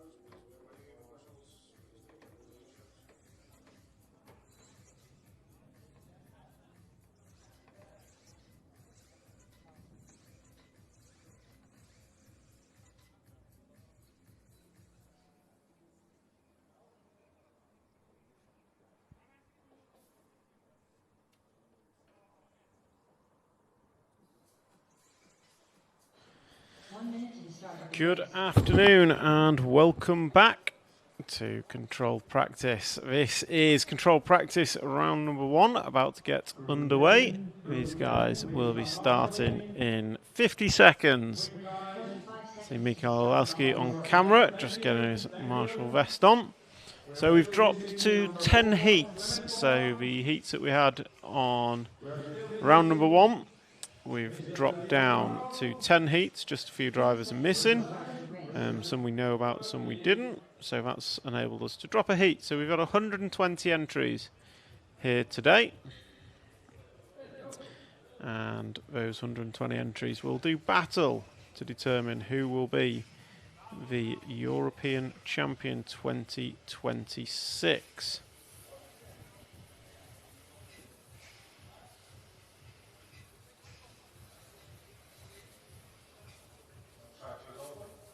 So these guys, track opens up for them to go and do their warm-up laps. 15 seconds to the start of the race.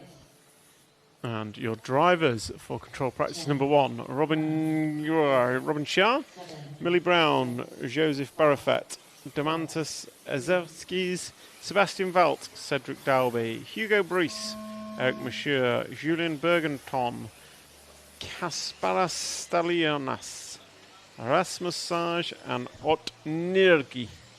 Those are your drivers. And the clock has started. It is 9 minutes for each Control Practice, so 9-minute sessions. And looking at that, you can see the black line just starting to build in many places. So on the traction zones, the black line is starting to appear through that chicane going away from the camera as you see it. Brilliant view of that line starting to develop after the double jump as well. So that is in part rubber going down. It's also oil coming up. So the track was oiled prior to starting the event, and that oil just seeping out the surface, should I say, will start to blacken up the top surface, and that will develop the groove and track surface as we see it elsewhere on the track. So there's been a couple of little track repairs as we had a break for lunch. So the guys and girls have done a fantastic job, swept the track, laid down, filled I think one hole, which is just after the quad we'll call it. So we've filled a hole there, just where the orange fence is. It'll come onto camera in just a moment. And that's going to allow us just hopefully keep the track in shape for the remainder of today. And today we have 2 rounds of control practice left. So control practice 1, control practice 2. There will then be a reseed for our drivers. And then we will go into opening ceremony. So we've got the opening ceremony tonight. And I believe there's going to be some extracurricular activities. Do we know if we're bringing them live, Matt, or are we going to do a video montage that will go out at a later date? Opening ceremony live. Perfect. That's going to be awesome. Post-opening ceremony activities are going to be not live at the advice of the organisers because it might be a bit crazy. So tune in, but it is videoed. We're going to film it and then we're going to put it out afterwards, yeah. So tune in. Will that be an RCTV Hero exclusive? No, because it's an EFRA thing. Or so just an RCTV early access? Everyone's going to get to see it. Perfect. So yeah, that's going to be that's going to go out. I'm going to say tomorrow or Sunday, probably finals day. So that's our programme for today. So plenty of on-track action to come. And not only can we now be looking at free lap times, which is what these guys will seed over, we can also look at race pace. So these guys looking to go 14 laps in 9 minutes. Bear in mind, qualifying will just be 5-minute sessions. So qualifying will be 5-minute sessions. And then it will be a 10-minute final. So 9 minutes is just to give these guys opportunity for practice. Possibly gives them the opportunity to come in, change a few little bits, and start to understand where their cars are at, where their tyres are at, and where their power is at. So it is Julien Bergenton and Robert Shah. Those are your 1 and 2. So Julien, French racer. He's got a 39.8 best lap. So all the laps that we've had to date are kind of null and void as we move into control practice. So for control practice, these drivers have had to go through technical inspection, make sure their equipment is marked up appropriately, car fits in the box, all that good stuff. And then they go onto track, and you can see there group number 2 just starting to assemble under the rostrum ahead of their practice session, which will be next. So Matt, what was the verdict on the multiple polls of estimating a winner? We're just going to say I was right and David Ronnefolk's going to win? No. Oh, that's a shame. I think what we surmise is that nobody knows who's going to win. Nobody really wants to call it, which is why the winning choice is other, despite whoever we put there. Maybe we need to get other into the commentary booth for an interview. So that's why everyone is so confident at them winning. Although I do need to do the best of the best. The best of the best. The knockout poll. So who's our 4 in the knockout poll? Well, actually, this is the thing. I need to see who's been in the previous polls and done the best. So I've had Ongoro, Canas, Johnny Skidmore. I don't think Johnny's going to win it. Canas, Ronnefeldt, Polito, and Ongoro, Kerup, Orlovsky. So Ongoro's looking like the...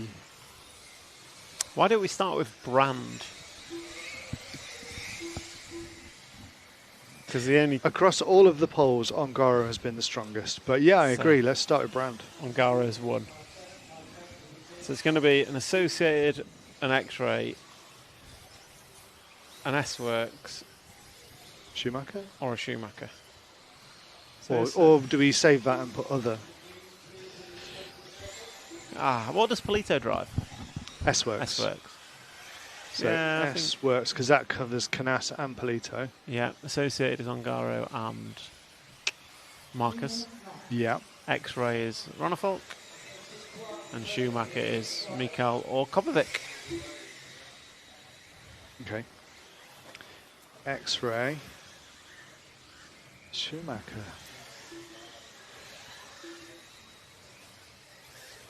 It's live.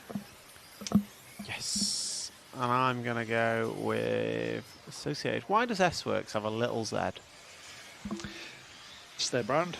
That's how they do it. Fair enough. So in the break, I went and spoke to the shark himself, Renaud Savoya, and found out why he's called the shark. And my assumption was incorrect. He was not bitten by a shark. Your assumption was incorrect. It was not because of how he drives his RC cars. No, my assumption was based on his hair. Or his hair. Neither of those are correct. I told him it was because he said he drove like an animal. Is a shark an animal or a mammal? Oh, I don't know. I failed science. It was, in fact, because as a young child he was obsessed with sharks. And then when he was in Australia, he went swimming with great whites. Wow. Like cage diving. So, yeah, he's quite a fan of the sharks. And his body painter put it on a body one time and it just kind of stuck. So there you go. There's your RC schooling for today. So just looking into the live stream, comments were a while ago. Ryan Clark's got a lot of explaining to do about a trip to Tallinn. Probably not suitable for a YouTube stream chat.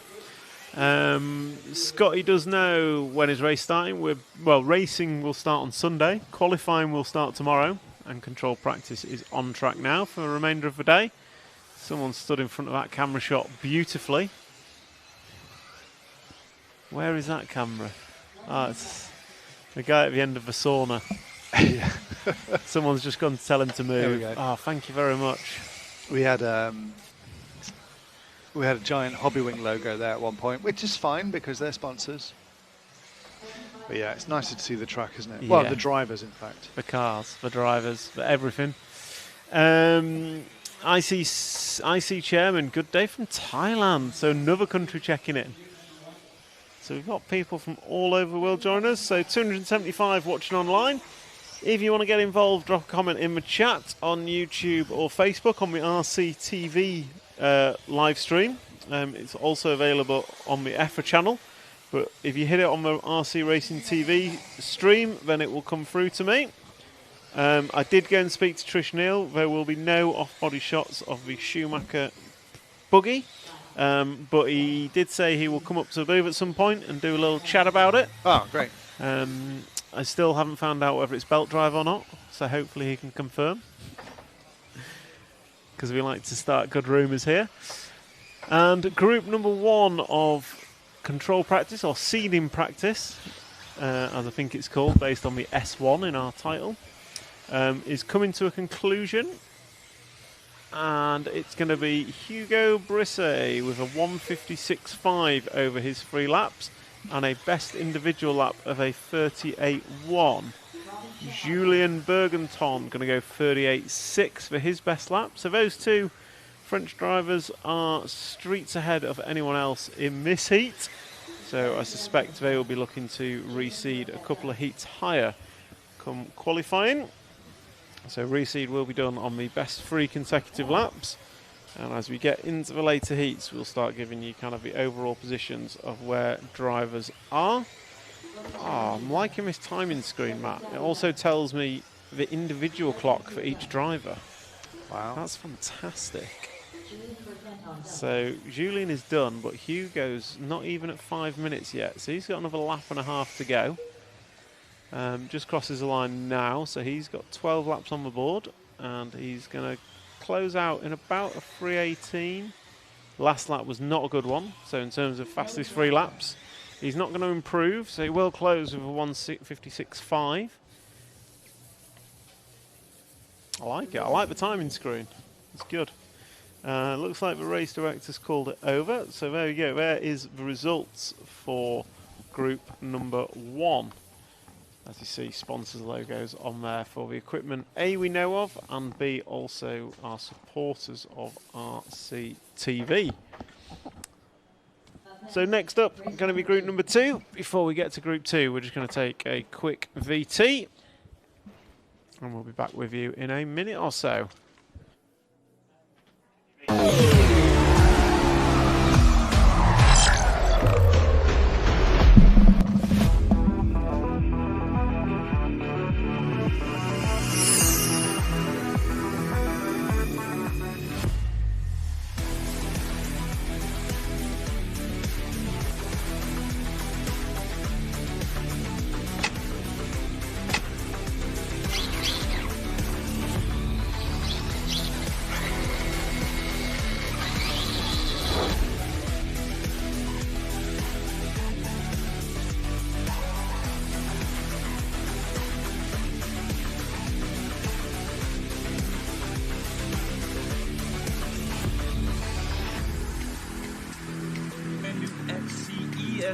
with FOC. XC-ESC motor combo? XC-ESC.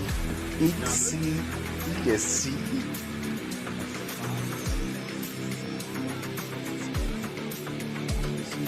ESC here. So this.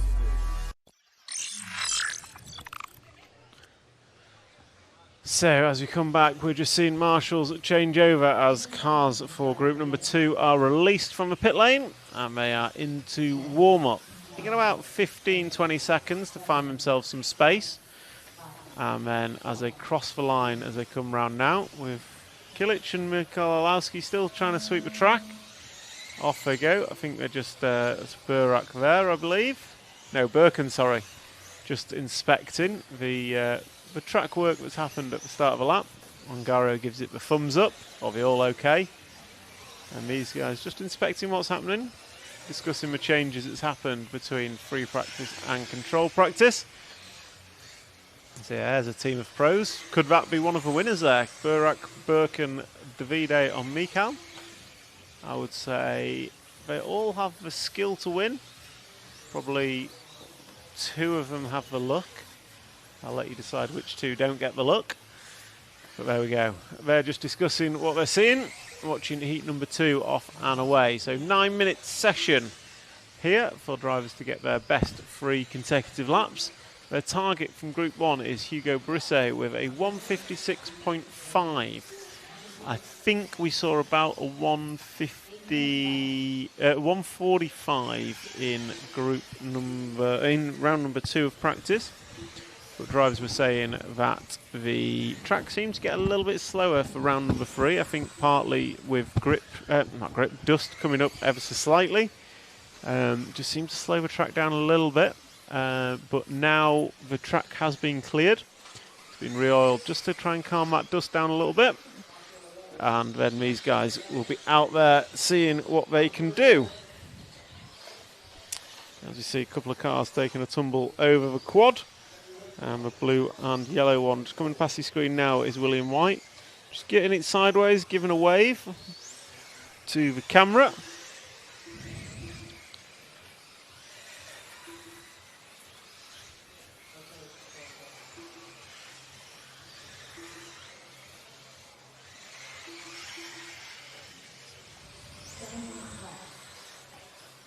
So 7 minutes remaining in this race.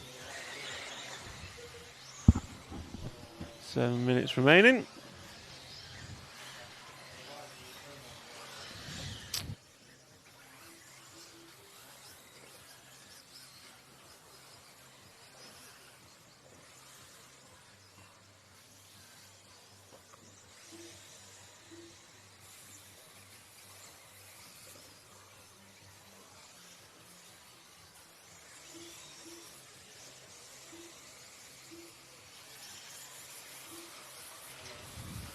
So group number 2, 2:45 down, 6:15 to go. Your drivers, Timothy Vayala, Tommy Mayer, Kai Yamsa, Marcus Heine, Yimi Lemus, Alan Hideko, William White, Maxi Block, Thomas Struck, Jessica Dearden, Sebastian Schneider and Richard Calnis are your drivers. And Timothy going with a 37.6. fast lap. That was his opening lap. He backed it up with a 38.4 and a 38.4. So he's gone through on a 154.6. He's significantly quicker than anyone else in this heat. So Timothy is laying down some fast laps, and he will also be looking to reseed higher in this one.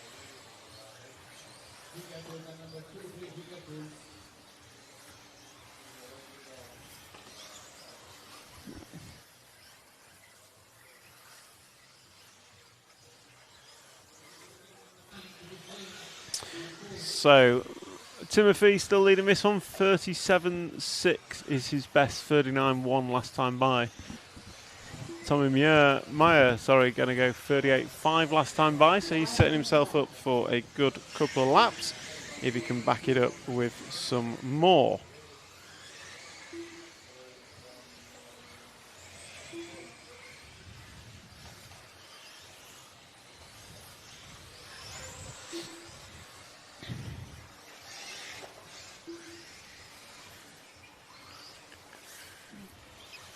So just check in on the chat.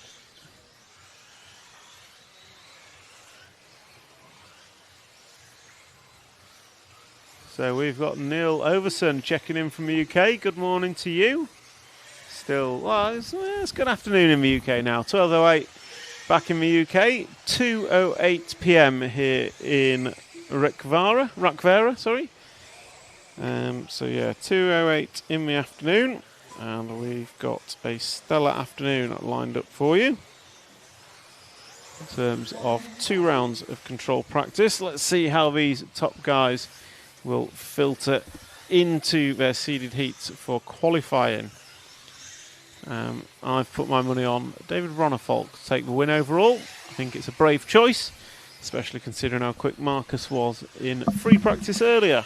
I thought you went off him. Well, I'm back on him. I'm sticking to my guns. Yesterday I said Ronnefolk. I'm going to stick with it. I just want to see a good race. Good for you. I want Noah Ben Mohammed or Mattia Polito. Noah Ben Mohammed would be an excellent win. Yeah, that's the kind of feel-good story that we're here for. Or Robert Battier. I'm telling you. Yeah, that too, yeah. The old man. So, what have we got? Coming round onto the straight, black and white wheels, blue and orange number 5 car.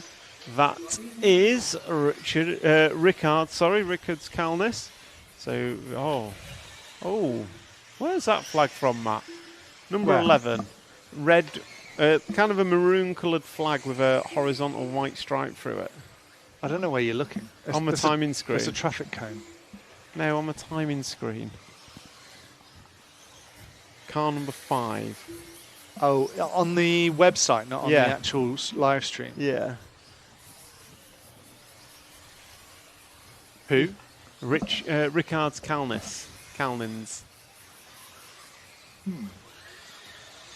Anyone know the flags in the YouTube chat?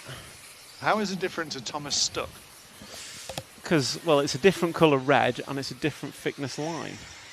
So it's very different. It's subtly different, if you ask me. It's like totally different, if you ask me. So is Thomas Austrian? Yes. I think he's... I don't know. Maybe he's Austrian as well, just with a different flag. Different Austrian. South Austrian. Latvia. It's a flag shown is a national flag of Latvia. Gotta say, Google is good, isn't it? Oh, you did a thingy. Google Lens. Other search engines and lenses are available. Yeah. I believe. So, coming into final 1 minute and 30 seconds. Timothy is your leader. 37.6 is his best lap. Yimi Lamus going to go 38.2 last time by his hot lap.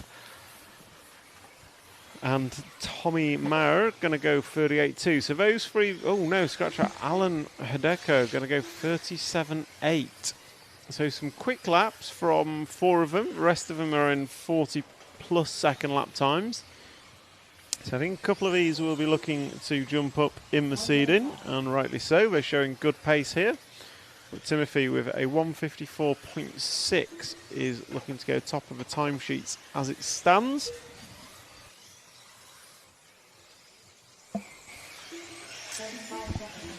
And coming down the straight, a whole bunch of them now. As you can see on the camera, they come around the bank corner and then over first double. It's fair to say the straight doesn't necessarily... the camera angle currently looking at doesn't necessarily give a full version of the 3D nature of this track. So we've got about 5 metre elevation difference from the top of the big double on the right-hand side to the lowest point of the track. And at the end of the straight, there is a probably 2 metre high berm, which should make for some good passing opportunity, I believe. So come finals, there's potential to send it around the outside, carry the speed into the triple jump that follows it. And then you drive away from, after that, you've got kind of a hairpin that falls away. Then you're into a double jump, relatively easy double jump. And then you're going to go left, right, uphill towards the sauna seating, as we call it. Nice wooden bench in that container. and then a really fast section as you come down from that top left-hand corner as you stand on the rostrum. You come down, fast section, a fast chicane into a double, then another big double step up, and then you fall down the triple off-camber corner. So you've got that drive down from the double, and then you've got 3 off-camber berms that take us to just the point nearest the driver's rostrum, and then a big 4-jump section. So it could be taken as a triple, then a single. Some guys are going big and doing a quadruple. Again, another potential passing opportunity in the finals. And then you come, after that, you go towards the right-hand side of the screen, and then you come off camera slightly as you sweep round, kind of a double apex sweeper, and then you drive towards the rostrum through a fast, quite open chicane, 180, then you've got kind of an easy double, 180 again, and then you've got to roll down onto the main straightaway. And that is group number 2 done and dusted. So Timothy Viala going to go quickest, and he goes through with a 154.6. Hot lap of the race on the last lap went to Alan Haderko, and he put in a 37.5. We're going to jump to a quick VT, and we'll be back in a couple of minutes for group number 3.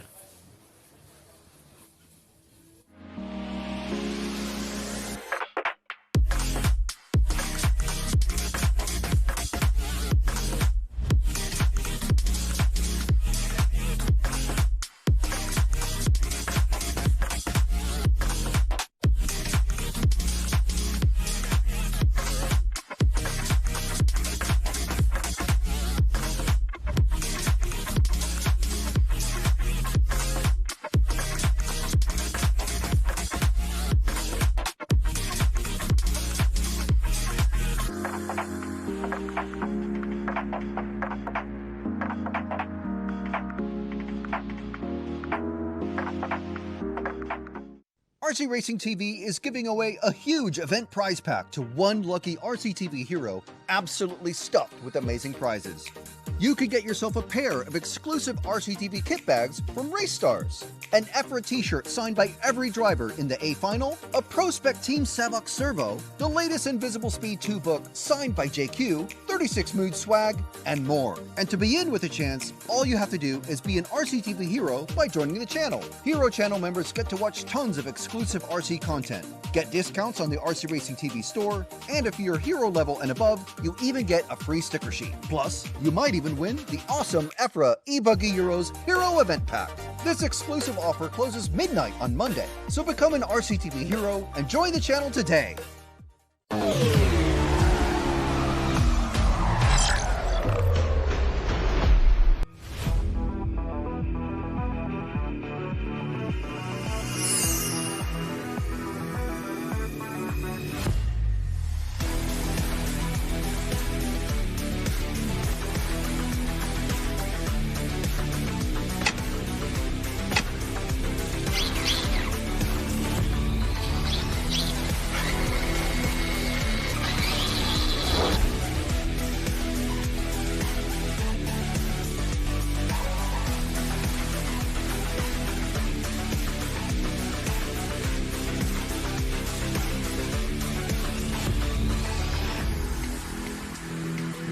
XCESC with FOC. XCESC motor combo. XCESC.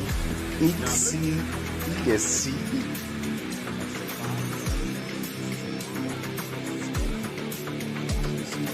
ESC here. So this.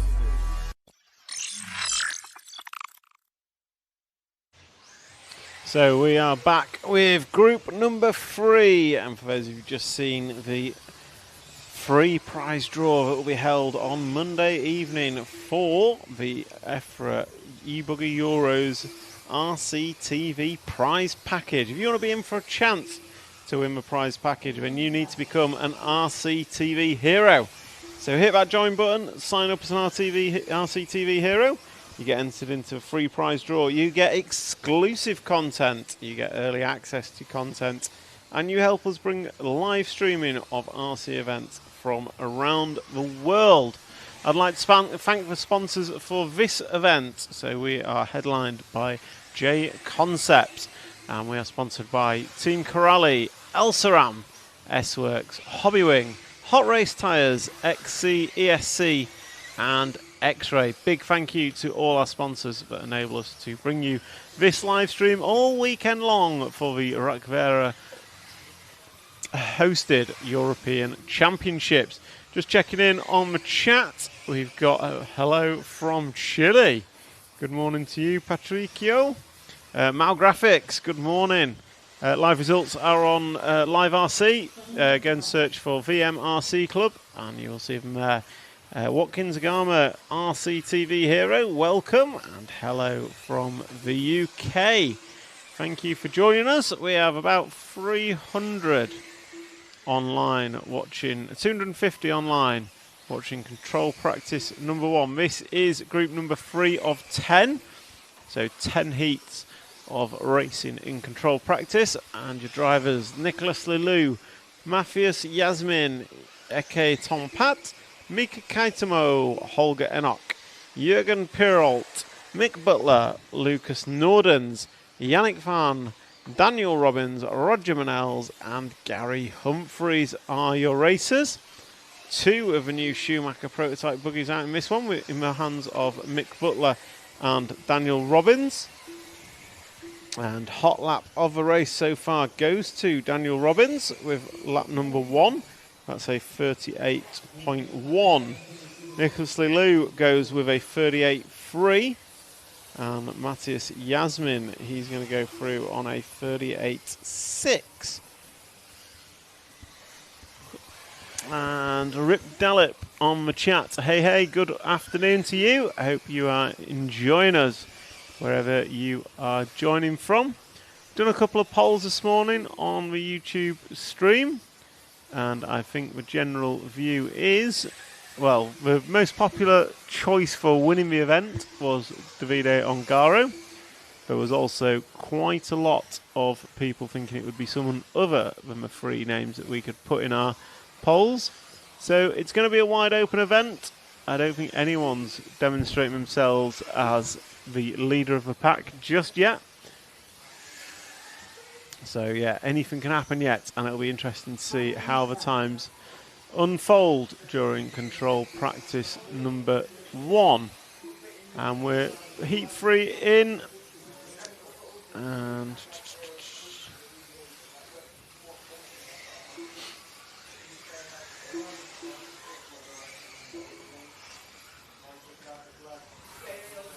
we're about halfway distance, so 4:30 down, 4:30 to go, and the best 3 laps falls to Nicholas Lilou with a 1:55.5. It's not quite as quick as Tim's results from the previous heat. He went through in a 1:54.6. Mathis Yasmin going to go 1:56.5 now, last time by. And then we've got Mick Butler, Lucas Nordens, and Mika Kaitamo.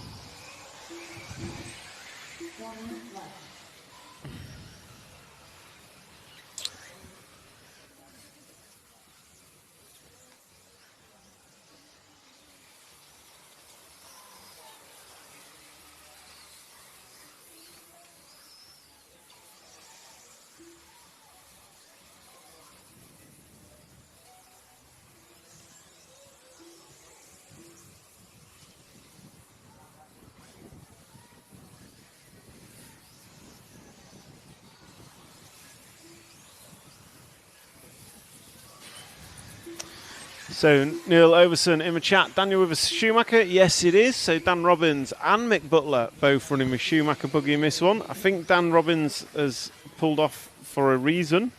Don't know what, can't see from here, but he's only completed 2 laps. Mick Butler, however, 39.1 is his fast. 38.0 Nicholas Lilou on lap number 7 is going to be his one. And Matthias Yasmin, he runs in second. So 1:55.5, 1:55.6 for Lilou and Yasmin. Those are your top 2 in group number 3. with 2 minutes and 40 seconds to go, 2:40 to go in this qualifying race. Not qualifying race, control practice event. So these guys looking to do the best 3 consecutive laps. The driver's pit bot looks so relaxed compared to Nitro. I absolutely agree with that. So it is more relaxed in the pits under the rostrum, mainly because there's no need for refueling, and you can hear everything. There's not people shouting. Question on the chat: can we follow cars in the next heat? We don't have follow cam on for control practice. We're going to do some of the final few heats, just at the request of some of our RCTV heroes. So we're going to do follow cam for final couple of heats, but we won't have it through control practice. That's purely because we're getting B-roll footage and pictures, so we don't have fully staffed cameras today. The good news though is tomorrow we will have follow cam all day long for qualifying.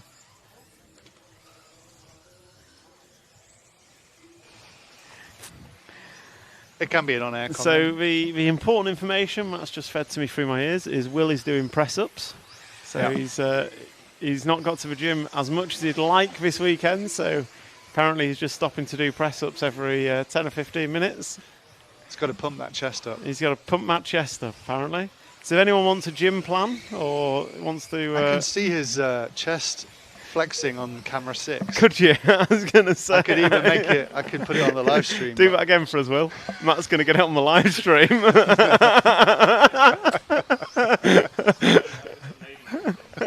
And again. Go on. And again. Go on. It's not working now. There we go. There we go. That's Will. Oh, you very missed sensible. it. Oh, yeah, full screen.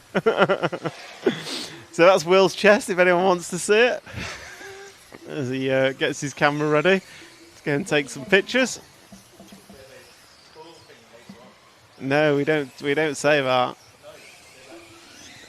We don't say that live on air. What? I'm just chatting to Will. So we are 10 seconds left of this one. These guys will be coming into their finishing time. So this is group number 3 coming to a close, and Mattis Yasmin pulling together the quick laps to go 1:54.4.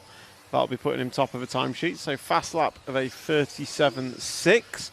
Nicholas Lelou, you could do an improvement here. 38.0 last time by for you, so hot lap. Tied with a 39.7. Mattis goes through. He closes out with a 39.0, so no improvement for him. He closes with a 1:54.4. As these guys all come to close close their race time, but it's a 3 laps that's important.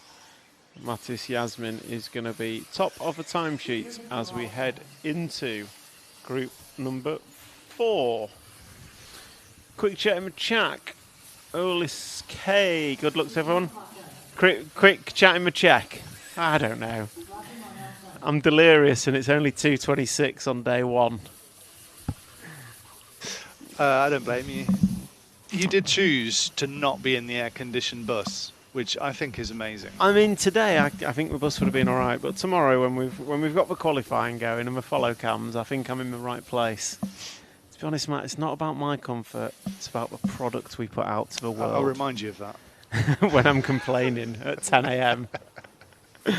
So there's the results from group number 3. So Matthias Yasmin, Nicholas Lelou and Mick Butler, you're 1, 2 and 3. I've got a question for you, Matt. Technical question. Okay. Why on the lifetime screen is it first name, second name? And then on your results, it's second name, first name. And also, if you could get camera 6 live right now, it'd be hilarious because Will's struggling to undo, I don't know what. All camera 6 can see is a wall. Oh, that's a shame. Oh, he's really struggling to open his lens after his little chest pump. He's not pumped enough. So yeah, that's my technical question. And whilst you think about that, we're going to jump to a quick VT for the next couple of minutes whilst we wait for group number 4 to get ready.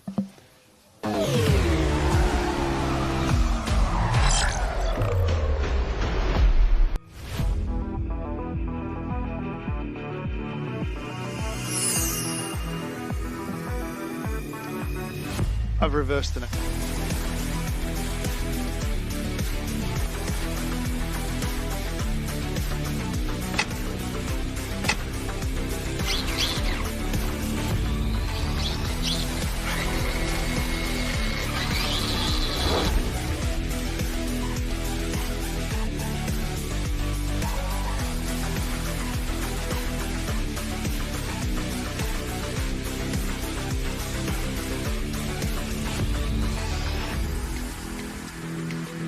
XCESC with FOC. XCESC motor combo. XCESC.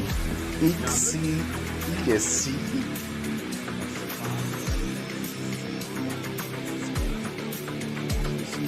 ESC here. So this.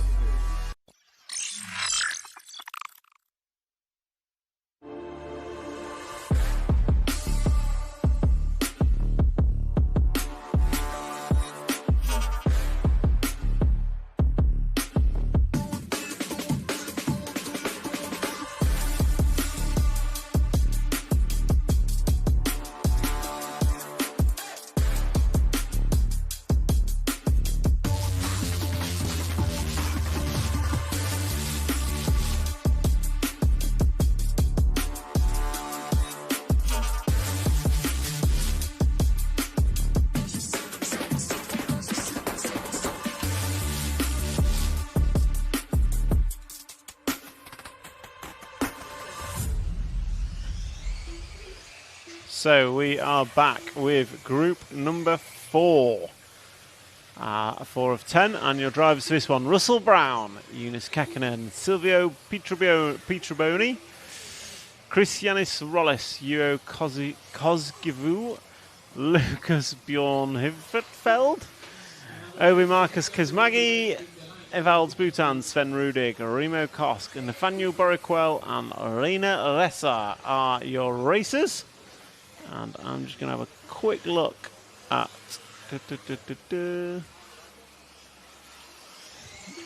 So we should be going live for group number... Group number 7, if we can, Matt.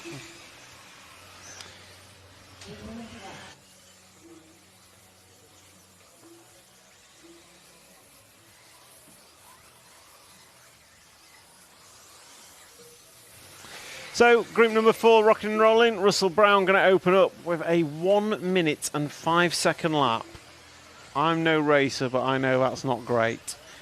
Eunice Kekkonen going to open up with a 38.4. That is significantly better, and he backs it up with a 39.1. So 2 laps within half a second of each other. That's pretty decent for consistency. And he is the only driver that opened up in the 30s. Everyone else, 42 or greater. So either a lot of errors out there, or this is just not the fastest of the heats.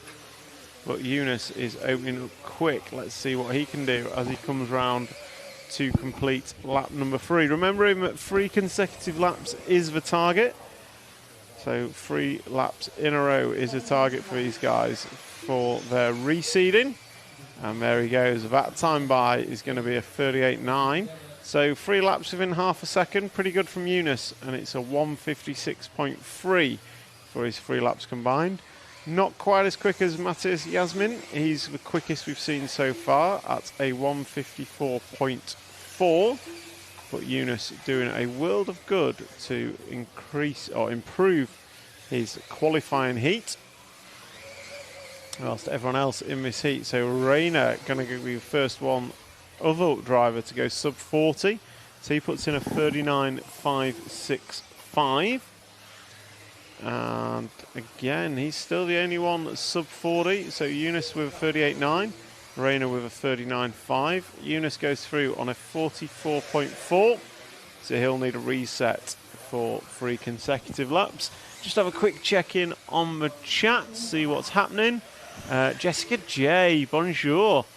You're regularly on my live streams. I only do a few, but you definitely check in on most of them.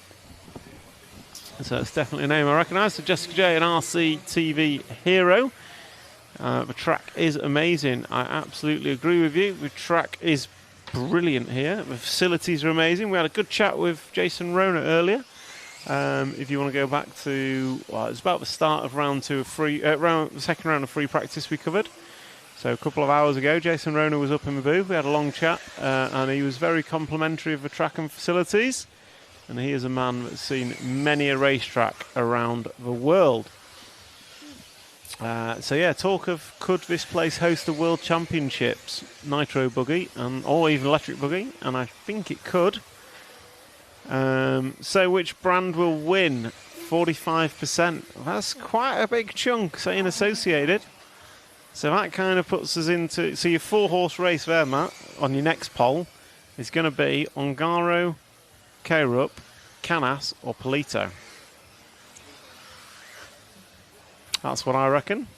And Alex says, make Will do a press-up every time he says, to be honest. I think that's a good shout. Or protein. Protein's his favourite word of the week. So I think we can do that. He's currently moaning about the fact that he has to put a camera on Jorn's car in Heat 10. Well, and operate the moving camera. He's only had all day. Don't see his problem. I'd ask what you're doing, Matt, but I know you're sat in an air-conditioned box and you're allergic to leaving. I could get used to this. I mean, we're doing it behind the scenes of the production capabilities. I did say I'll do a vlog, yeah. Because it is impressive. Yeah. It is impressive. And to be honest, if we had more brand heroes, this is what RCTV could be. Yeah, if we had about 1,000 of them. Yeah. But no, we appreciate all and every bit of support that we receive from our RCTV heroes. And a big thank you to you all for becoming RCTV heroes. We've had one this week, so we're now at 392 heroes. And the challenge or target is to reach 400 before we go home. Otherwise, I'm not allowed on the flight. So if I want to get back to England, we need 400 RCTV heroes before the end of play Sunday. So if you want to become an RCTV hero, hit that join button.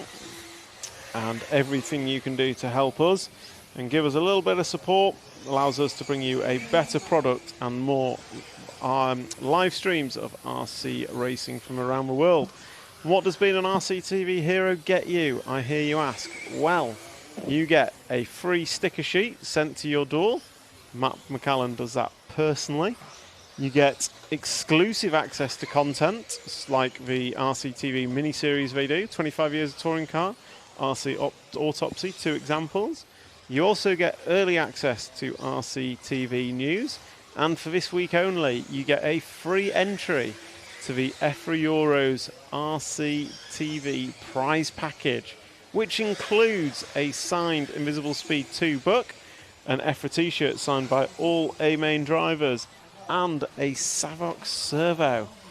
All free, all for the price of nothing, just being an RCTV hero. So hit that join button, sign up, and get us closer to that 400 target. So group number 4 still on track, 7 minutes down, 2 minutes to go. And your drivers, Rainer Resser, top of the timesheets. He's put in a 152.3 trio of 37s. So 37.1, 37.7, 37.3, his 3 best laps. So good result for him. Eunice Kekkonen going to go 154.1. So those two looking going 1 and 2. Mattis Yasmin going to remain in 3rd with his earlier effort. Then Nathaniel Burickwell going to go through with a 156.3. Best lap we've seen in this race is a 37.1. And he is 7 minutes complete. So he's still got 2 minutes to go on his race clock. Who else we got? Sven Rudig, best lap of a 40.0. A lot of these in the 40s, so we've only got 3 cars sub 40-second laps. So I think some of these are going to be jumping up in terms of seeding heat. Some of these will be going down. Similar to the last heat, majority of them over a 40-second lap time for their best. And we've got Fliss Piffmole Hello from Sweden. Good morning to you, or good afternoon even. Thank you for joining. Hope you all are enjoying the coverage on wherever you're watching it, YouTube, Facebook, EFRA, RCTV, wherever you're watching it. Thank you for joining us. And if you want to drop a comment in the chat, hit comment and I'll pick it up. If you've got any questions or if you want to know some information, let me know and I will do my absolute best to go and find out that information where I can. Just quickly, who did we say? We said the 2 associated drivers and the 2 S-Works drivers. Okay, fine. So that would be Ongaro and Krupp and Canas and Polito. Oh, not Sweden, dude, sorry. I read Switzerland and said Sweden. Hello from Switzerland. Thank you for joining us. Hope you're well. Yeah, sorry, I did say Sweden. My delirium's strong at, 2:40 on day one. It's not boding well for a weekend, but we'll do our best, so apologies for that mistake. I did read it. Oh, RC Model Cars, what you lovelies do is awesome. I enjoyed watching these live events. I never get to see them. Superhero Jenny. Love you, Jenny. Thank you for becoming a superhero. She's just built a Relaro DSK competition e-buggy kit. E-buggy is where it's at. So I've never raced e-buggy, unfortunately, but e-buggy just seems to combine the best bits of ape scale and temp scale. It's a bit of a crossover class, I feel. Some of the racing mentality of it is a bit temp scale-esque, things like the AAA mains, and it's a bit of a sprint rather than endurance, but you've also got the ape scale aspect in terms of the track and obviously the car. So yeah, e-buggy I think is the best class, dare I say. From someone who raced temp for many years, I'd say e-buggy's the best, because it just brings together a few different disciplines into a class that kind of requires new skill. So Heat 4's wound down. Heat 5 will go in 2 minutes 30. So I'm going to cut to a quick VT and we'll be back with you in a couple of minutes.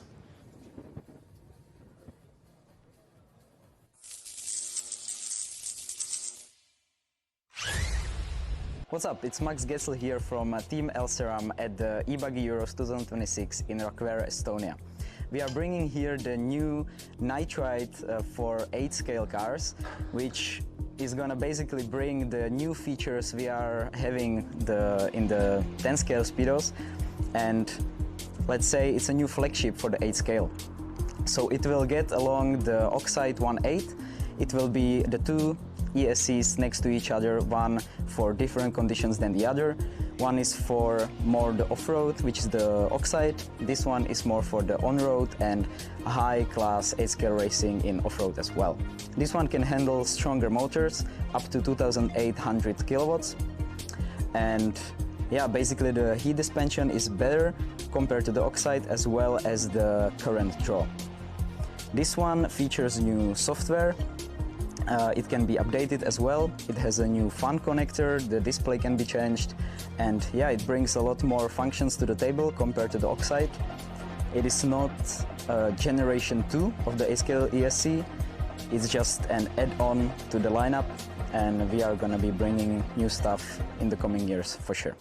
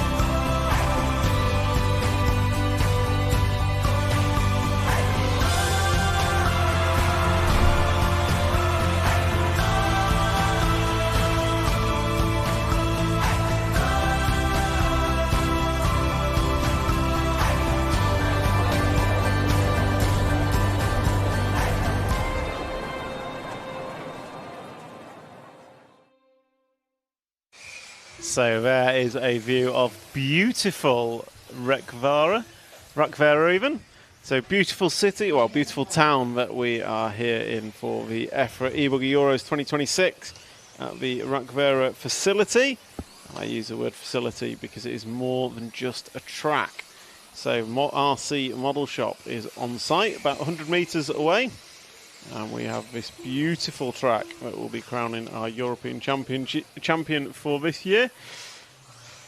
Quick look in the chat. We've got Mail and Ziegler. Hello to all. Have lots of fun. We are certainly having fun here. I hope you are at home. And Max Ollie greets from Norway. Hello to you. Good afternoon. I hope you are enjoying your day. It's got all the better for joining the RCTV stream. So those of you there's a poll running. Let's see who you think is going to win based on the drivers that you thought for manufactured win. So who do you think is going to win? Take home the Euros? Ongaro, Kairup, Polito or Canas? Drop your vote in the chat or in the poll even and let us know. So on track, you've got 2 minutes down, 7 to go of group number 5 of control practice number 1. Carl Bachmann running quickest so far, but these guys, not many in sub 40-second laps. I'm going to say they've all had a bad lap somewhere down the line. Colin Whelan looks best. He's had a 38.4 and a 38.5. Can he string together a third lap for a nice free lap time? We'll see as he comes across the line. Florian Durandin, he was underseeded in free practice. So he's gone on 154.1. Sergio Moreno going on 154.1. So 37s for them. But Reino Ressa did a 152.3 in the last one, so he's quickest so far.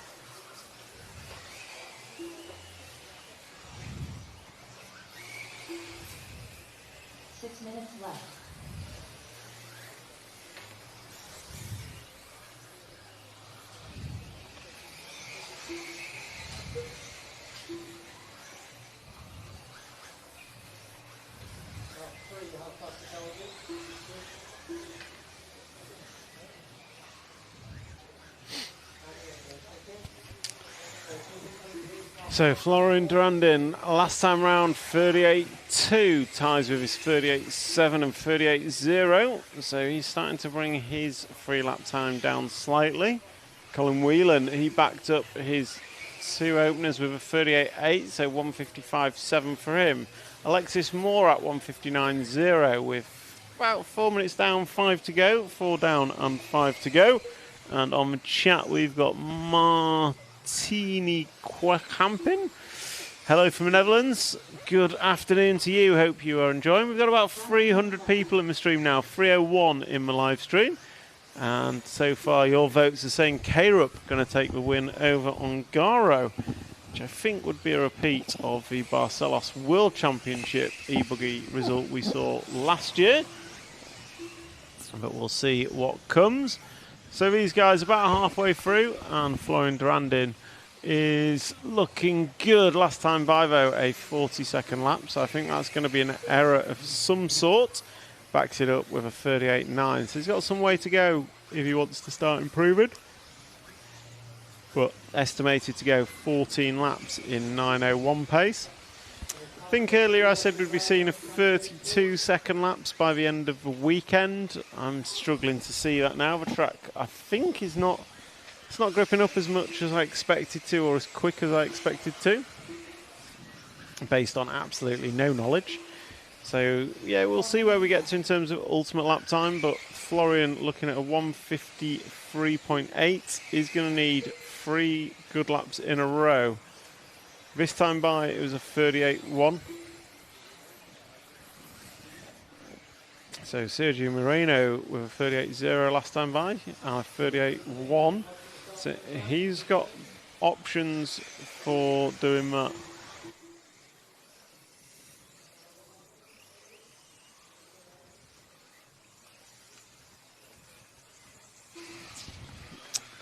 So Florian still leading this one from Sergio and Colin Whelan, these three being the fast three from the first lap. And they're quite a bit faster than anyone else over 3 laps. Although Alex Marat also done a 38.4, just needs to tie it together for 3 consecutive laps. What else have we got? 38.4 for Stefan Walt, but he's not tied it together with 3 quick laps. He had a 38.4, a 39.3, and a 48.0. Questions in the chat. Richard Gallup, RCTV Hero. Wow, nice scoreboard. Give us a trumpet sound for being a hero. I don't have any sounds, unfortunately. Because of the setup this week, I'm limited on what I can do. My buttons are mute myself, make myself louder or quieter, and bring beer. They're the only buttons I have. I don't have trumpet sound. How do you do a trumpet sound, Matt? We have a scoreboard. There we go. And then we've got Jane Ishorn. Do we get moving cams in the top heat? We're going to try and get moving cam on from heat 7 through 10 for both rounds of control practice. We can't do it all day, unfortunately, because we're making B-roll footage in the background. So we need to capture that B-roll footage for montages and get some good RCTV content. So we won't have all the moving cams. So Kilamax, unfortunately, no moving cam at the moment, so I can't take follow requests as it stands. But yeah, we're going to do what we can. We're working Will like a dog, so he's a bit busy. I know I joke and say he doesn't do anything, but he is actually working quite hard. And unfortunately, he can only do one thing at once, which is a shame. But we'll get some moving cam for top heats. Don't you worry. As group number 5 comes into the final 1 minute and 30 seconds. So Florian, 37.5 hot lap, but still the same 153.8 time. He's just done a 46, so I don't think he's going to improve. Sergi has done a 47.0, so he's not going to improve. Colin Whelan, 39.4, he could improve, potentially, if he pulls it out the bag in the remaining minute or so. Yes, comment in the chat, yes, the Kilic brothers are at the event. I'm tipping them to be there or thereabouts, and wouldn't be unhappy to see one of them take the win. Certainly they've been close before in e-buggy, and over on a bit of form, one of them taking the Italian National Championship in Nitro Buggy, I think last week, or maybe a couple of weeks ago. Up against Ongaro and Polito, so good competition there. So we'll see what they can do. We'll see what they all can do. Support for Durandin, go on the chat. I agree. Last lap for Durandin was a 39.6. I don't think we're going to see an improvement from him. He's got a trio of 38s, so it'd have to be 2 stellar laps. Sergi did a 39.7. Colin Whelan, 41.4. In fact, everyone's in the 40s, so I'm not sure we're going to see many improvements in the final 2 laps or so. So Florian Durandin is going to go 153.8. Not going to go top of the timesheets, but still not bad. Sergio Marino going to go through next. And just a quick look in the chat. Watkins Gama, I'd be so intimidated racing on this track. Legs would be shaking, would look like Shaggy from Scooby-Doo. Apparently I look like him as well. In fact, Yavas, if he's listening, he might be. Yavas once got me a t-shirt with Shaggy on it because he said I look like him. There's a non-interesting fact for you. So coming into finishing times, these guys are on their final lap. Florian Durandin closes with a 37.9, but that's not going to be enough to improve his time. Sergi closes with his best lap of 37.4, but again, not enough to improve his time. Just waiting for Colin Whelan and Stefan Walt to finish. And they are coming round now. Although with control practice, they seem to start sweeping pretty quick. So green car coming round, not sure which one that is, out of Colin or Stefan. Whoever it is crashed just before the line. Luckily no one was watching, just the load on the stream. And looks like he has given up. So that's a wrap of group number 5. There is your result. So Florian Durandin.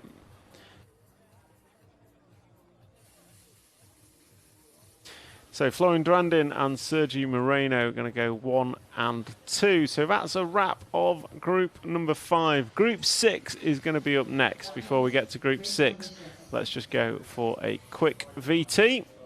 And in that VT stream, we'll show you what you can win as an RCTV hero.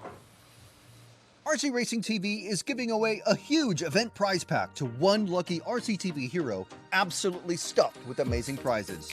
You could get yourself a pair of exclusive RCTV kit bags from Race Stars, an EFRA t-shirt signed by every driver in the A Final, a Prospect Team Savox Servo, the latest Invisible Speed 2 book signed by JQ, 36 Mood swag, and more. And to be in with a chance, all you have to do is be an RCTV hero by joining the channel. Hero channel members get to watch tons of exclusive RC content, get discounts on the RC Racing TV store, and if you're hero level and above, you even get a free sticker sheet. Plus, you might even win the awesome EFRA eBuggy Euros Hero Event Pack.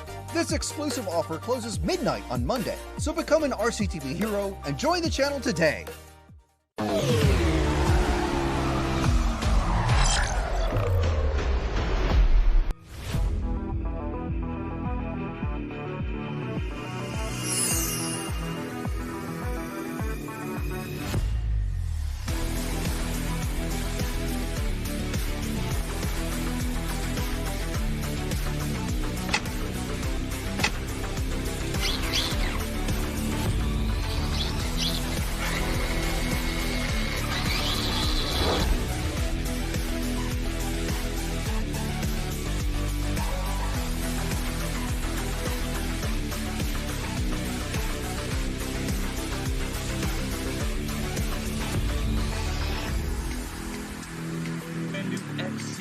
ESC with FOC. XC-ESC motor combo? XC-ESC. XC-ESC.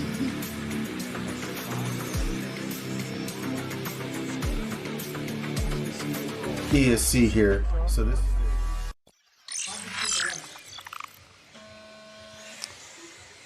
So welcome back as group number 6 drives on the screen. These guys getting underway.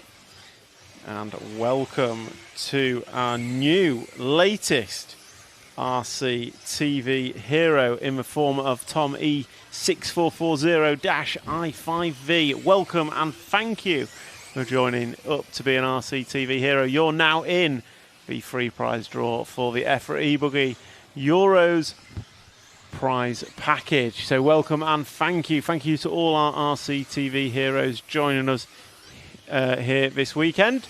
And just have a quick look in the chat. Watkins Agama, young Henry Tomlinson is looking fast, rooting for him to be top junior. Tomkinson, sorry.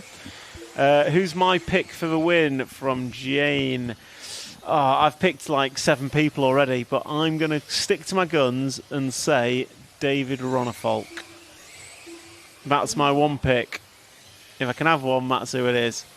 But yeah, I said it yesterday and I'll stick to it. Watkins always rooting for Eric Lyke for Garma. He's really fast and will be on Angara's Hill in the next year or two. Oh, that's bold praise for Eric there. Some talk about the Hertz GP. RCTV live streaming the Hertz GP, Matthew, at the end of August. A full Sunday named you there. I expect so. You expect so? We'll check with the boss. Matt, do you know if you're live streaming at RCTV at the Hertz GP? It's a funny one because that's the one Nick does. Ah, okay. Fair so, enough. Probably. Right. We'll leave that one to Nick to answer. He's normally along at some point. So, group number 6 is rocking and rolling on track. Your drivers, Holger Lyke, Morgan Mazieu, Danielius Stalionas, Levi Martikanian, Daniel Hoffman, Elliot Dees, artist Christian Keismagi, Matthias Haffermeyer, Daniel Bibel, Peter Perrault, Marcus Uberlet and Eric Reaver are your drivers. And your lap times with 3 laps going on the board. 37.4 for Peter Perrault, Daniel Bubel, going to go 37.6, 37.7 Holger Lyke, Elliot De Hees 39.0, and Matthias Hafemeyer going to go 38.2. Marcus going to go through with a 37.0. So these guys dropping the fast laps, although with 3 consecutive, still not quite there. Marcus opened up with a trio of 37s to go 1:52.4, and he's about a tenth of a second behind Rainer Rasser's already existing 3-lap time. Remembering that this is control practice, so the fastest 3 consecutive laps will be used to do your qualifying heats. And just having a look at the chat again. How long is the track? It's about 35 seconds a lap. I don't know the distance. I need to go and find out the track size, both in like width and depth, and also the track length. I will find that out for you and let you know in the chat. Holger Like is another really fast young lad. Yes, he is. And Richard Gallup, RCTV, do normally do the GP, and believe Nick will be doing it again this year. The online vote puts Marcus Kerr up 43% chance of winning. So 43 think Marcus Kerr will win. So that's a vote of confidence in the reigning world champion of e-buggy. So we'll see how that unfolds as we go through the weekend.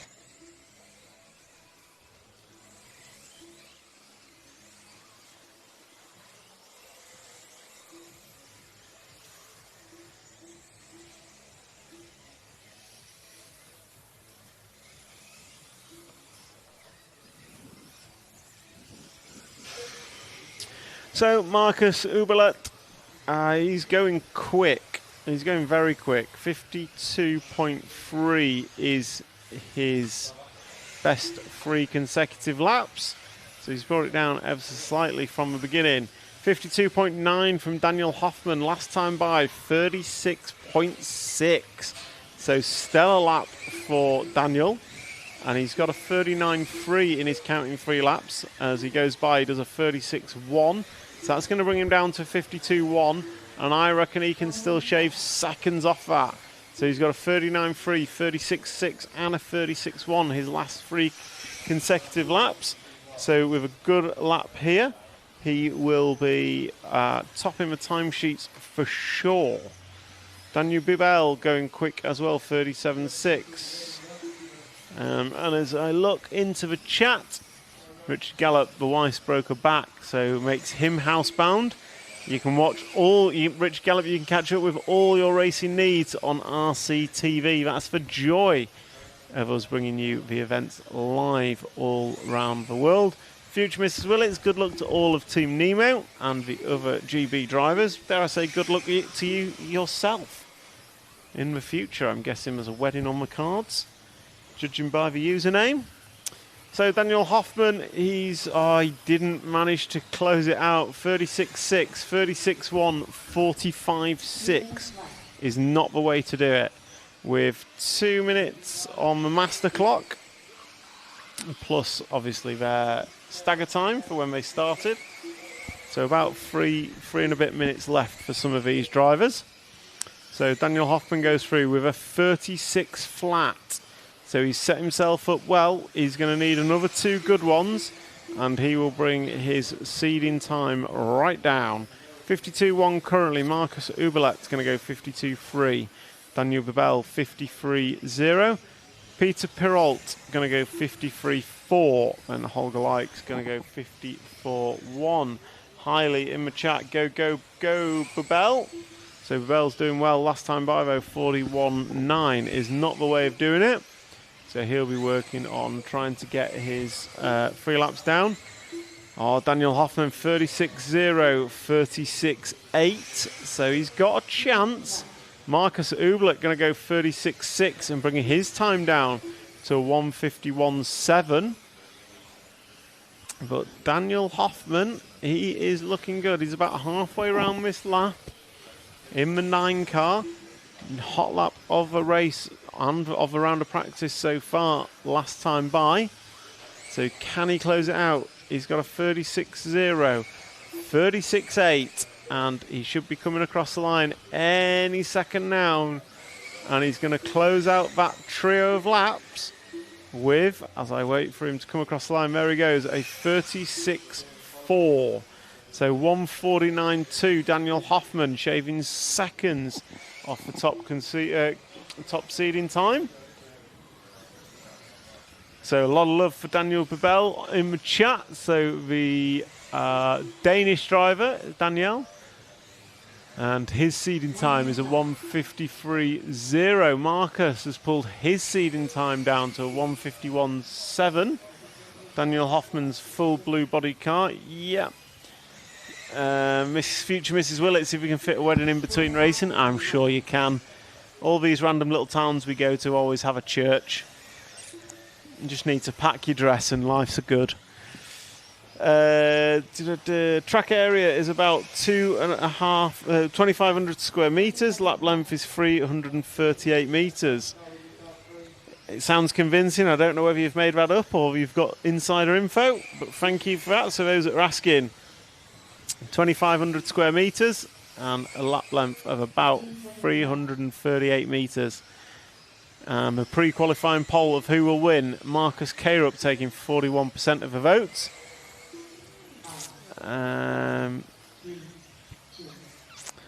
So group number group number 6 coming to a close. Daniel Hoffman unlikely to improve. Daniel Babel could. He's got a 37.0, his fast lap last time by, and he should get this lap and one more. So Daniel Babel in the 5 car, the Danish driver, going to go across the line, and he crosses the line with a 37.7. So if he gets to finish this lap, sometimes it's dependent on when the flag flies, but Daniel Babel is on for a quick one.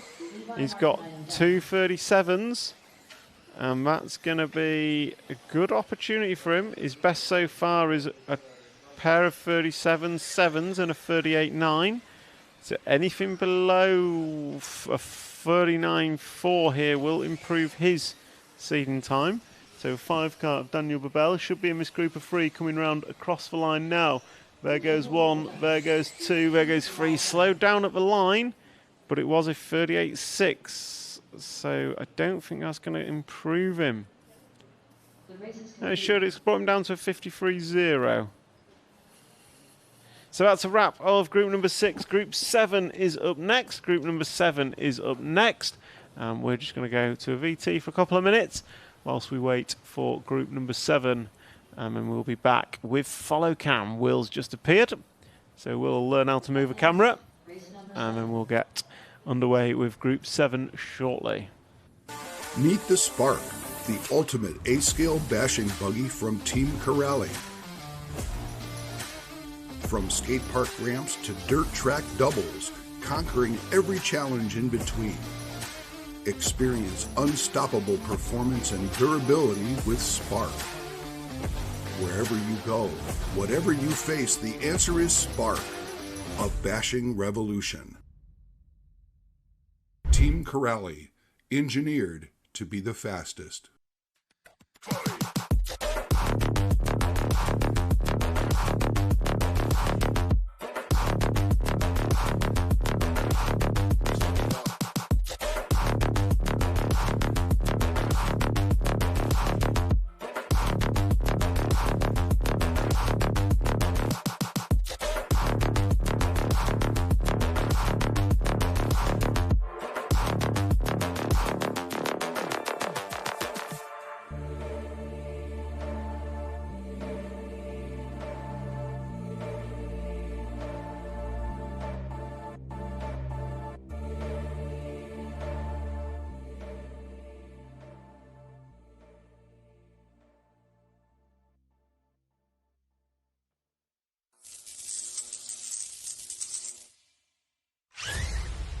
What's up? It's Max Gessel here from Team Elseram at the eBuggy Euros 2026 in Rakvere, Estonia.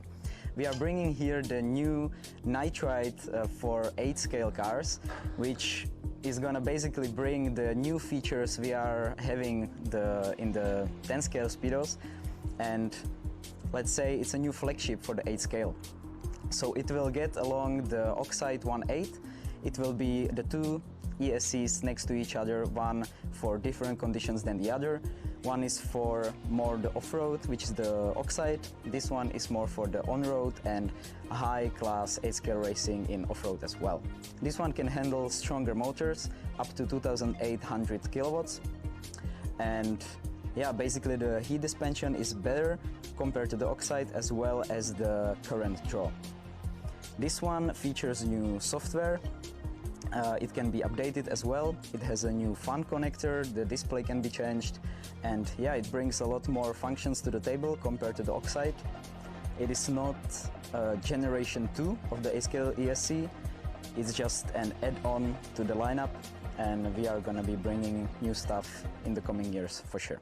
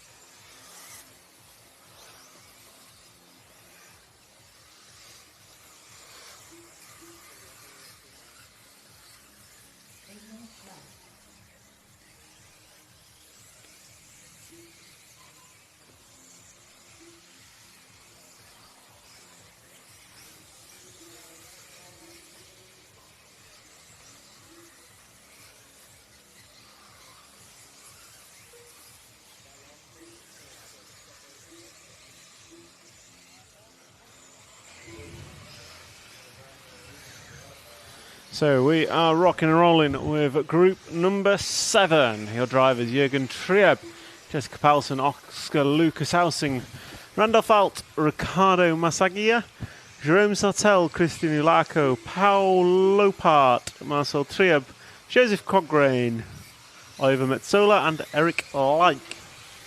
We're going to pick up the 11 car. So he's about halfway around the track. I'll just try and pick up where he is. So I think the 11 car coming around. Next one onto the start-finish straight. Mr. Cameraman, green and white car. Clear wing comes over roller and down the start-finish straight now. Looks like some low centre of gravity shock setup on that one. So not sure what car it is, but that is Christian Ulaco. And the commentator's curse hits hard with that one, going top of the timesheets after 3 laps with a 1:48.7. So Christian, I believe a young Finnish driver. Not sure how young is, but Christian Ulaco is going quickest so far with a 35.9 last time by. Gonna have a quick check in on the chat. There's a lot of talk about dishwashers, so we're going to ignore that. Bring it back to RC. Someone looking at Garma, but isn't LCG. Jane, can we follow Jessica? Yep, we'll get to Jessica shortly. So just watch Christian make an error, and then a request for Eric. I assume that's Eric Leik. And we've also got a request for JQ. This is the most requested heat we've ever had, Matt. They want everyone. We need 20 cameras and like one of those, like the old school multi-screen, multiplayer game consoles you had where there's like 12 little screens. So Christian's thrown it away on this lap. So we're going to try and pick up, the next request was for Jessica Paulsen. So Jessica Paulsen is the 5 car, about halfway around the lap. So should be coming off a big double somewhere. Pink and blue, I believe. So if cameraman can pick up coming into the quad. Pink, white and blue. I'm not sure what brand car she runs these days. I want to say Car Show, but I also might be making that up. So that is Jessica Paulsen at the request of RCTV Jane Ishorn 7748. So as you can see, RCTV Heroes request a follow. RCTV Heroes get their follow where it is possible.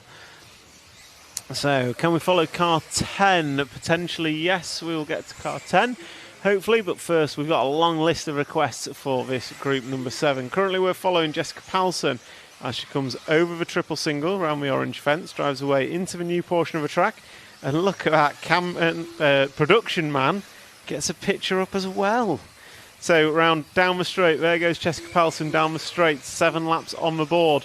With that, she dramatically improves her 3-lap pace to go 1:53.4. But it is Marcel Trieb with a 1:48.1 at top of the timesheets from Kristin Yulako. Then we've got the 10-car Italian driver Riccardo Massaghi. So Jessica Pelson is got someone for company. That looks like it might even be the 7-car. Let me see. Yeah, it looks like the 7-car of Oiva Metsola. So another Finnish racer. As we come into the final 4 minutes of this practice session. Jessica is driving a Kyosho, you are correct. And Watkins Agama asking for Eric Light. So we'll try and pick up the 3-car next. So 3-car, yellow and blue going over the quad, Mr. Cameraman, when you get a smooth transition. Top right-hand corner of the track, going to be coming round onto the straightaway around about now. So that is the Agama, I'm assuming N2 car, number 3 of Eric Light. Last time by 35.7. So he's going to look to put in 2 more good laps in his remaining, he's done what? He's got about 7 laps to go. So Eric Light is running round on screen now in the Agama car. So that's a follow request for Watkins Agama. And then the next request we've had is for JQ. So getting to requests for follow as and when we can. We've had a queue of 4 for group number 7. So doing what we can. And obviously RC TV Hero, their requests take priority because they are RC TV Heroes. If you want to be an RC TV Hero, hit that join button and join up to be an RC TV Hero. Get early access to content, exclusive access to content, and also get your request prioritised when we have follow cam on the go. So this is the 3-car of Eric Light in the Agama N2. And he is rocking around in 3rd place in this. 1:48.8 is his 3-lap pace. And that is the 3 laps we've just caught on camera. So quite lucky there. And then we've got a 1:48.7 for Kristin Yulako. 1:48.4 for Riccardo Massaghi. And Marcel Trieb going to go 1:48.1. He's put in a pair of 35, so he's looking quick as we come into the final, 2.5 minutes for these drivers. Comment on the chat, seems the track has absolutely no grip. So no grip on the track, they reckon. I couldn't possibly tell you. I was speaking to Marcus after round 3 of free practice, and he said it just got dusty. But they are expecting the grip to come up. And you can see the grooves starting to appear along the track. Mads RC Buggy, is that Mads from Norway? Him and Oiva are basically battling in all the Finnish races. So cool seeing them in the same heat. Also, I assume that's Oiva and Christian, the two of the Finnish races in this one. We'll see if they're still in the same heat after seeded practice. So with 1 minute to go, I think we should try and jump to the 10-car, the Italian driver. He's going to be coming over the right-hand side of the track now. One of these 4 coming onto the straight in succession. The second of these onto the straightaway now, cameraman. So white and green, clear wing, round the berm now.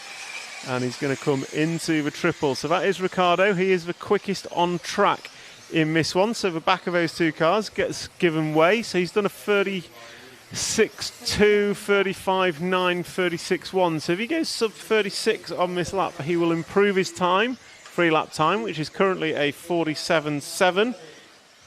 But that is chaos. I think you might have dropped onto the 7-car there. So that is Oiva Metsola. There we go. Pick back up the 10 car. Yep. And that is Riccardo. So as I'm speaking, Marcel Trieb puts in a 35.4 to go top of the timesheets. So he's gone 47.73. Riccardo 47.78. And then we've got Christian on a 48.72. So all very close at the top of this one. Question for tech support, Matthew. Can we have the timing in control practice to show the result based on top 3 consecutive laps rather than overall time? I don't know if he's listening to me. For control practice, could we get the results to show based on top 3 rather than overall? Okay. So if you couldn't hear him online, that's a no. We can't show that. Sorry. My next question, Matt. Where you've got 3 decimal places and the last 2 are always 0, 0. Right. Can we get rid of them? No. Or does this involve like sending information to Sweden and printing it off and feeding it into someone's server? Yeah. And then eating the paper. Right. And then shredding it. Well, once he's updated everyone's cars and engine, speedos and motors, maybe he could eat some zeros for us. Who knows? Question in the chat, what happened to Oscar Alsing? No idea, sorry.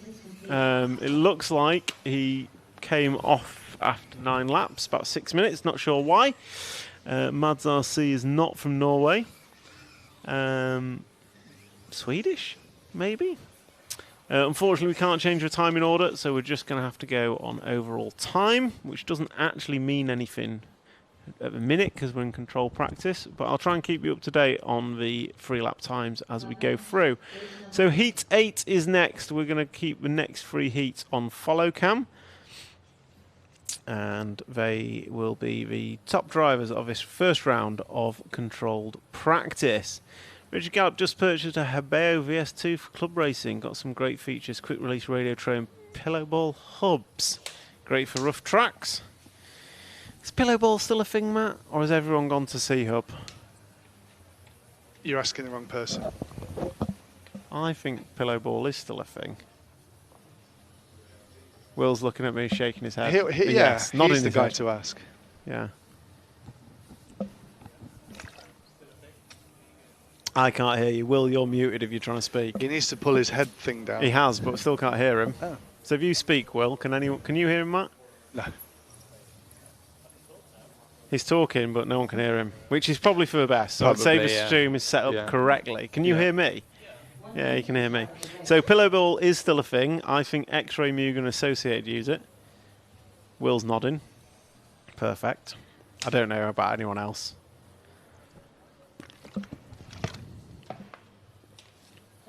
So what have we got? We've got group number 8. And we will nip to a quick VT and rejoin you for Heat 8 when it gets underway.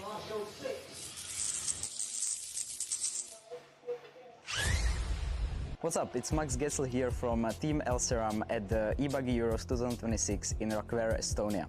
We are bringing here the new Nitride for 8-scale cars, which is gonna basically bring the new features we are having in the 10-scale speedos, and let's say we can hear you again now, Will. Scale.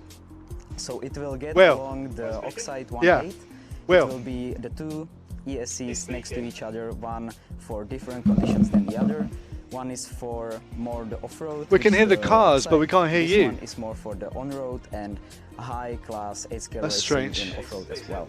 This one can handle stronger motors, up to 2,800 Yeah, he put it down, but we can't hear him. Yeah, basically the heat dispension is better compared to the Oxide as well as the current draw. This one features new software. It can be updated as well. It has a new fan connector, the display can be changed, and yeah, it brings a lot more functions to the table compared to the Oxide. It is not generation 2 of the 8-scale ESC, it's just an add-on to the lineup, and we are gonna be bringing new stuff in the coming years for sure.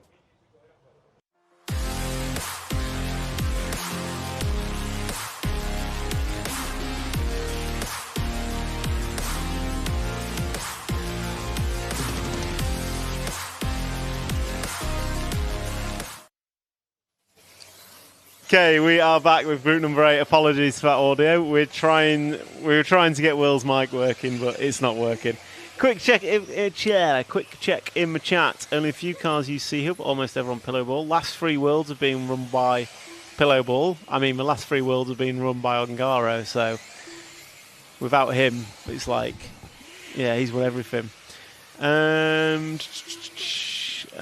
can hear you online. Yep, sorry about that. S-Works is pillow ball, apparently. Yeah, the Big Bang. Something just happened. Right, so what have we got on track? We've got group number 8, and on camera we've got the orange and yellow, I'm going to say number 7 car. That is of Nathan Dalby, I believe, as he goes double, single, single. Renault Savoy of a Shark. For those of you who weren't listening earlier, Renault is the Shark because of his obsession of sharks as a young kid, like 10-year-old kid. Not for his driving, not for his haircut, and not because he was bitten by one. But they were all great stories.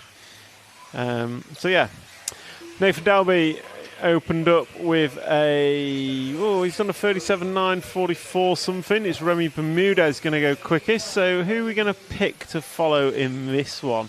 I think we should pick out the 10 car of Una Hattinen.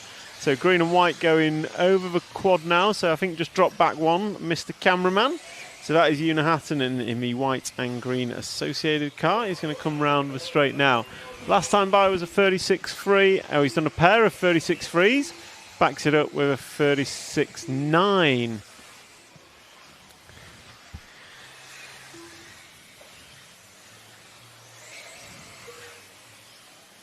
So Remy Bermudez, Una Hattinen are the 1 and 2 in this. 147.4 for Remy. Oh, Eric Like, I missed his 3 lap time going in.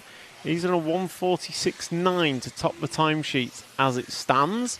So quickest seeded so far is Eric Like with 146.992.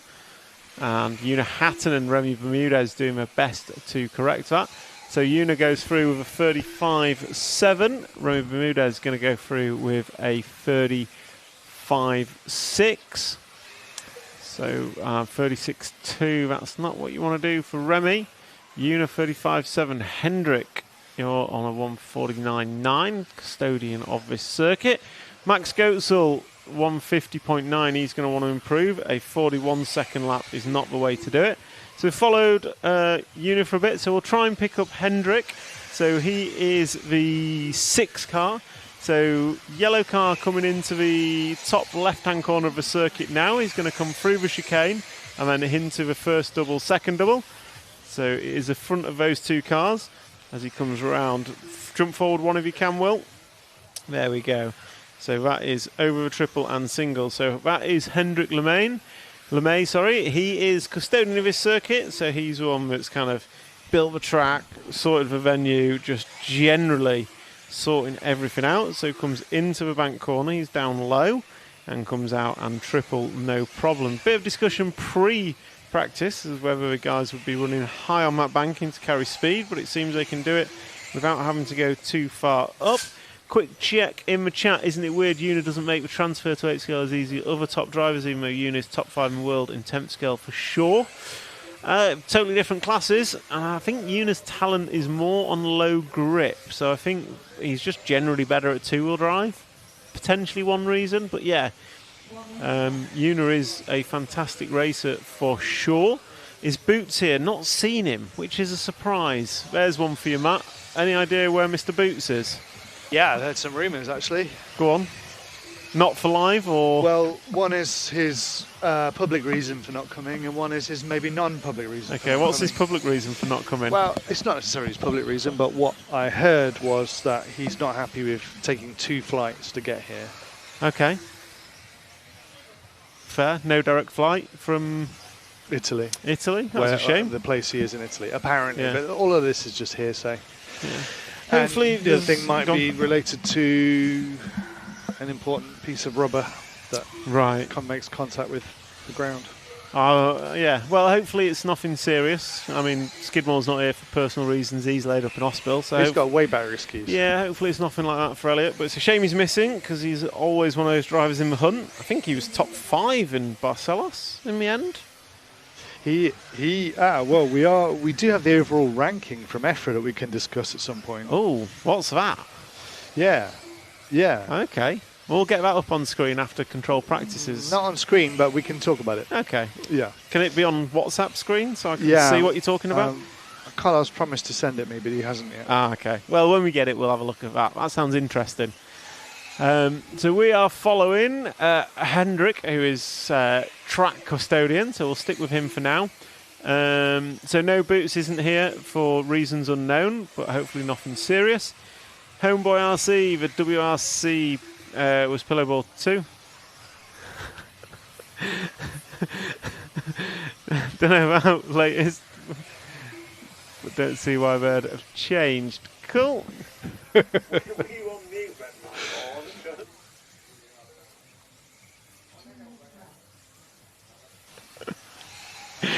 So, looking at the timing screen, Una Hattinen going to go 47.3, Andrea Trevisan going to go 47.3.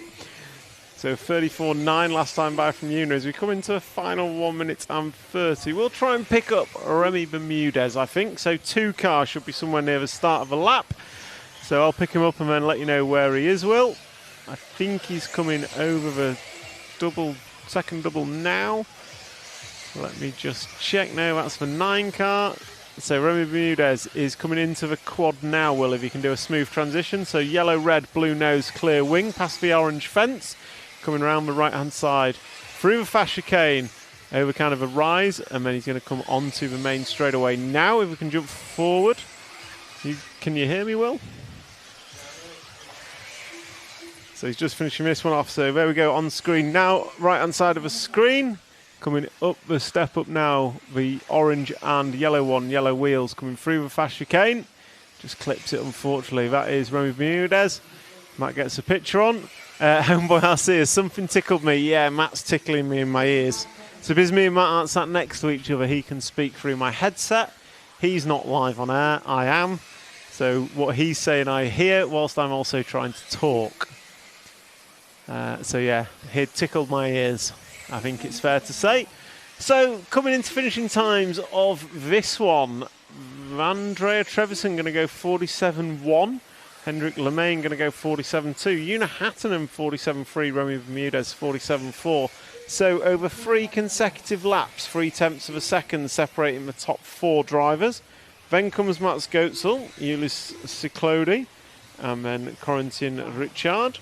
Carl Eric Volter, Nathan Dalby, Renault Savoia, Matthew Marie and Alexis Valls is your full finishing order. Little Murphy is open tyre rules, or are they fixed? It's open tyre. Do what they like, I believe. So no tyre rules. I assume there's no source here, is there, Matt? Do you know? I think no idea. EFRA is no source. We're going to say no source. The track looks great. I would love to visit that country. Yeah, the track is great, like absolutely fantastic, great. Highly recommend it. And also the place is really nice. I think after this one we can go into a little VT from the local tourism board, and we'll show you what the local Rakvere city or town looks like. So as we come into finishing times. That's a wrap of group number 8, and Andrea Trevisan going to take that one with a 1:47.1. So we'll jump into a quick VT and we'll be back for group number 9 shortly.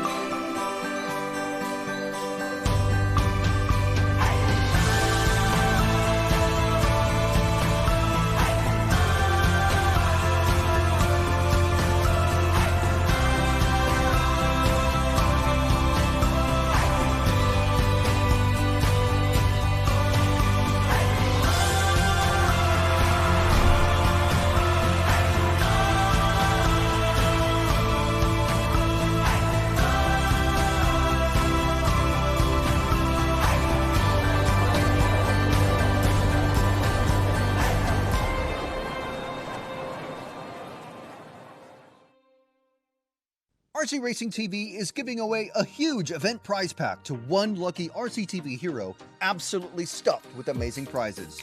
You could get yourself a pair of exclusive RCTV kit bags from Race Stars, an EFRA t-shirt signed by every driver in the A Final, a Pro Spec Team Savok Servo, the latest Invisible Speed 2 book signed by JQ, 36 Mood swag, and more. And to be in with a chance, all you have to do is be an RCTV hero by joining the channel. Hero channel members get to watch tons of exclusive RC content, get discounts on the RC Racing TV store, and if you're hero level and above, you even get a free sticker sheet. Plus, you might even win the awesome EFRA eBuggy Euros Hero Event Pack.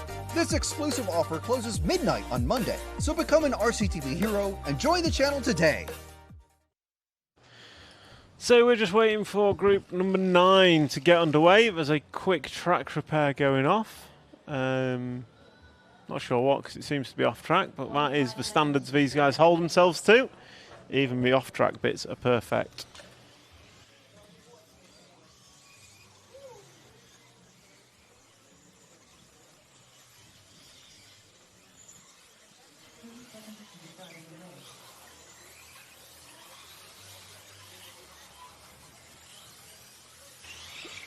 So, what have we got in this one? Group number 9. Go Pecco. So a bit of love for Pecco in this one. Is he in this one? Yeah. Can we start on car number 4, please, William? Pecco Ivanen. So your drivers for this one: Ricardo Berton, Bartosz Salewski, Daniel Parente, Pecco Ivanen, Adrian Parente, Robert Bataille, Jon Neumann, Danny Kovacic, David Todd, Fiona Lemaire, Hugo Tavernon and Marco Barufalo.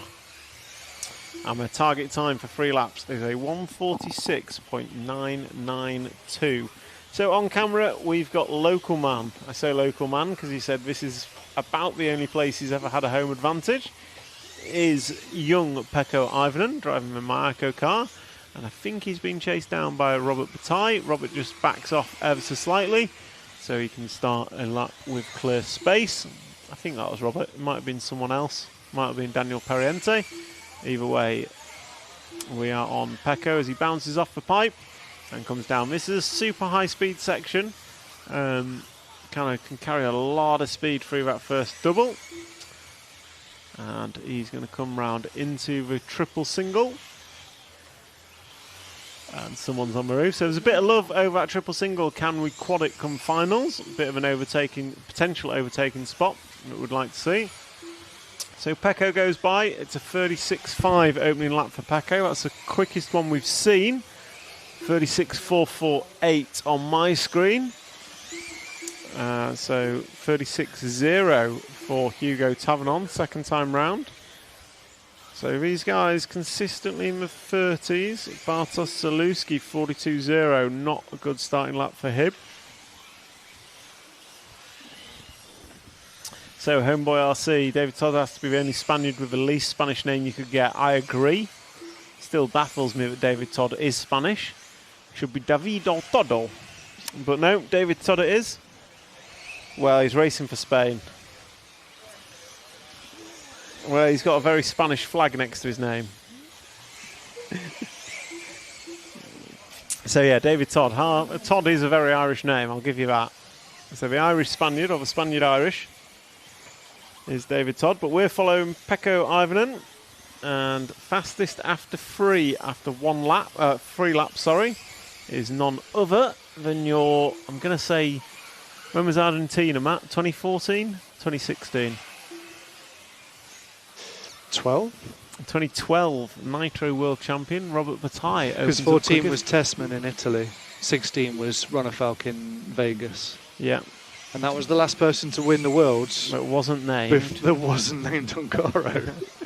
Davide Ongaro. So if he wins this one, he's been champion for a decade. Thanks to COVID. Yeah, it's still quite an achievement. It is.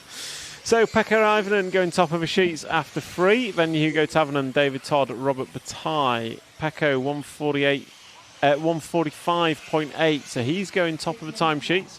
So we are watching the quickest car on track in the form of Pecco Ivanen's Mayako. Hugo Tavernon 36.0 last time by, so he runs in 3rd. So 34.9 last time by for Pecco. He's running quick. Daniel Kobovic doesn't seem to be getting hand on his Schumacher buggy, but we're going to try and pick up the 6th car of Robert Bataille. So I think, say that, I don't think he's on track. He seems to be off track at the minute, so scratch that. So we'll stick to Pecco, I believe. There he comes over first of the back doubles, then the second one. Big jump there, falling down off the track. Questions in the chat. Can you get pictures or video of a Schumacher with body off? We'll try, but I doubt it.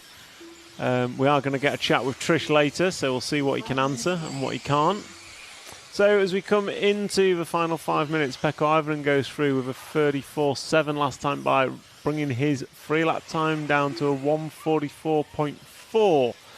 So Robert's back on track, so we're going to try and pick up the 6th car. He should be coming into the quad now. So we'll do a smooth transition. So there he goes over triple single past the orange fence into top corner. So yellow wheels, yellow and red colours of Robert Bataille, long-time RC racer.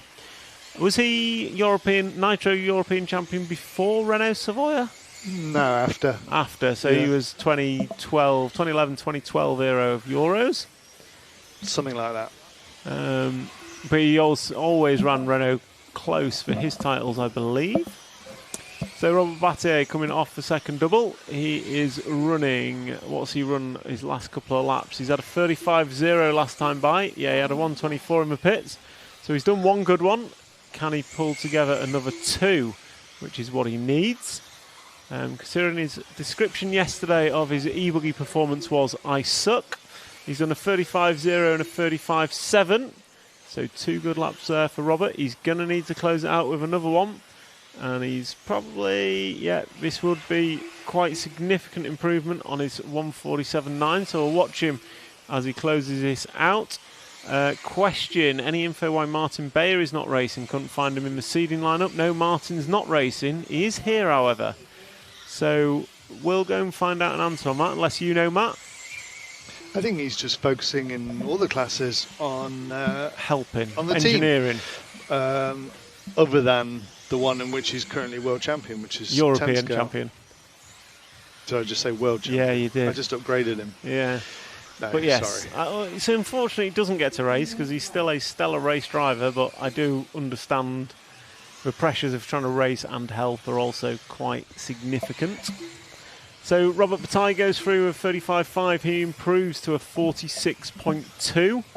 Bartosz Saluski is going to go 45.4. So that'll put him 2nd overall going into the final heat. Eric Light currently looking at 4th overall going into that final heat. Oh, sorry, 5th. Jon Neumann jumps in front of him. So Eric Light's looking quick and potentially a B seed here for him. Although one more round of control practice to go. As Robert Bataille catches the track marker through that fast chicane. And looks like, is his car broken? Possibly. As we're in the final 2 and a bit minutes. I don't know if we'll see any more of him for quick laps. So we'll try and jump to the 2 car. Should be coming into the quad shortly. So there goes the 10 and there's the 2. So the all-white car on the right-hand side of the track coming round the top corner. That is Bartosz Saluski. So he's running in 2nd position in this. Last time by 35.2, 34.9 before that. And with that lap he goes through with a 34.9. So he improves his free lap time to a 45.1. But it is Pecco Ivonen a full second up the road on 3 laps. So Pecco Ivonen going to go 44.1. Saluski 45.1. Adrian Perienti 45.8. Robert Bataille 45.8. Jon Neumann 46.5. David Todd 46.6. Scratch that. David Todd goes through and improves to a 45.7 to put himself 3rd. And then we've got Daniel Periente with a 47.2. Ricardo Berton 47.2. Hugo Tavernan 47.4. Baruffalo 47.9. Theo 48.3. And Danny Kobovic a 49.7.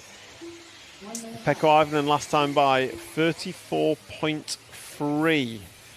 So Ivonen is laying it down. Zaluski is coming round and he's got opportunity for an improved lap time. We'll see what he can do. I suspect this one's been a bad lap as we watch the all-white car come across the line now. That time by for Zalewski was a 35.5. That's not going to improve him. So with 30 seconds to go, we've got about a minute on the clock of Zalewski, so he'll go this lap and one more. So we'll just follow him round till the end. Meanwhile, Pekka Ivanen, 34.3, 34.9, and 34.5. He improves again, bringing it down to a 43.8. I don't think I'm going to see my 32-second lap times, Matt. We're on 34.3 fast lap. I think that's the fastest I've seen. So certainly quicker than what free practice 3 was. We saw 34.5s in free practice 2. So Ivanen's going to finish this one quickest. Bartosz Zalewski is going to finish it in second, I reckon, with 45.1. Eric Like, your time will hold for 7th overall going into the final heat. So good run from Eric. So Periente, Todd, Bataille, Neumann all on their final laps now. Pekka Ivanen had a crash on his last lap, so he's done it. Neumann crashes. Neumann's not had a good finish to this, so 40.1, 42.6, 40.6. Periente closes with a 35.0, his hot lap of a race, so he goes for 45.6 for his 3-lap run, just in front of David Todd and Robert Bataille. So coming into closing time, these guys and girls are wrapping up.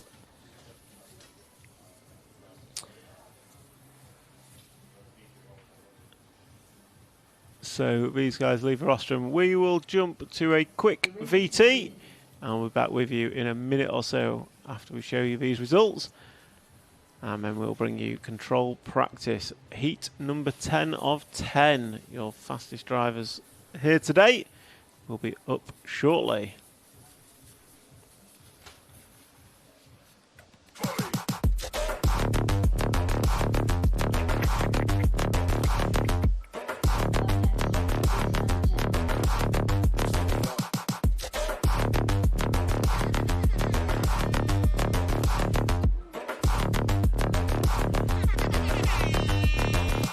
Can you hear that, man?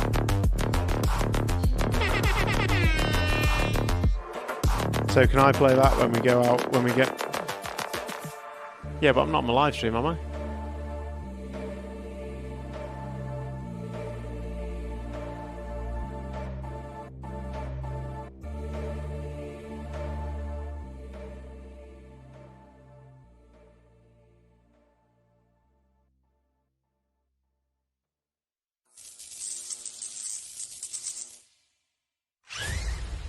What's up? It's Max Gessel here from Team Elseram at the eBuggy Euros 2026 in Rakvere, Estonia. We are bringing here the new nitride for 8-scale cars, which is gonna basically bring the new features we are having in the 10-scale speedos, and let's say it's a new flagship for the 8-scale. So it will get along the Oxide 1.8. It will be the two ESCs next to each other, one for different conditions than the other. One is for more the off-road, which is the Oxide. This one is more for the on-road and high-class 8-scale racing in off-road as well. This one can handle stronger motors, up to 2,800 kilowatts. And yeah, basically the heat dispension is better compared to the Oxide as well as the current draw. This one features new software. It can be updated as well. It has a new fan connector, the display can be changed, and yeah, it brings a lot more functions to the table compared to the Oxide.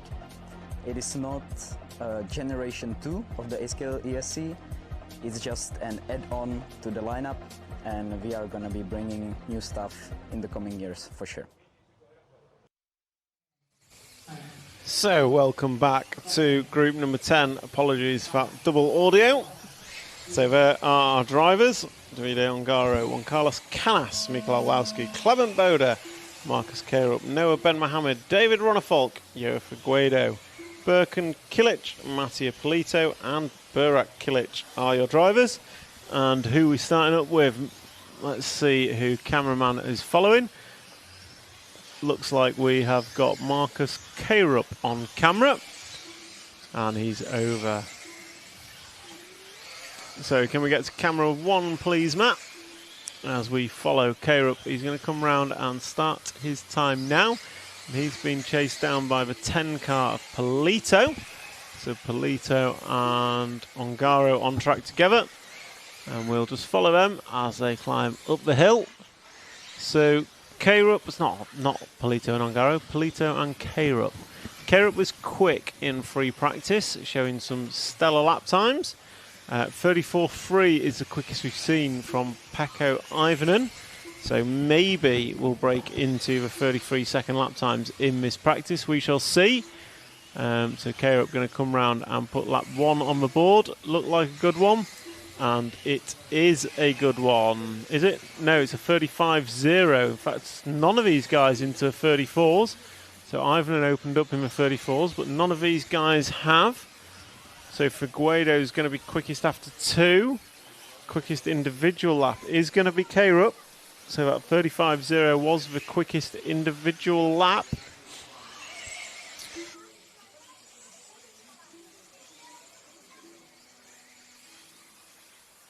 So we've Scott Krupp coming round onto the straight.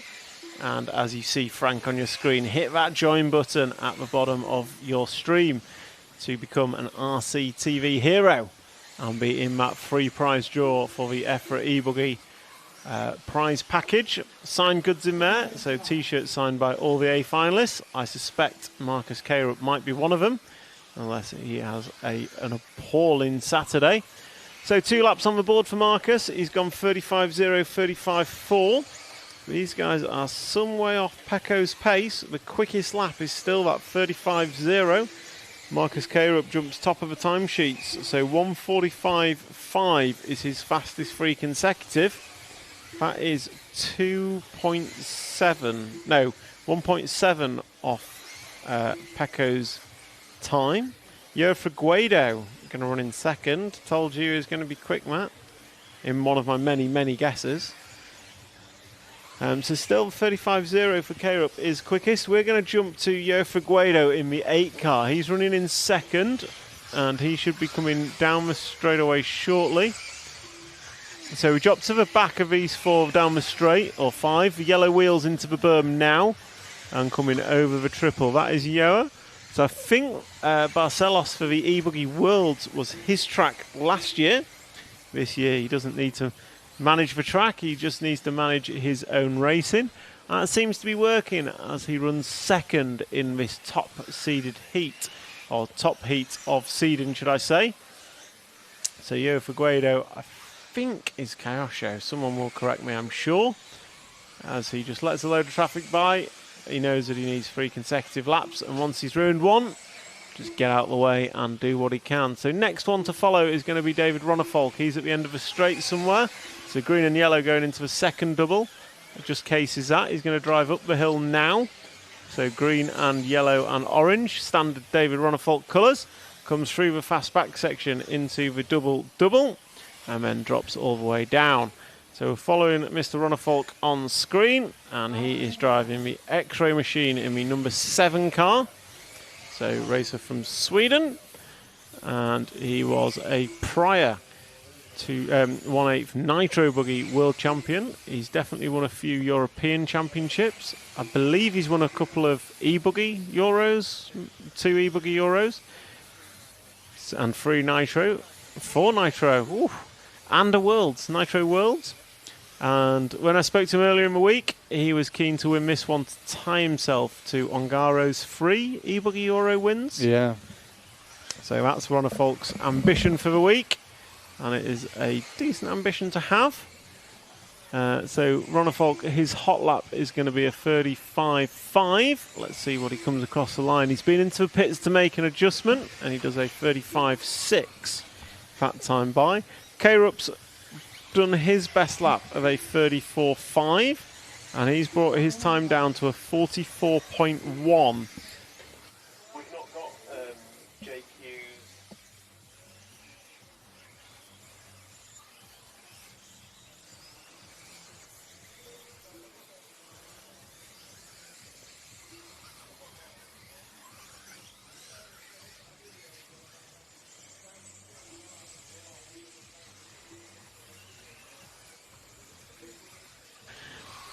So David Runnerfolk is on camera, and we'll try and jump forward one to the all blue machine of Mikael Olowski.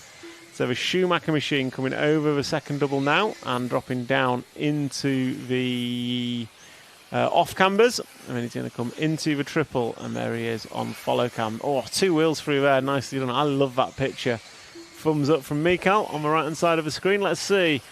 He started well. Free practice 1, he was quick, and he just seems to have fallen by the wayside. 35.3 is his quickest lap. 148.5 his fastest free consecutive, which is not good. I don't know whether these guys are just slow or something happened to the track. We did have a small break when we repaired it, but it just seems to have fallen away. 34.5 quickest lap for Marcus. Only one in the 34s, and a whole bunch of 35s. 35.1 for Yoa is second quickest. 35.0 for Ongaro. He struggled to get 3 laps together. Noah Ben Mohammed pulls 3 together to go 146.3. But it looks like these guys are struggling for pace out there. Don't know whether the wind's picked up and just blown dust around, or something's just not clicking for the heat. But Mikael Olowski on camera running the Schumacher machine. So I know there's lots of requests to get that off-body shots of that, but I don't think we'll be getting those this weekend. And he is chasing down David Runnerfolk on track, I believe. He goes across the line. Map time by for Olowski. Some decent 35.3, so he jumps up with a 146.6, as does Ongaro. Yo Figueiredo pulls his time down to a 45.0. Marcus Keirup has got a 35.5, and then Disaster on the back section. Going to collect a few cars, and that is going to ruin theirs. So we'll stick with a blue and white car, drop forward 1. If we can, jump forward 1 will into the triple. So that is, I'm pretty sure, a Kilic machine. I want to say Burak. I think Burkan's orange and Burak's blue. So coming across the line now, there goes Kilic. It is Burak Kilic, that time by 35.3. So he's done a pair of 35.3s, which is his best pairing of laps. So he's under pressure now to pull out one more quick lap for Kilic to improve his 3 lap time. So we'll watch him as we come into the final minute. And he's going to come round the off cambers now. Tucking in nicely, goes triple single, kind of long on that. And then he's going to sweep round the right hand side of the track through the fast chicane, over kind of a double rise, into the little double, and then come down the straight. He's got a pair of 35.3s, and that's a 35.2, his hot lap, and jumps him back up the order to 4th overall. Well, 4th in this heat, sorry, with a 146.0. So your top guys at the minute, Marcus Keirup 144.1, not going to improve.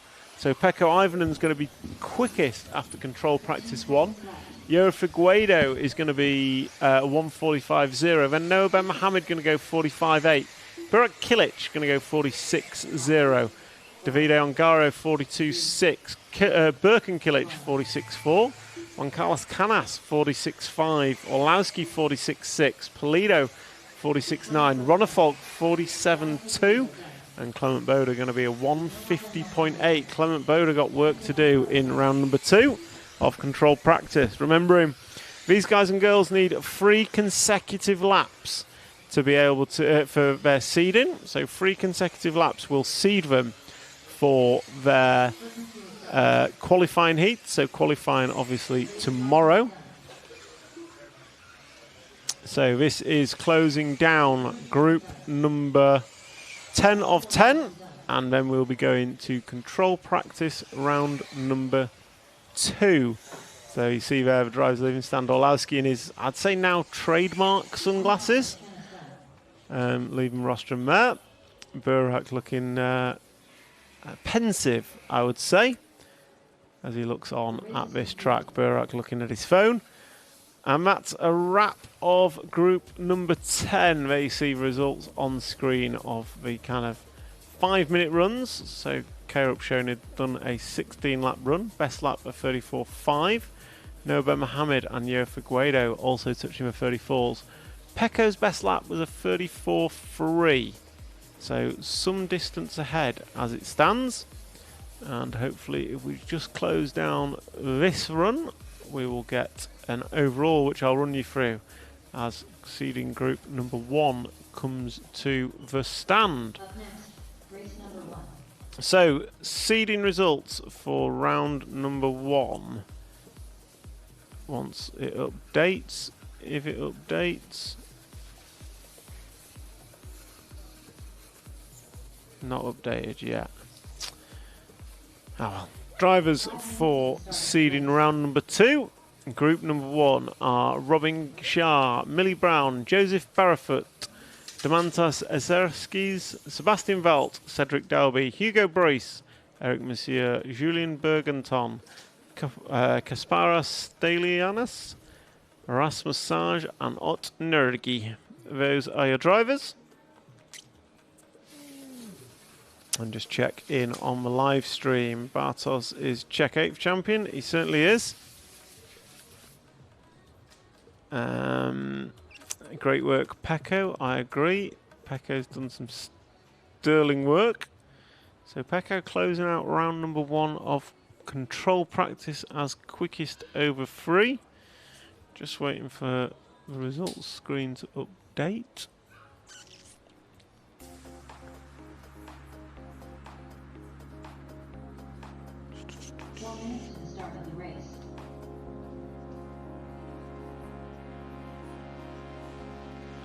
So your top drivers from round 1 of seeding. Pekko Ivonen went quickest with a 1:43.8. 3 tenths behind Matt Marcus Krupp. Then you had Yo Figueiredo in 3rd. Bartosz Saluski 4th. Adrian Perienti 5th. David Todd 6th. Mikael Olowski in 7th. Noah Ben Mohammed in 8th. Robert Bataille in 9th. Burak Kilic in 10th. Davide Ongaro 11 and Birkin Kilic was 12th. Remember, this is just seeding after on 3 laps. So plenty of work still to be done and lots of names hoping they can move up into that A seed heat. So we're going to cut to a quick VT. We've got about 4-5 minutes until we start. So we'll put a quick VT on and then we'll get heat 1 underway shortly.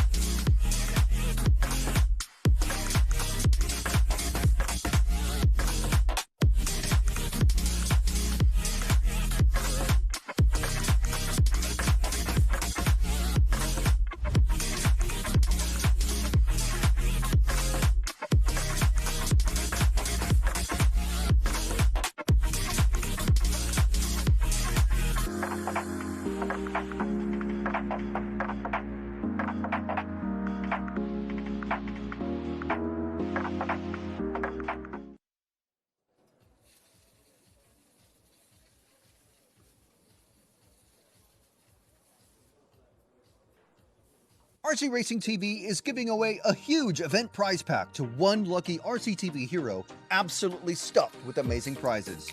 You could get yourself a pair of exclusive RC TV kit bags from Race Stars, an EFRA t-shirt signed by every driver in the A Final, a Prospect Team Savok Servo, the latest Invisible Speed 2 book signed by JQ, 36 Mood swag, and more. And to be in with a chance, all you have to do is be an RC TV hero by joining the channel. Hero channel members get to watch tons of exclusive RC content, get discounts on the RC Racing TV store, and if you're hero level and above, you even get a free sticker sheet. Plus, you might even win the awesome EFRA eBuggy Euros Hero Event Pack. This exclusive offer closes midnight on Monday, so become an RCTV hero and join the channel today.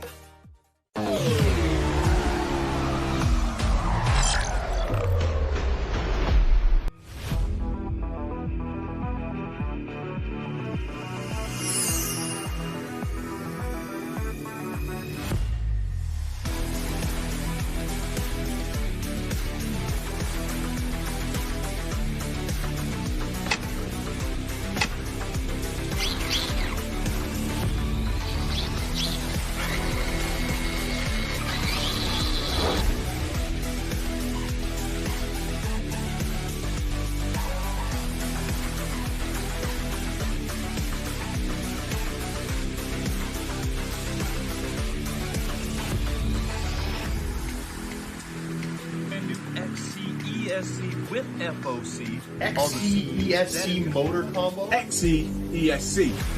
XC-ESC?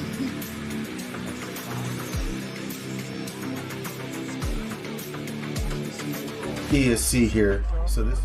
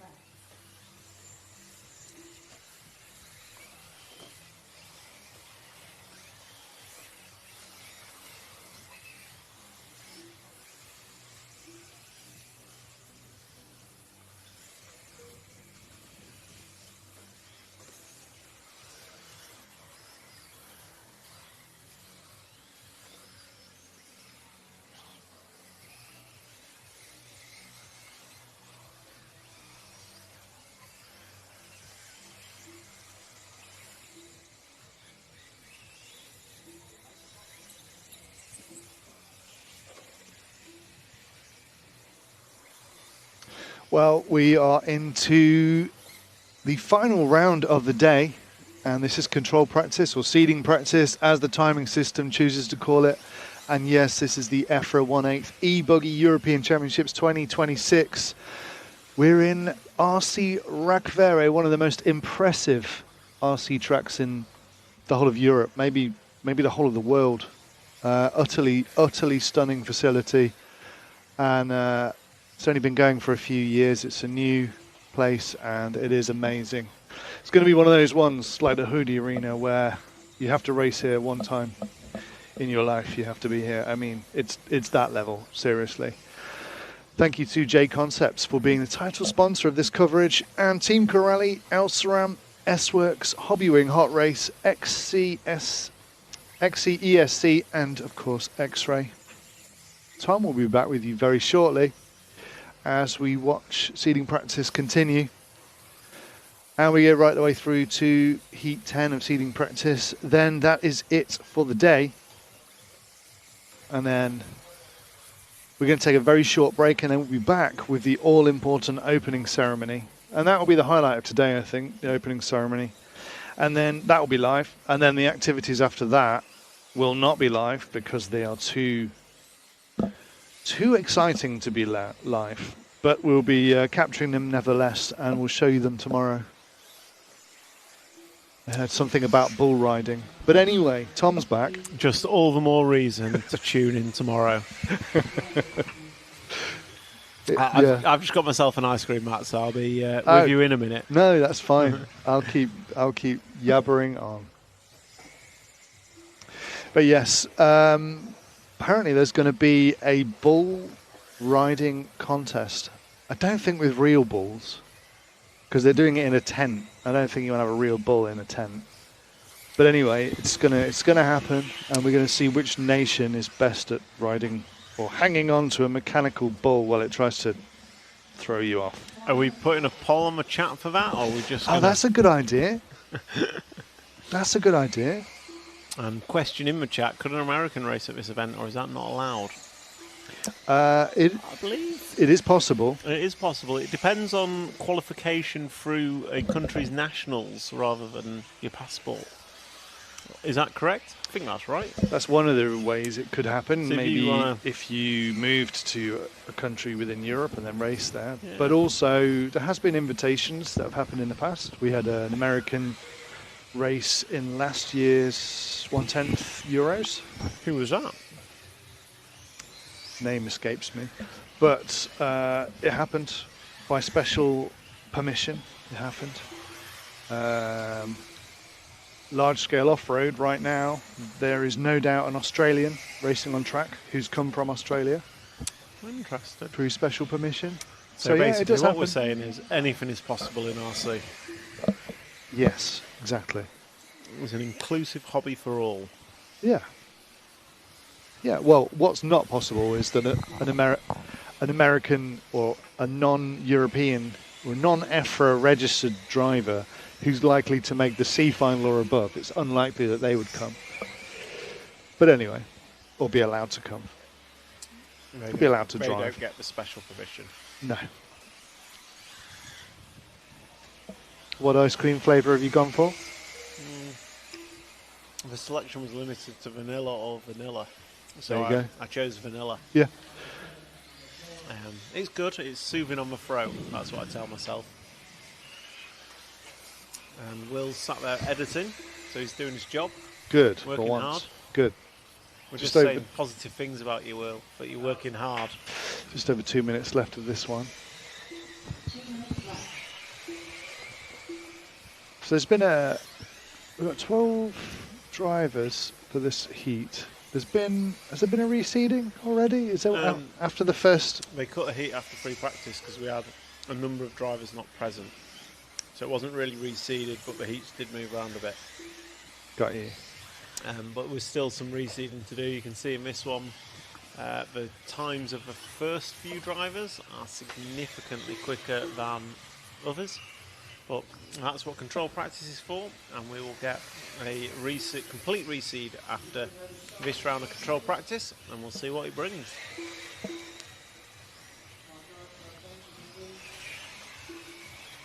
And as always, the top drivers will be split over the top 3 heats, so we get 3 heats worth of top flight excitement.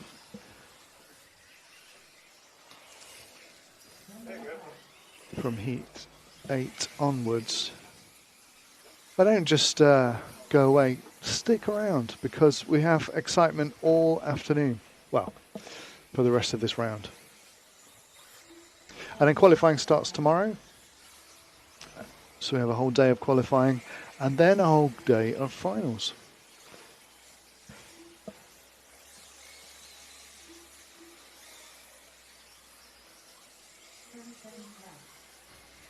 So we're just getting some tech support up here, Matt. All right. They've decided to change out some box for some reason. Okay, cool. I think it makes me sound less northern and more understandable. You have gone a bit distant sounding, but I feel like it's because you've moved the mic so you can eat an ice cream. How did you guess? That's exactly what I did. There were telltale signs. Moved the mic out of the way so I could eat my ice cream, and now I'm back. And I can hear party music in the background. Can you? Yeah, I don't know. Well, you don't get to hear this music. I'm just going to get out of the way for all these guys that are doing actual work, rather than just me who's sat here doing nothing. So, as I was explaining to the viewers, when you were having your break, we're going to go off air after the track action is finished, and then we're going to come back for the opening ceremony. Yep. And we're going to do it slightly differently to what we usually do. We're not going to do interviews on the track like we usually do. Okay. We're going to do kind of Eurovision style commentary from in here. So you get to sit in the air-conditioned bus. Oh, that sounds fantastic. And we're just going to watch proceedings happen and talk over them in the gaps. So it should be fun.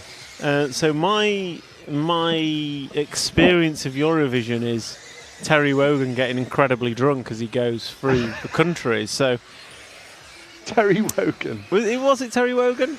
Yeah, but it's been others presenters more recently than that. Yeah, but I grew up watching Terry Wogan get drunk at Eurovision. So do I also get to get drunk at opening ceremonies now? I know. I mean, we can try it. We're trying lots of new things this weekend, so why not, hey? Why not? Well, it should make for an exciting opening ceremony. And then we'll see what comes after the opening ceremony. I've heard great things. I think I'm going to put my vote out there that the Spaniards will be the best bull riders. Oh, yeah. So we need to do that. That's my guess. I mean, you're just going on kind of... stereotypes. Kind of on stereotypes. Absolutely on stereotypes. I don't know many RC racers that have done bull riding before. So, what else do you go on other than stereotyping a nation?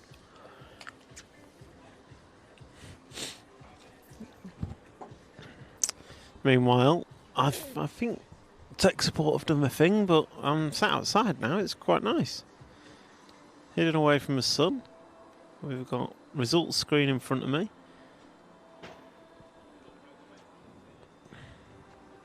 And we are a couple of minutes away from group number 2 starting. Comments in the chat, Euros only. Yeah, there's no Americans here. The only American I believe is here is J-Ro and Alison from JConcepts. They're here supporting their drivers. Not sure of any others. Oh, Matt, I'll tell you what I need. If you're listening. I'm listening. I need a pole with a microphone on the end of it. You know, Netflix style. Because all the top 8 drivers congregate underneath me, but I can't quite hear what they're saying. I could just drop a microphone above them. Hey guys, you carry on. How is that Netflix? We can't hear you. We can't hear you. It'd be great. And then we could just listen into what they're saying. So you could interview them? No, I don't want to interview them. I don't want them to know we're listening. You just want to... You know, like when you see Drive to Survive and we're walking around, like the drivers are having a little chat and there's just a Netflix mic that appears from nowhere. Yeah. We just need that. Spain are looking pretty strong in the... the two votes of me and you. In the poll. I've not voted, I can't. Oh, we've got someone dialing in from Brazil. Eduardo Rossi. Good morning. Well, Brazil's America, so it'll be good morning to you guys in Brazil. And we've got Wasted Digits. Track looks good. Nice facility. Yes, it is a nice facility. It's fantastic. Virginia Vlou. Bonjour le français. Hello from France. So, group number 2, rocking and rolling. Your drivers, Timothy Viola, Thomas Struck, Maxi Block, Kai Yamser, Jessica Diodon, Marcus Heine, Yimi Lamus, Richard Kalnins, William White, Alan Hideko, Sebastian Schneider, and someone that jumped to the top of the timesheets before I could read the name out, Tommy Mier. So those are your drivers. And this is group number 2, round number 2 of control practice. So this does mean something. This is going to set their heats for qualifying. So what the drivers do here will determine what heat they're in for qualifying. It might not sound important, but I guarantee you it will have a big difference on how their weekend pans out.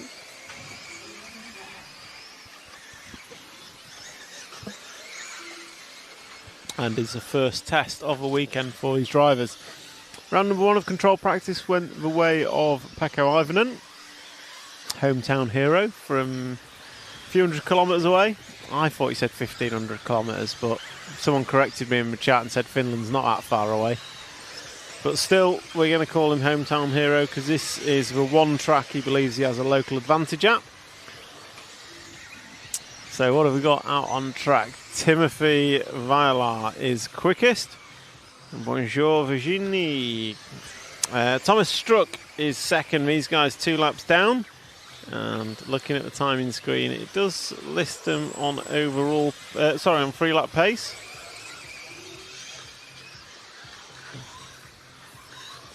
So wait for them to come through and get 3 on the board before we start telling you what times they are doing.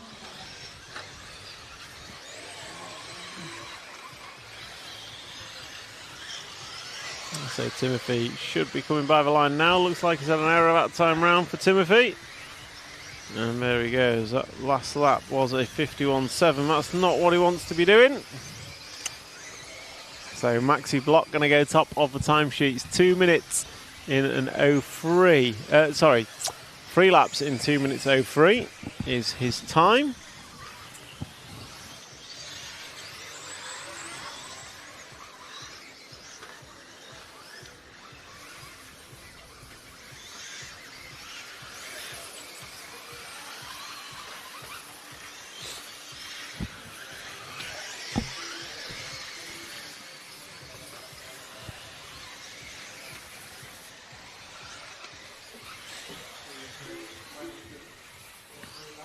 So William White now going to jump top of the timesheets after 3, 1:59.8 for his 3 consecutive laps.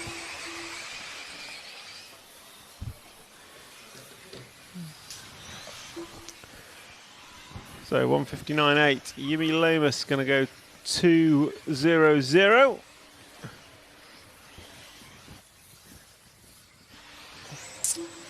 You love my French accent. My accent is not very French, but I appreciate that, Virginie. Yeah, my French is not the best, I won't lie. But you get to hear me ruin all the accents through the weekend. So William White, Irishman. Last lap for William, a 50.7. Not sure that's what he wants to be doing.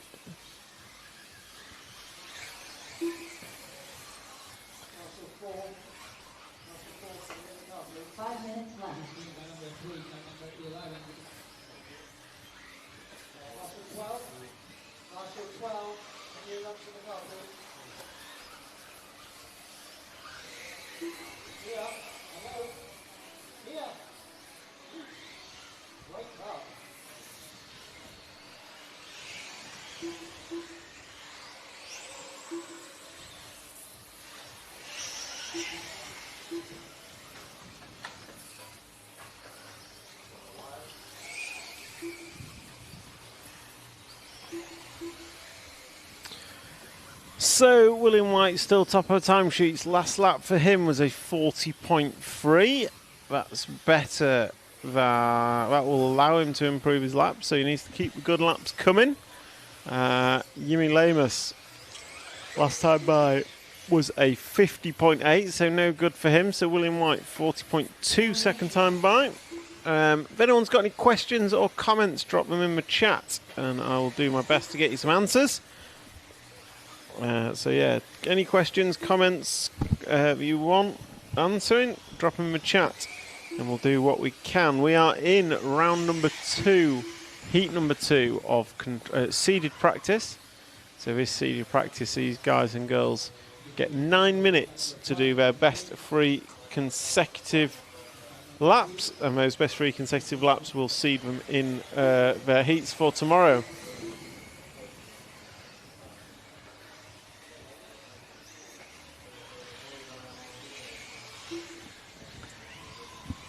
And Alan Hodeko going to go top of the timesheets, 1:59.3. So good 3 laps from him, 39.1, his best lap last time by. I want to take a moment to thank all our sponsors for enabling us to bring you this live stream. So JConcepts, our headline sponsor here this weekend at the Rakvere facility for the EFRA 1/8 eBuggy Euros 2026. And our supporting sponsors are Team Corelli, El Saram, S-Works, Hobby Wing, Hot Race Tyres, XC, ESC and X-Ray. Big thank you to all those supporters for enabling us to bring you this live stream, and to all our RCTV heroes for joining us in the chat. If you want to support RCTV, you can become a hero yourself. Hit that join button and sign up, and with it you get access to exclusive content, early access to content, and you get put in a prize draw for the EFRA eBuggies prize pack, which includes a signed t-shirt from all the A-Main drivers and a Savox servo. So brilliant prize to be won. All you need to do to enter is become an RCTV hero. So 2 minutes left in group number 7. There's a view of the drivers on the rostrum. I don't know who it is who's super tall, but I suspect they might be stood on a box of some sort, or they should be playing basketball.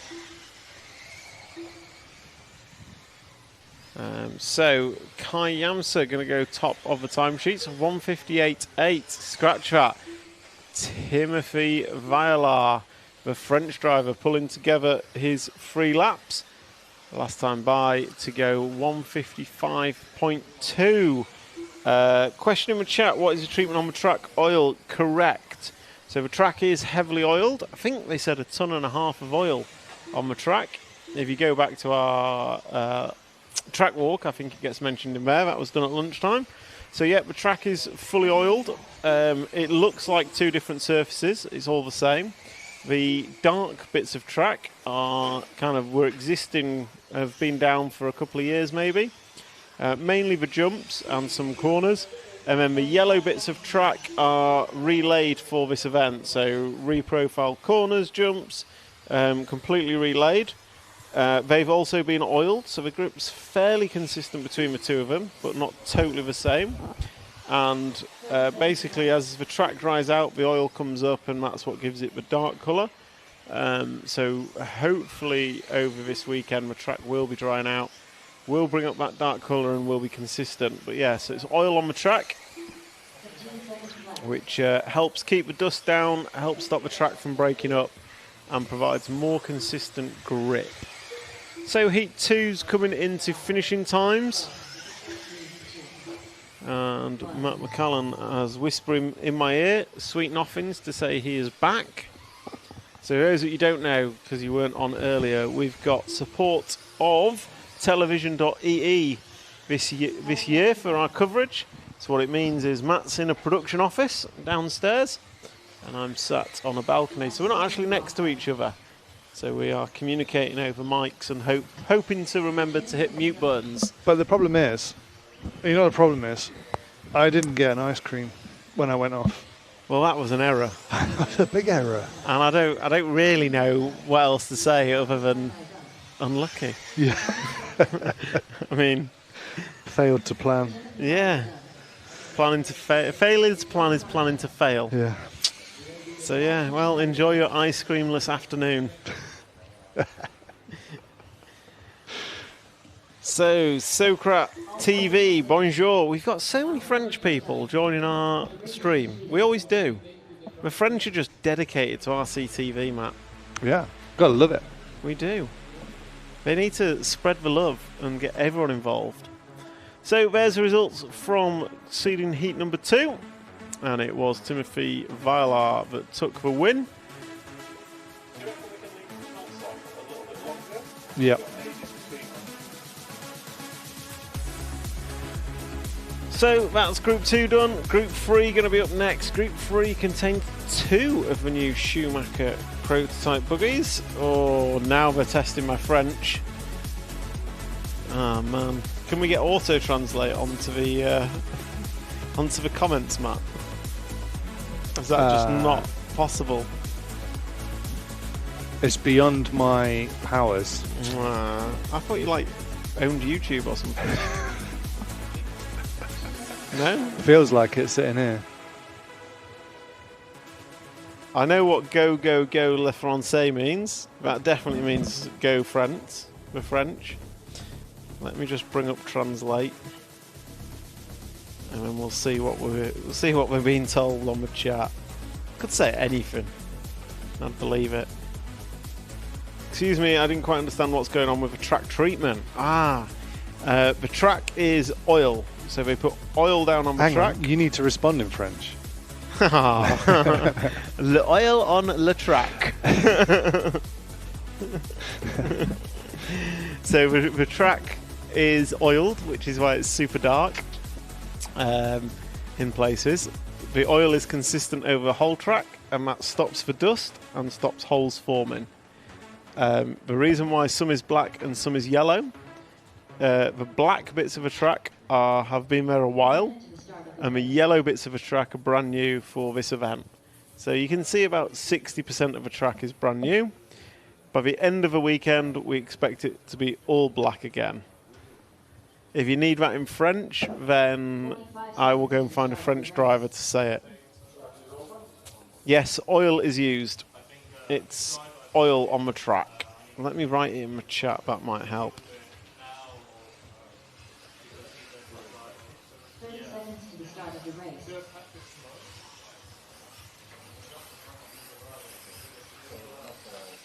Perfect. Right, group number 3 is rocking and rolling. So your drivers for Group 3, Mick Butler, Roger Manels, Holger Enoch, Lucas Nordens, Gary Humphreys, Nicholas Lilou, Matthias Yasmin, Mick Kaitamo, Daniel Robbins, Yannick Fan, Eek Tom Pat, and Jürgen Pirolt.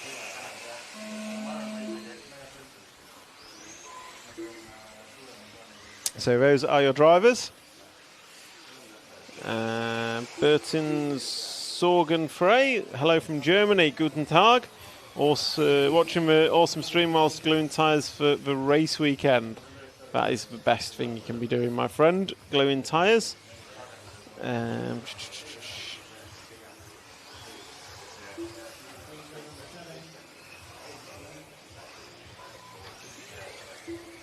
So yeah, we've got the answer to the French in an understandable fashion, Matt. I think for next year, maybe I should undertake some French lessons so I can communicate with your audience. You can always get on Duolingo. Duolingo.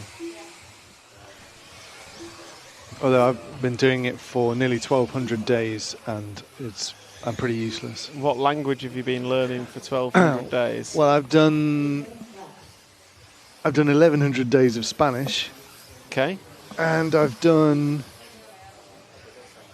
about 50 days of Chinese. And how's your Spanish? Not great. And how's your Chinese? Even worse. Excellent. Going well then. Yeah. So come back in about 10 years and I might be able to commentate in French. Maybe. Maybe. We'll see. So group number 3 is rocking and rolling.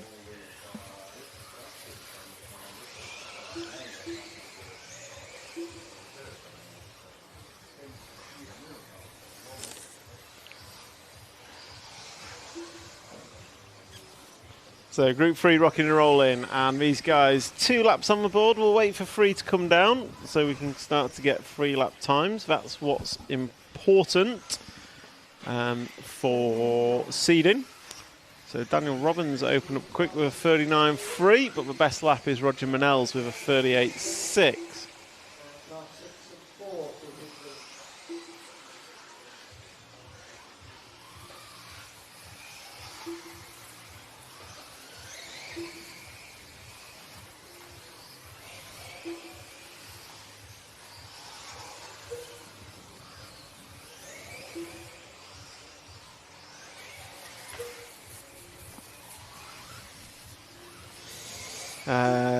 So JJ in the chat, vamos Españols. I think that means go for Spanish. And our nation to be best at bull riding, we've got 47% say the Spanish. And if you've just joined us wondering why the hell we're asking what nation's best at bull riding, the rumours are the post-opening ceremony activities include a competition to see which nation can stay on a mechanical bull the longest. There's the random things we get up to at the Euros.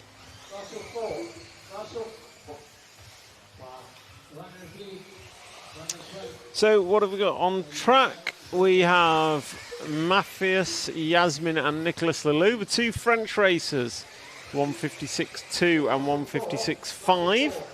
They are, I'd say, head and shoulders above the rest of Group 2. Both being quick, and they'll be looking to reseed into higher heats for sure. But the quickest lap, a 37.6, belongs to Mathis Yasmin. Roger Manels runs in third, the Spanish driver, 38.6 opening lap, but has not managed to back it up with equivalent laps, so he's got some work to do. Daniel Robbins, 39.6 and a 38.5. He should jump when he gets another good lap in. So he's coming across the line right about now, and there he goes, jumping up into the free spot with a 158.2 for 3 laps combined. So Nicolas Leloup, 155.8 is looking pretty decent. And if I just have a look at seeding round 1.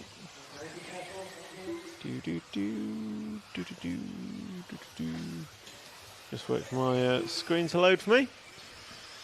So Jürgen Perrault goes through. Last time by was a 40.6. That's his best lap. Mick Butler goes through with a 43.5. His best is a 40.1. So he's got a bit of work to do. Nicolas Leloup last time by 41.4. So he's got a reset for a further 3 laps. Looks like we've lost someone in the pits there as well.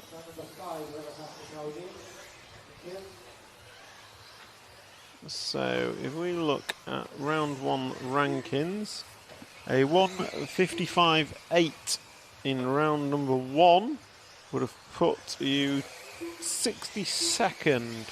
So Nicolas Leloup coming from heat number 3, looking to go 62nd. So good result for him if he can hold it.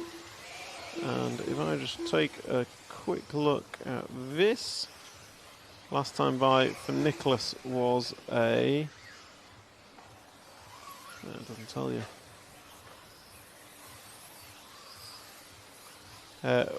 Wow. A 155.5 last time by for Nicholas. He's not quite as quick as he was last time. Raggy. Not sure if you remember, but we had a bull ride on Saturday night after Bury National in 2007. I do, now that you mention it, I do remember that. Was it Bury or was it Batley? Probably Bury, but yes, I do remember that, Raggy. That was many years ago, well, 20 years ago, so a while ago. But yeah, we've had that before at a British National, and now we're going to have it at Euros. So coming to 6:30 down and 2:30 to go on the master clock, Nicolas Leloup, 155.8 is your top 3 consecutive. Mathis Yasmin, 156.5.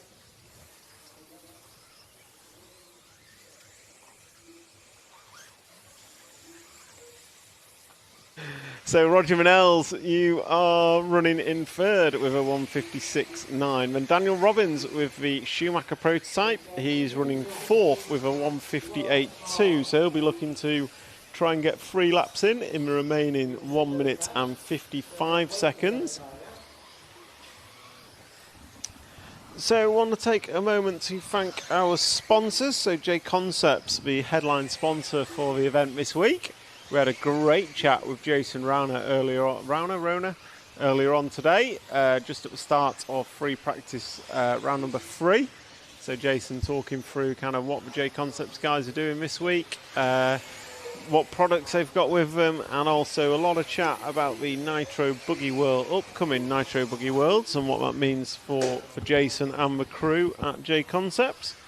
I'm sure, like most teams, they'll be throwing everything they can at a good result for Thornhill in the US later in the year.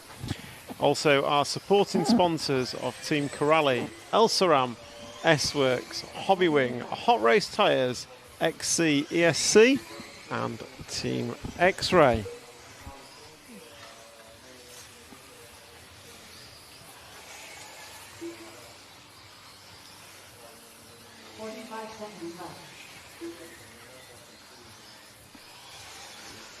So coming into final 30 seconds, and Dan Robbins has been listening. So he's pulled together a 37.9 last time by a 38.5 and a 39.1 for his quickest 3 consecutive laps. And he goes through with a 1:55.6 to go top of the timesheet.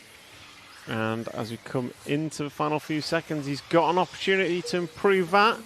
And he goes by in a 38.5, so he knocks another 6 tenths off it to go 55.0. And he'll need a stellar lap. No, another good lap here for Dan Robbins will put him even further ahead. So Dan Robbins, we're watching to see what he can do as we come to the end of group number 3. Nicholas Lilou, you are 1:55.8. Mathis Yasmin, you're on your final lap. Last time by was a 43.6, so I think you're done. So we've got Nicholas Lilou on 2 good laps. We've got Daniel Robbins on 2 good laps. Robbins finishes with 38.5, so does not improve. Let's see what Nicholas can do as he comes across the line. It's a 40.2 for Nicholas, so that's going to be no improvement. So these guys and girls are closing out their final laps now as a freight train comes through the middle of the track. And we're going to take this moment just to cut to a VT for a couple of minutes, and we will be back with group number 4 as they get ready to go.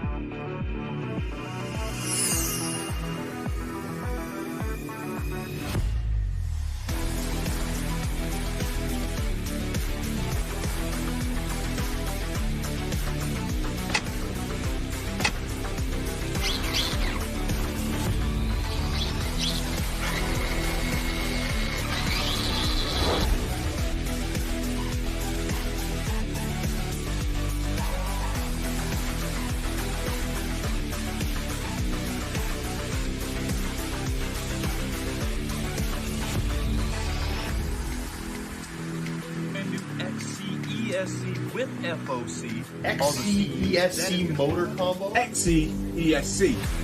XC-ESC?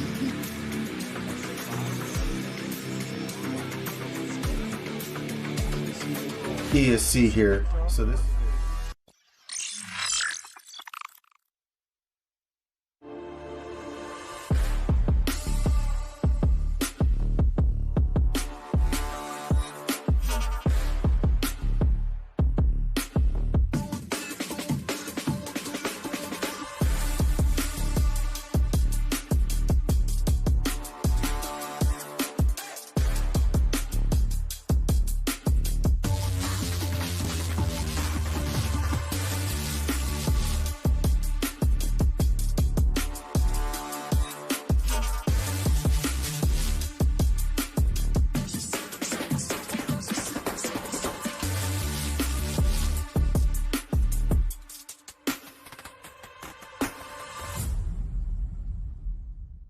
RC Racing TV is giving away a huge event prize pack to one lucky RCTV hero absolutely stuffed with amazing prizes.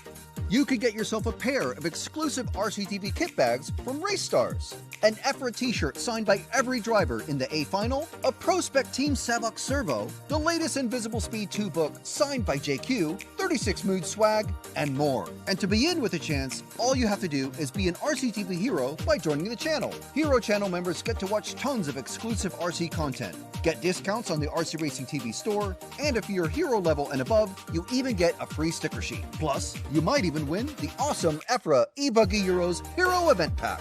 This exclusive offer closes midnight on Monday, so become an RCTV hero and join the channel today.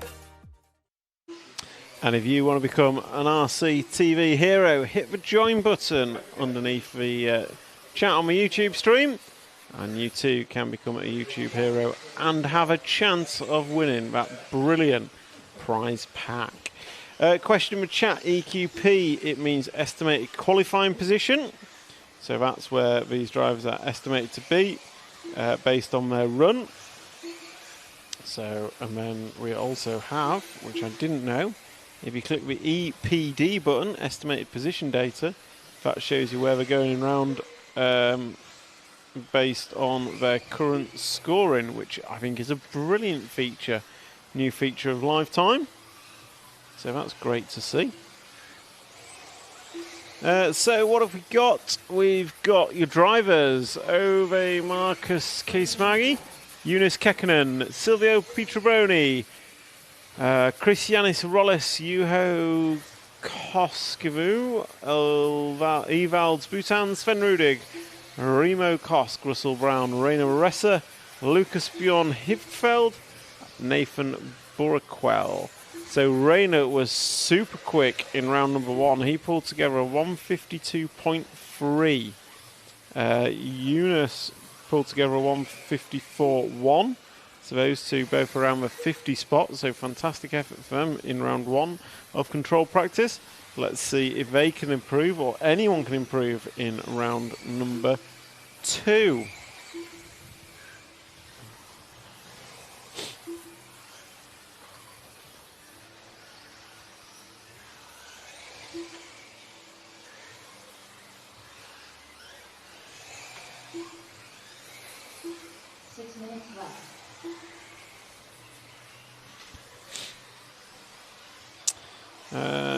Dino DeMarco, enjoying the coverage from Melbourne, Australia. Good, I'm going to say good evening to you. Must be late in Australia now, right? Melbourne maybe 7 hours, 8 hours ahead? No. Adelaide's 11, 10 and a half. So yeah, Melbourne must be like 10 hours. So it's, what, 2 a.m.? What's the time in Melbourne, Dino? I'm guessing, shooting from the hip. But I think maybe like middle of the night. So Nathaniel Buraquel is leading this one, and he's on a 150. He's done a 154.7. That'll put him in top 60. So good improvement for Nathaniel. Eunice runs in second.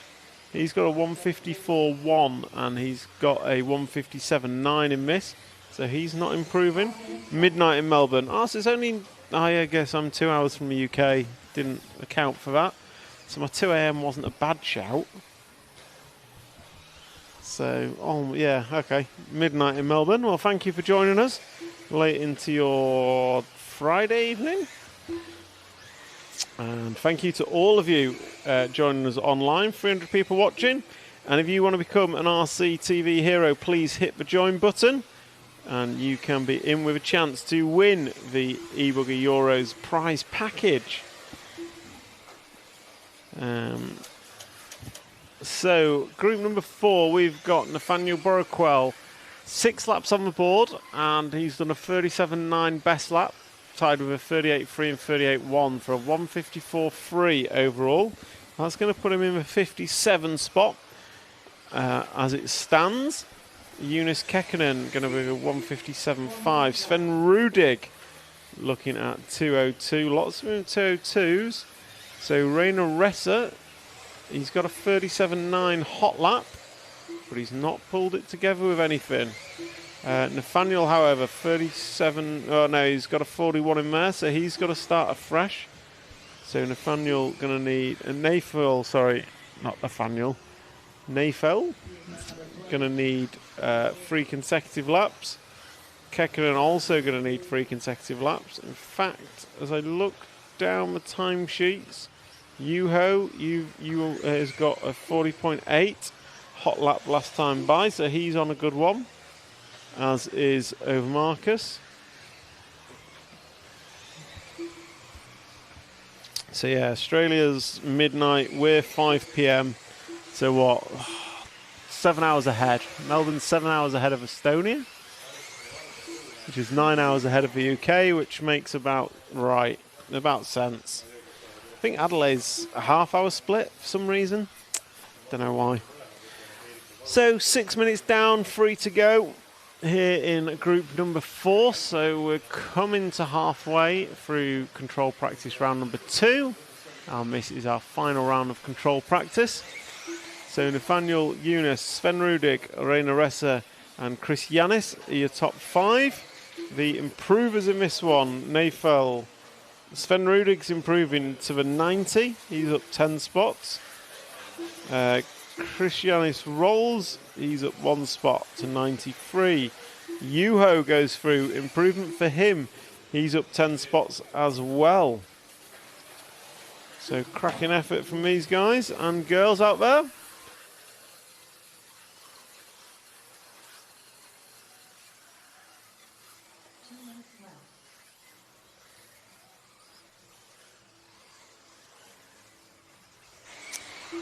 So Nafel Burkwell 154.3 after he's done a 50-second lap time last time by, so he's going to need to crack his head down if he wants to improve.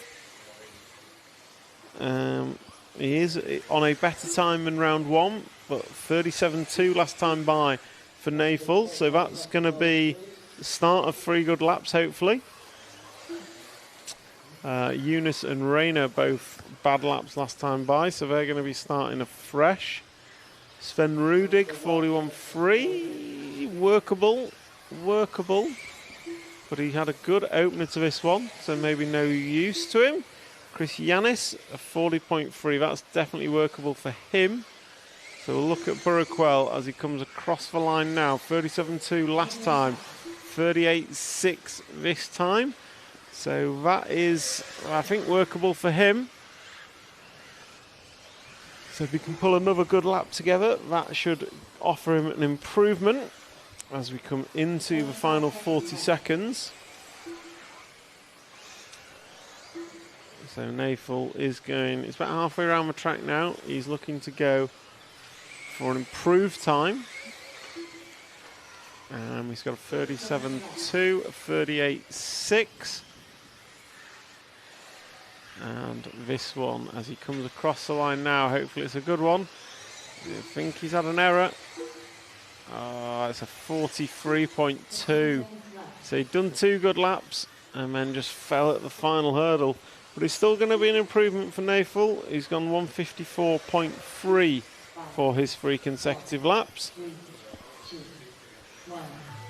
So Pekko Ivanen currently top of the timesheets, so he caught up with JQ, Mayako team boss, prior to practice starting. So this was yesterday after he arrived at the track.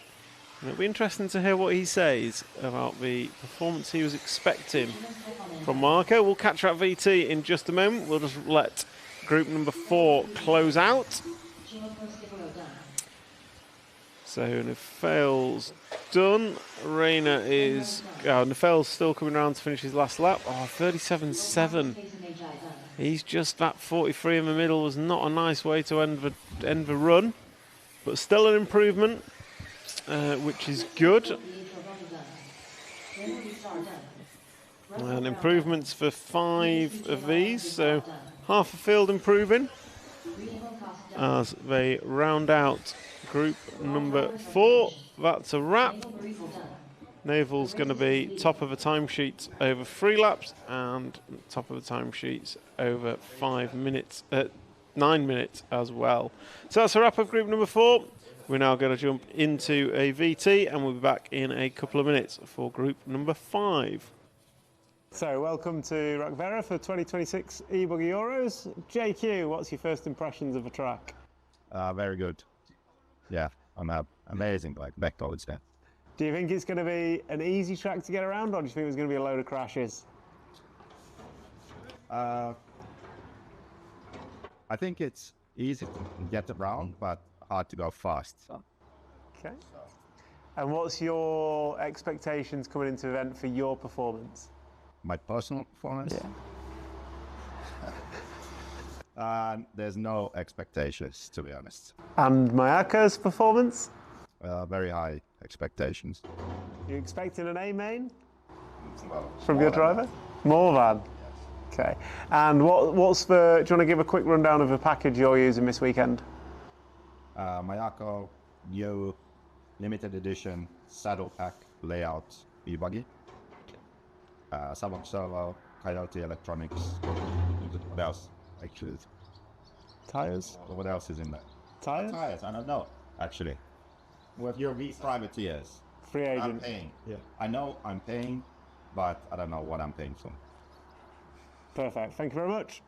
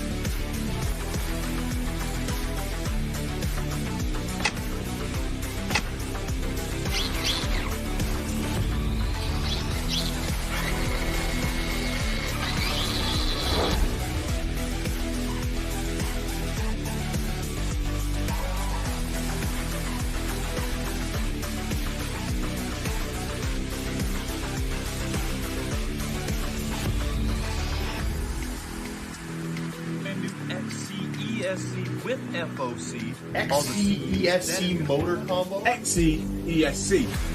XC-ESC?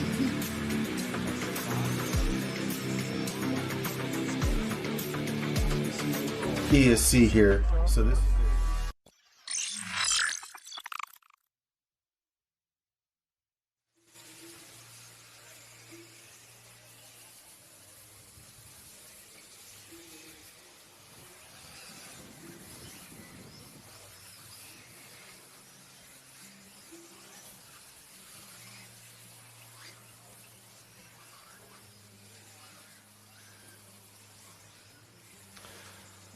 So we're halfway through the final round of practice of the day. Heat 5 on track now in front of you. Thank you to JConcepts, title sponsor of this stream. This is the EFRA 1/8 e-buggy European Championships 2026. And our partners here are Team Corelli, Elsaram, S-Works, Hobbywing, Hot Race, XC, ESC, and X-Ray.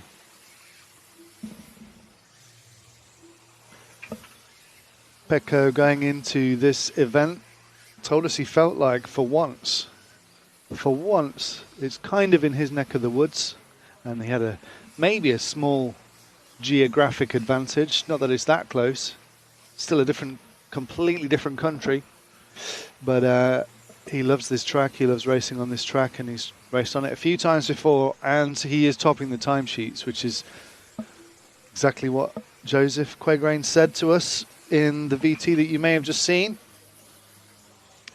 So let's see if he can maintain that as we round out the day and finish practice. And then we'll be moving on. We will end the live stream, and then we will be back with the opening ceremony, which you have to join us for. There will be dancing, there will be dignitaries, there will be speeches, there'll be people walking around holding flags, listening to national anthems. I mean, what more do you want from your Friday evening? It will be possibly the best thing you watch today. The thing you won't watch today is the after party of the opening ceremony, because that's not going to be live. Been told that it can't be live. But we will capture it for you, and we'll play you some highlights of it tomorrow. We'll include... I was going to say bull fighting. It won't. Bull riding. So, yeah, that's happening. And let's see what else happens. Let's see how they do it here in Estonia. It's going to be a lot of fun. Tom will be back with us very shortly to continue the commentary. So don't go anywhere.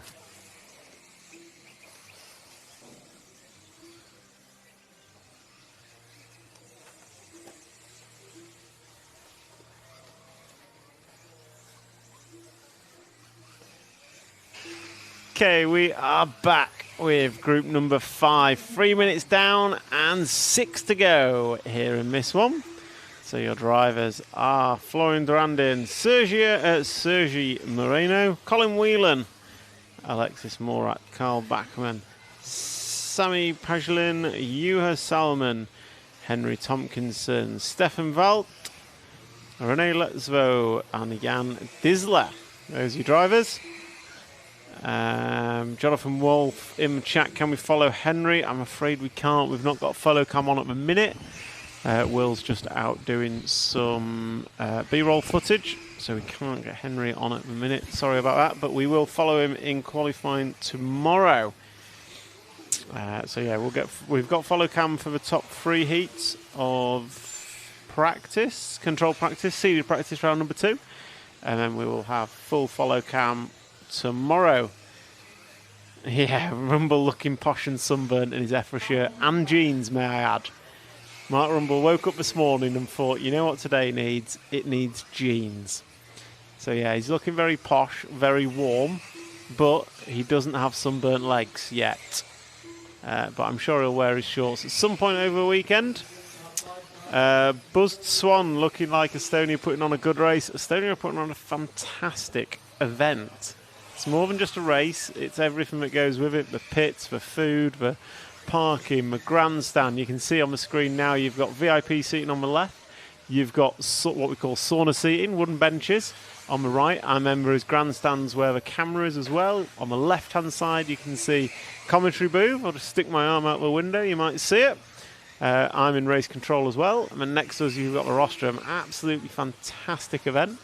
And just under our results screen on this shot, you can see the big TV that is there for everyone at the track to see the timing. And if you're really good at racing, a bit like Alonso, you can just have a little peek up mid-race, see how you're doing. No need for commentary. Although you're a better driver than I am if you can read that and race at the same time. Ask Hazel Woods, have you seen any RO in Estonia? I don't know what RO is, but I will go and ask him, and I'll get you an answer, Mr. Wolf. So I will be sure to ask him, probably not on air, but next time I wander past and see him around, I will give him an ask. There it is, Mr. Hazelwood. If you're listening, was Hazelwood a European champion, or just multiple British national champion? I mean, maybe a 40 plus, but I'm rolling it back to the 90s, aren't I? It's before my time, to be honest. Yeah. I'll ask him that as well. He'll remember, that's for sure. Well, will he? Who knows? Row. Pronounce it row. Got you. I'll ask him about any row. Row or row. I mean, the beautiful British language, that can be pronounced in multiple different ways as it is. I love English. Patrick Zone, hello to you. Thank you for joining us. The RC TV heroes are out in force as we come towards the end of, well, second half of seeded practice. I'm laughing at future Mrs. Willits knowing Hazelwood is alcohol. I mean, I didn't want to make that assumption on air, but I'll let you make that assumption as much as you like. Apparently Hazelwood made a World's A final. Oh. I'm going to say it must have been a relatively local Worlds, because I believe he doesn't fly, does he? I don't know if that's a new thing or an old thing, but... Is that right? Yeah, pretty sure Hazelwood doesn't fly. He drives everywhere. Yeah, I suppose I've only ever seen him mainly in mainland Europe. Yeah, I'm fairly certain he doesn't fly, but I could be wrong on that. There's another question to ask him. We've clearly got reason for a Hazelwood interview at some point now. That's 3 questions. So, Heat 5, 1 minute 40 to go. Florian Durandin, quickest in round 1, not improving in this one. Henry Tomkinson is. He's up to a 154.3. Didn't have a good round 1. He's up 39 spots to go into the top 60. He leads this heat. Sergio Moreno, he runs in second. Jonathan Wolf flew back from Madrid with Hazelwood, so there goes my theory of he doesn't fly. So that was a complete and utter lie, Thomas. So yeah, sorry for making that one up. He ain't getting on no plane. Ain't getting on plane, fool. Had he been tranquilised though, Jonathan? Is that what it is? Well, maybe. He does fly. Why have I made that rumour up? I don't even know where that's come from. So, well. Carl Bachmann runs in third in this one. He's done a 156.2. Florian Durandin runs fourth, but not improving on round 1 score. Kev Brunsden says he flies if he has to. So there you go. Maybe he is getting on a plane if he needs to. Or has to. I love the conversations practice days descend into. It truly is insightful. So Henry Tomkinson, Carl Bachmann both improving on their scores. Apparently he needs a lot of beer to fly, or red wine. I mean, yeah, if it helps, right? I can understand. It's not good for the circulation on a long-distance flight. I wouldn't advise it. It's not, but it is good for calming the nerves if you're not a keen flyer, potentially. So, Henry Tomkinson, Carl Bachmann and Alexis Murat are the improvers in this one, so they've all improved on their first round times. Florian Durandin, 153.8 holds from round number 1, is the best 3-lap time from this heat. He's sitting 53rd overall. Sergi 56, Henry going to go 57. Colin Whelan, you sit 65. So that's a wrapping up of group number 5. Just a couple to finish. Just Florian to come round, and I think that's a wrap. And then we'll go to a quick VT before we come back for group number 6. Just wait for Florian to come round. As you can see on the screen, going to go over the double, hanger left, over the kind of roller thing, and down the straight, and then round into the pit lane. Results will pop up on screen momentarily. We think World's A final for Hazelwood was made in Jakarta, Indonesia. He definitely didn't drive there. So there goes my theories have blown out the window today. So there, Henry Tomkinson taking the top 9-minute run, and also the top 3 laps of this heat for this round. Sergio Moreno, Carl Bachmann going to come home second and third on 9-minute runs. 9-minute runs not meaning everything here. It's all about best 3 consecutive laps. So as the guys sweep the track, marshals change over. We're going to nip to a quick VT, and we'll be back with group number 6 shortly. Meet the Spark, the ultimate A-scale bashing buggy from Team Corrali. From skate park ramps to dirt track doubles, conquering every challenge in between. Experience unstoppable performance and durability with Spark. Wherever you go, whatever you face, the answer is Spark, a bashing revolution. Team Corrali, engineered to be the fastest.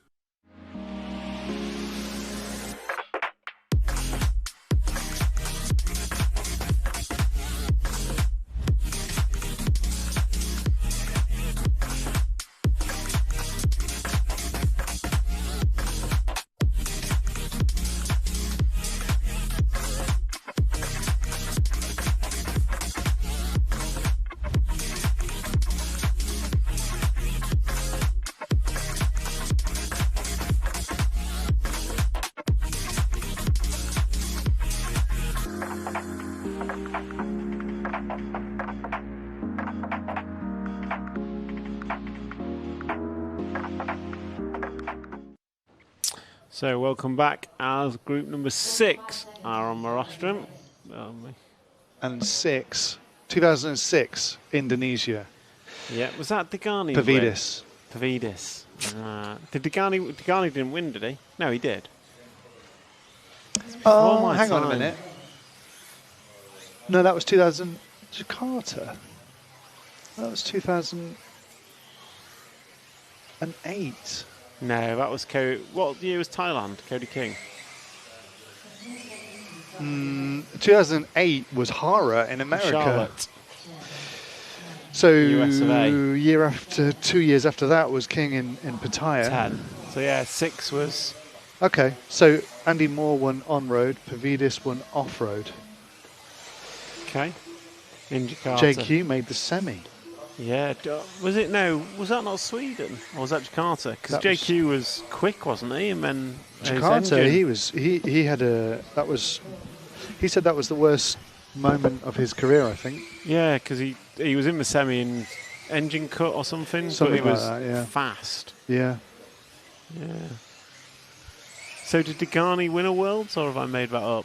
Did he win in Sweden, maybe? Must have been before that.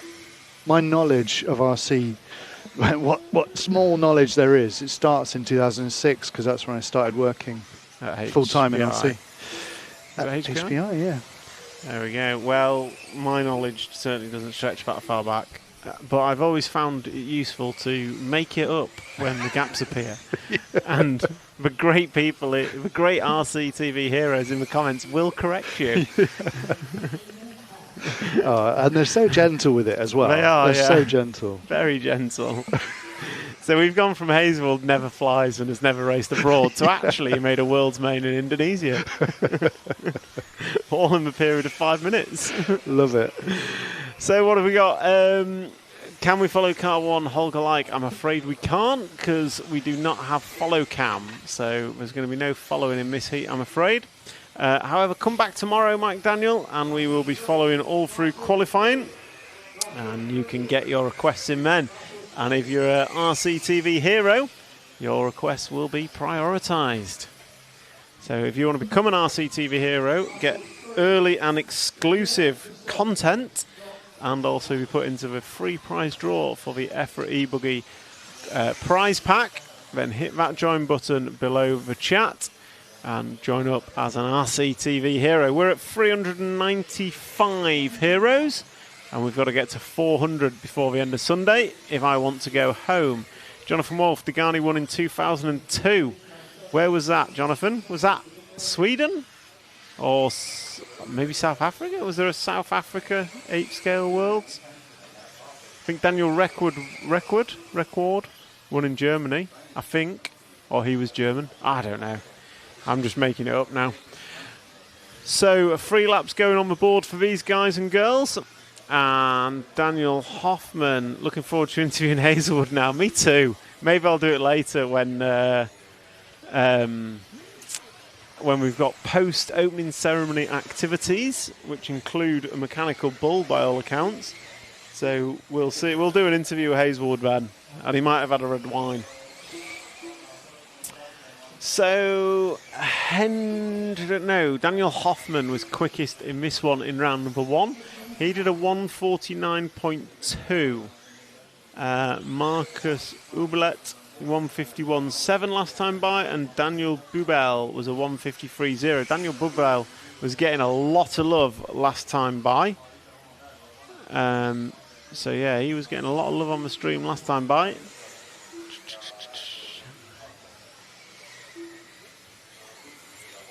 So 2002 IC off-road was Greg Degani in Uruguay.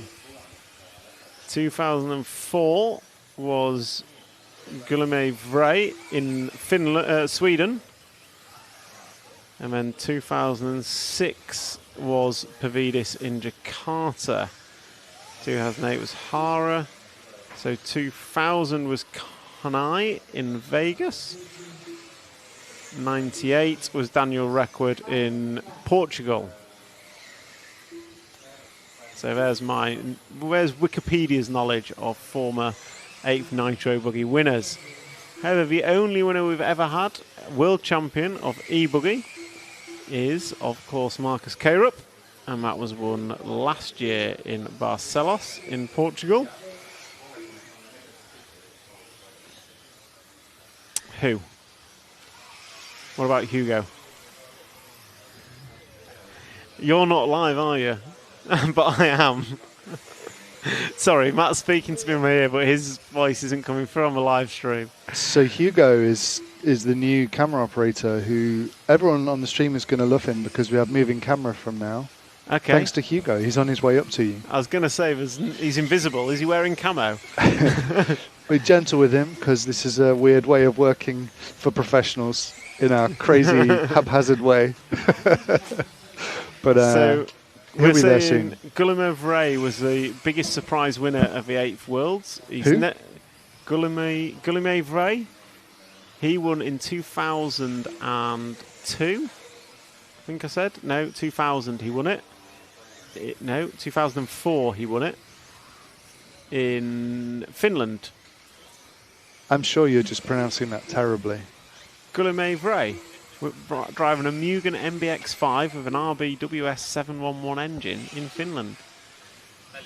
I'm just reading Wikipedia. So, but it does ring a bell. So we've got follow cam. Let's see what car. We wanted to follow the Like. So number 1, Holger Like, is the car we're looking for. So he should be coming. Where's he going to be? Number 1 car. I'm looking. He's somewhere near the start of the track. If he's got his numbers on.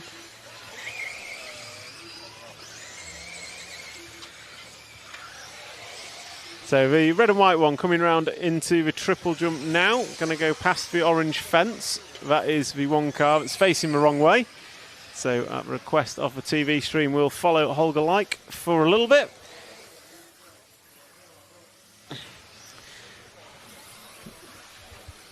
So there is Holger Like coming down the straightaway. That understeers badly into turn number 1. Can we follow Babel? We will if we get time, but I don't know if we will. Just looking at the scores on the door. So Marcus Uberlet is leading this one on 3 consecutive laps, and he's looking at a 150.0. So he's up 7 spots overall to go 36th in round, well, overall in seeding. Holger Like's improving. He's got a 152.3. So he's up 7 spots. And Eric Reaver did not run in round 1 of seeding, so he needs 3 laps. He's done a 152.7. So he is sitting 50th, which is good for him. Levi Martikainen, he is also improving. He's up 5 spots with a 156.1.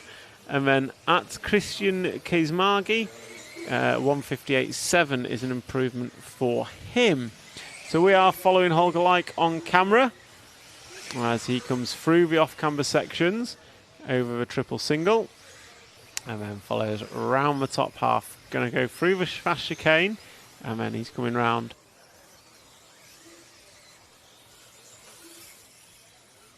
So coming round the first corner is Holger Like, and last time by was not a good lap for him. It was it wasn't a bad lap, 37.6. Yeah, Holger Like 37.6 against a 37.3 best. So with 1 minute to go, if he continues this, he will have 2 decent laps in a row, and then he can start to look at pulling 3 together because he's got time for this one and one more.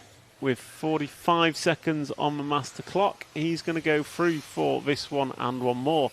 So over double, around the final corner, down the straight he goes. There goes Holger Like, and that time by was a 37.5. So he's done a 37.6, 37.5.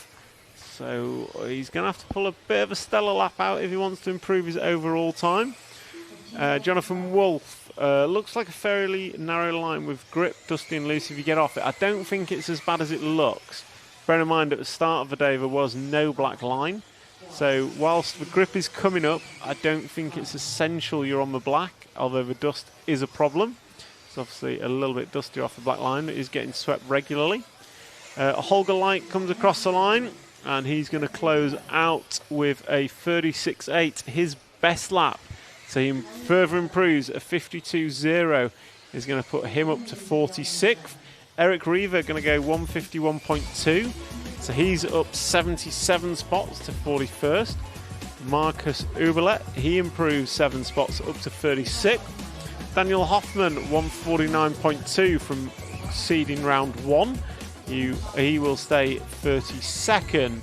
So we'll follow Eric Light round as this heat closes off. This is Group 6 coming to a conclusion. So Holger closes out with a 39.1. He's the last one to finish. So there's the results from seeding round number 2, group number 6. Next up, we have heat number 7. Heat 7 up next. Sweaty but salty. Hi Wolfie, also hi Tom. Good afternoon to you. I hope you're well. So group number 7, just coming on to driver's stand. We're just going to nip to a VT and we'll be back with you in a couple of minutes. So catching up with Clement. Clement, first impressions of the venue, what do you think of it? It's look incredible, first time here for us, and the track looks really awesome. All area looks, the facility was really good, so we see it tomorrow for the first practice, but the track from Western is really awesome, the track, the jump, everything, so... Do you think it's going to be easy to go clean, or do you think it's going to be quite difficult? I think quite difficult, because maybe the grip is pretty high, the jump, and it's also big, so maybe difficult for the first practice, but I hope after will be better. Perfect. And looking ahead to the event, what's your expectations coming in? For this event? Yeah. I hope go to the A final, like last year's, but we see there are a lot of good drivers. We will work a lot with Seb and the team for sure, and we see. But I'm focused on the race, and we see what happens. But I hope to go in the best spot. Perfect. And could you just give a quick rundown of your package you're running? Yes. So I won with the team associated car, the new 1.2 with all of the electronics, sonar radio and transmitter, hot race tire. So everything worked good during the years, and. Ready for this weekend. Perfect, thank you. And most important question, Saturday night, who's going to win? I hope French, for sure. No. For me, no discussion about this. Of course, French will win. Perfect, guys. Thank you. So, quick word there from Clement Boda.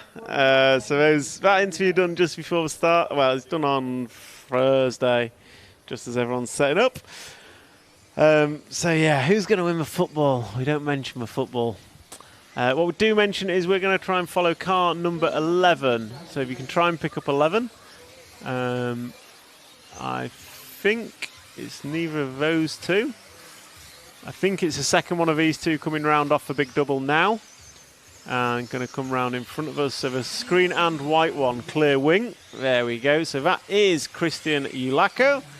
And we're going to follow him for Yanni Mäkinen, RCTV Hero on the stream. RCTV Hero requests, RCTV Hero gets. So those are our drivers for this race, of this seeding heat, I should say. And we are coming into coming off the top corner of the track, fast section through the two doubles, and I'm going to drop down to these three in a bit of a clash. Not what we want to do. The challenge here is 3 consecutive laps. That's all people really care about.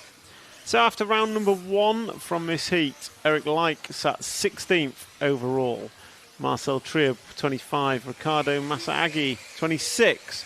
Christian Ulaco was top 30, Jerome Sartel 33, Jessica Palsson 40, Oliver Metzola, Paolo Lopart, Randolph Alt and Joseph Quagrain were 44 through 48. Benyad, Jürgen Trieb and Oscar Lucas Ausing needing a better result sat down in 72nd. So lap 1 on the board, and it's Oliver Metzola 39.3. Not a good one. Jessica Palsen, 36.9 the best lap. 36.9 for Eric Like. Christian, 36.5. So decent first lap for Christian, the best one we've seen out there. If we have time, can we follow car 3? We'll get to it at some point. For now, we'll stick with Christian Yulako at the request of RCTV Heroes. Taja Ivanen, go Christian, Oiva and Jose. I think that is a big support for the Finnish drivers in this one. 3 Finnish drivers in this one. I say Jose, that's a bit Spanish when it's Joseph Quagrain or JQ. And also go Jessica. So we're watching Christian Yulako, 36.5 and a 37.2. Not a great second lap, but we'll stick with him for a couple more laps. Meanwhile, Jessica Palsen going to go quickest after 3. Scratch that. Ricardo Masaagi going to go quickest after 3. Last time by he did a 1:47.7. This time he's done a 1:49.8. So we'll be looking to improve on that. Jessica Palsen is second quickest, Jerome Sartell third.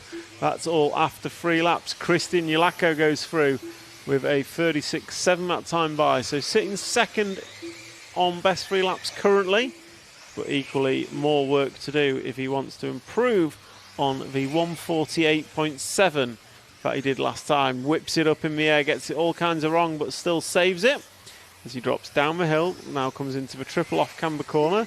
And then we've got, he just cases a triple. He's going to end up on his roof. Marshall's going to be there. So that's a shame for Christian. So we'll see how he starts the next lap. This one doesn't mean much because he's already thrown it away. So he's come down clear head and off we go again. Down the straightaway, starting lap number 5. So he's got plenty of time to put 3 more good laps in. We'll see what he can do. Ricardo Masaagi, 36.7 last time by. He's down to a 49.1 for his 3 combined laps, or consecutive. So Yulako coming off the off cambers and cases for triple again. That's not the way to do it. He's either down on power or down on grip. So he's coming over double and will come down the straightaway now, starting lap number 6 of a predicted 15 in this 9-minute run. That time by for Christian was a 37.3. So not the worst lap, but considering case for jump, not the best. Jessica Palsen, good run from her. She's up 8 spots now with a 1:49.1. So that'd put her 32nd overall. And but we are watching Christian.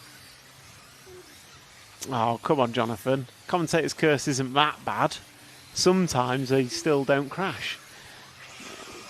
So, and Eric Like is sat 16th, so he's not doing very well in this one without me. So Christian last time by 36.5, matching his best lap. So we'll stick with him as we come into half race distance, and then we'll see how this one closes, Christian, and then we'll jump to Eric and see what he's doing. As Eric jumps top of the timesheets, 1:48.6. He's in a 35.9, 36.2, 36.5. So we'll see what he can do. But Christian, right-hand side of the track, going to come round, pushing like a boat as he comes round onto the straightaway. Down the straight goes Christian Yulako. That time by it was a 37.5. So we'll try and pick up Eric Like in the 3 car. He's on the right-hand side of the track somewhere. So yellow and blue car coming onto the straightaway now at the back. White wheels, clear wing, crosses the line. And we'll pick him up on camera. And there he is. So he's coming into traffic. Last time by was a 35.9, so his best lap of the race. So he's on good laps, and he's just going to have to find his way past these guys and girls if he wants to continue to improve. So Palsen and Oscar Ausing. So Oscar dropped out of the last round for some reason halfway through, but got his car going again, 1:52.9 to move up to 51st overall. So just Oscar and Jessica Palsen improving in this round. Eric Light goes down the straight, that time by it's a 36.6, so he's going to need a hot lap to improve. Estimated 15 and 9 on the board. Then you've got Ricardo Masaagi, you've got Jessica Palsen, Christian Yulako, Marcel Trieb, Jerome Sartel, Randolph Alt, Oscar Lucas-Hausen, Paula Part, Joseph Quagrain, Oiva Metzola and Jürgen Trieb is your full running order. And we are following Eric Like, Saver, Marcel Trieb, 36.2, 35.9, 36.0, going to go 148.2. So good improvement from good lap from Marcel, but not as good as his 147.7 from last time. It's a 38.5 for Eric Like last time by, so not ideal for him, but we'll stick with him with 2 minutes to go, 2 minutes remaining in group number 7. So for those of you watching online, thank you for joining us here at RC Racing TV. This is your practice day here at the EFRA European Championships e-Buggy 2026, live from Rakvere facility in Estonia. A wonderful facility, fantastic track, beautiful weather for crowning a European champion this weekend. Want to give a big shout out to our sponsors enabling us to bring you this live RC stream. They are JConcepts, Team Corelli, Elsaram, S-Works, Hobbywing, Hot Race Tyres, XC, ESC and X-Ray. And if you're enjoying this stream and you enjoy RC TV content, why don't you join up as an RC TV hero? Hit that join button on the YouTube stream and you can become an RC TV hero. You get exclusive access to content. You get early access to content. You get free stickers, RC TV hero sticker sheet. And you also get a free entry into the prize draw for the e-Buggy Euros prize package, which includes a Savox Servo 36 Mood swag and a EFRA t-shirt signed by all the A finalists that are to be determined here at this event. So Eric Light going for some drifting as he comes into his final couple of laps. Last time by 35.7, 35.9 and a 36.0, so he's on a 47.7, still not improved, but he's at least having fun out there. Still think we've just got the 2 or 3 improvers now. Randolph Alt going to go 51.8, so he's improving slightly. Eric Like looking racy and sideways on this lap, comes across the line. It's a 36.2 as he starts his final lap. So not many improvers in this heat. And that's going to be a wrap, I think. RC Model Cars Mania, well worth signing up to the hero status. I absolutely agree with you. RC TV heroes are the best RC fans in the world, and it allows us to bring you bigger and better quality streams at every event we go to, bringing RC to the world across the RC Racing TV network. So heat number 7 is winding down. These guys and girls all on their last laps. Marcel Trier pulling an absolute blinding last couple of laps, 35.6, 35.8, 35.5. Can go 147.0 and up to 17th position overall. As we just watch JQ on his final lap, still rocking an aerial tube because, well, he's historic. Rolling back the years, thinking what did he do when he was quick, and having an aerial was one of those things. So there he is.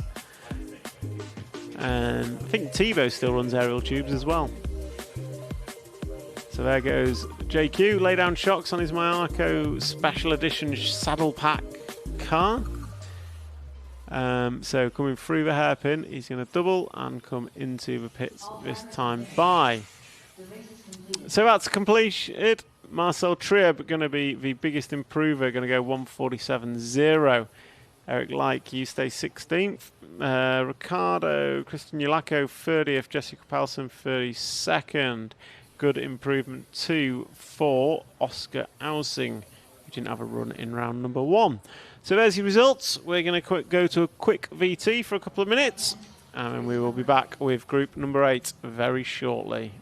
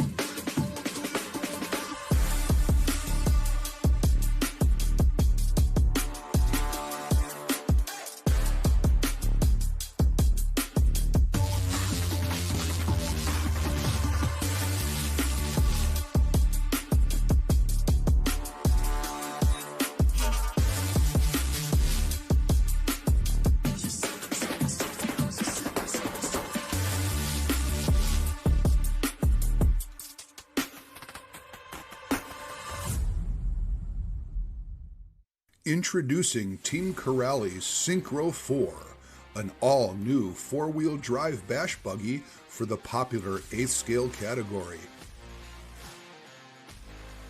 Quality and performance at an exceptional value.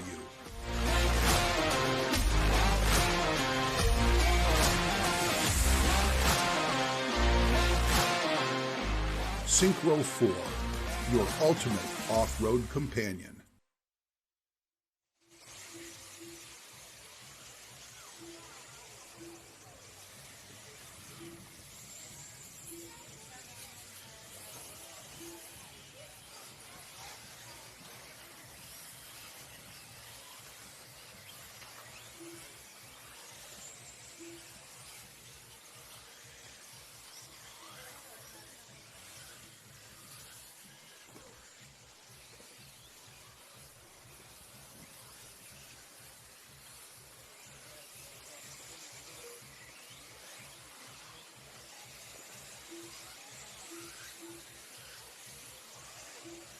So we're following Andre Trevisan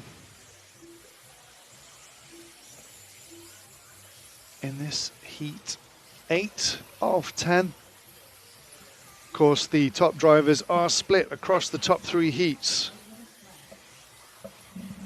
So this is the last half hour of the day of action and promises to be a good one. After these 3 heats, is Pecco still going to be on pole? Yes, he is. There we go. That's somebody that knows what they're talking about turned up. No. Someone that says things with confidence has turned up. So we are following Andrea Trevisan in the 1 car. So last time round he sat 18th overall with a 1:47.1. Opened up with a 36.6 and a 36.2. So that's 2 good laps, and hopefully I've not put commentator's curse on him as he comes round to close out his 3rd lap, and it's a 1:48.5. I think the track's slowed down. It's my guess. 7 minutes left. Not seeing many improvers over round 1. Don't know if it's dust, don't know if it's heat. It's pretty hot out there. Got to say, when we my biggest complaint about the facility is the toilet block's not air conditioned. We've done a good job. So Andrea Trevisan, Una Hattonen, Hendrik Lamy, Renaud Savoia, Mathieu Marie, Nathan Dowby, Corentin Ricard, Max Goetzel, Remy Bermudez, Carl-Eric Volta, Julius Ciclodi and Alex Valls are your drivers. And none of them currently on for an improved time. Trevisan 35.7, 36.1 his last 2. So he's got, he could be close. Let's see what he can pull on lap number 5 as he comes round. And then we'll probably just jump. Well, see what he does as he comes across the line now. Oh, disaster. That was a 37.2. Who's that behind him on track? So lay down something or other. That looks like Carl-Eric Volta. So we'll just drop back 1 car and pick up the orange and blue one. Drop back 1 car, pick up the blue and orange one, or blue and red. Depends how good your eyes are. So that is Carl-Eric Volta in the 9 car. And these two need to sort it out because they're starting to hold each other up, which is a silly game to do when you're on your best 3 consecutive laps. So Volta last time by 36.6, this time by 37.8. So not good laps for them. Una Hattonen 35.9 last time by. Hendrik goes 36.2, his best lap of the race so far. Savoia goes through with a 41, so that's not going to be an improvement. Una 35.9, 36.0. So we'll try and pick up Una Hattonen, white and green car. Back of the 3 on the left-hand side of the track, coming off the corner, going to go through the chicane into the first double, second double. So we try and pick up Una Hattonen coming around in front of the rostrum now. Green and white car coming into the triple. So he's back of those 3 cars. Now the second of them. There he is on camera. So he is chasing down the all-white number 5. muscles his way through nicely. So Una, what a picture that is of Una. Love it. So last time by for Una, despite the traffic, a 35.4. So he goes 147.4. And that's still not an improvement. 147.3 for him last time by. But last lap was a quick one. I know he's put a lot of effort into it coming into this event. He was away practicing with Marcus. So just trying to get in his groove. And now he's cleared the traffic. He's probably got a good chance here. So coming nice, car turns nicely into the hairpins. Others I've seen are pushing. So down the straight goes Una Hatton, and that's going to be a 35.9. So yeah, he's got, he couldn't get a little bit of improvement out of that. He's maybe half a second to find, which will put him into the 146s. And that'll put him into the top 15 potentially. So we'll keep following Una. This is heat 8 of 10, 3:30 down, and what's that, 5:30 gone? Yeah, 5:30 gone, 3:30 to go. And he just drifts it nicely around that first hairpin, tighter through the second. This time down the straight he goes with a 35.9, so improves by a tenth to a 47.3. He's going to need a couple of quick laps if he wants to make any difference. Only driver improving in this one is Renault Savoia, so he was on a 51.3 and he's now down to a 50.9. Taja Ivanen on the chat, go Una. I agree, go Una. And Una is laying it down out there. He's leading this heat. He's the quickest over 3 laps in this heat as it stands. As he crosses the line that time by, it's a 35.8. So his best lap was in traffic, which is interesting. Maybe he needs more aggression.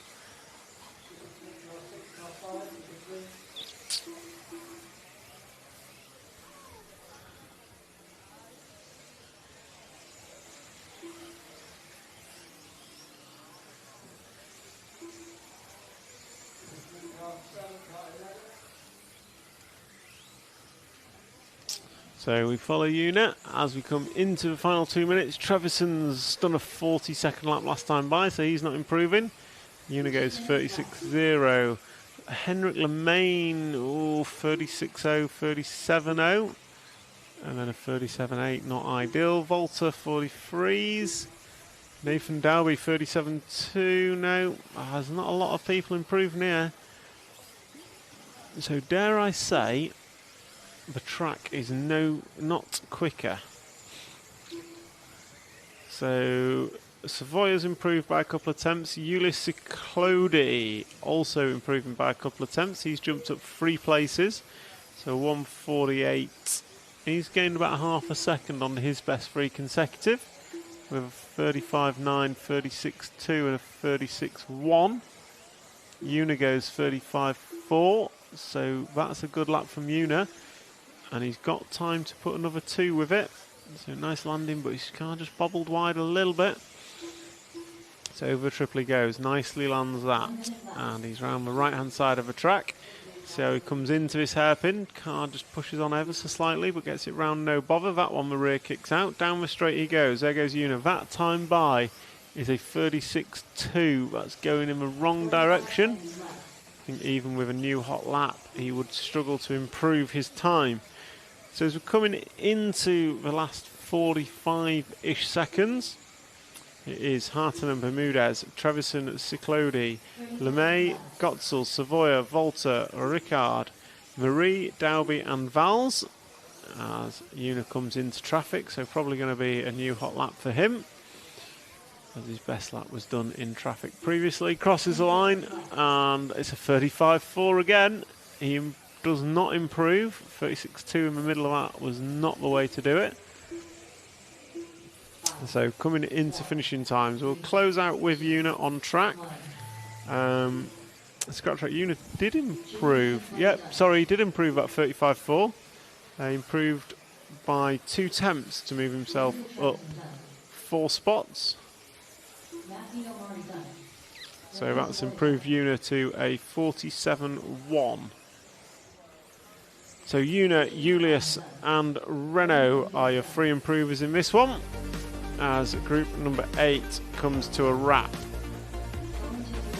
Cameraman just catching all the action of crashes, just what we do best here on RCTV. So Heat 8 coming to a close, and Una Hattonham puts himself 19th overall. Andrea Trevisan stays 18th. Henrik Lemay goes down to 21. Remy Bermudez 24. Ulysse Ciclodi 28. Max Gosel 30. Corentin Ricard 35. Carl Eric Volta used at 39. 40 for Renault Savoia. Nathan Dalby goes 41. Maffeo Marie goes 46. Alex Valls goes 50. We're going to cut to a VT once the results are done, and we'll be back in 2 minutes for group number 9. Introducing Team Corrales Synchro 4, an all-new four-wheel drive bash buggy for the popular 8th scale category. Quality and performance at an exceptional value.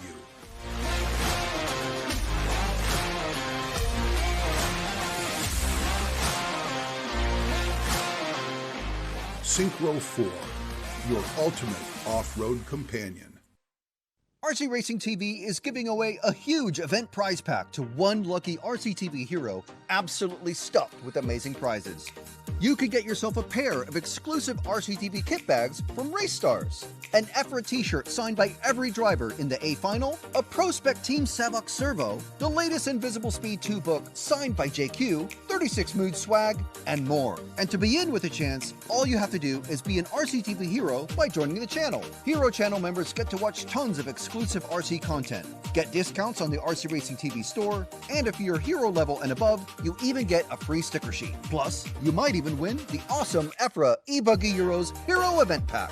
This exclusive offer closes midnight on Monday, so become an RCTV hero and join the channel today. So just checking in the comments. We don't always try and follow the same cars, so sorry about that. We'll try and get some variety in this one. Drivers for this one at group number 9 are Ricardo Baton, Bartosz Saluski, Daniel Perente, Pekko Ivanen, Andrew Perente, Robert Bataille, Jon Neumann, Daniel Kobovic, David Todd, Marco Ruffalo, Theo Lemaire, and Hugo Tavernon. We will start with the 4 car of Pekko Ivanen. He was the quickest after group number 1 of seeding, or round number 1 of seeding. So we'll start with Pekko, and then we'll pick up others as we go round. So Pekko is the green car out front, and we will stick with him. He looks like he's being chased down by Jon Neumann on track, and these guys out on their warm-up. So Pekko quickest in seeding round number 1 by quite a margin. 3 tenths over 3 laps. Doesn't sound a lot, but also is quite a margin. So we'll see what he's doing. Stressa logo, great to hear my voice. I'm not sure about that, but thank you. Have a great weekend yourself. So a lot of love for Pekko in the chat, so there all your drivers.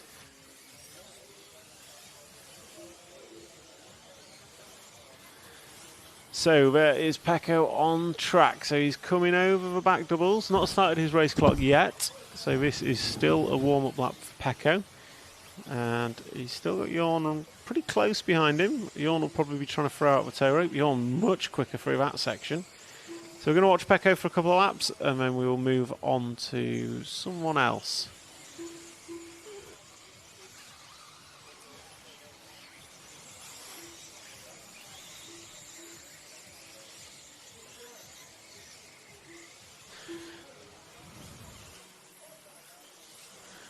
So Pekko Ivanen on camera as he comes down off the big double, and he comes into the triple section. Nicely done over there, looks it with ease. Jon Neumann crashes behind him.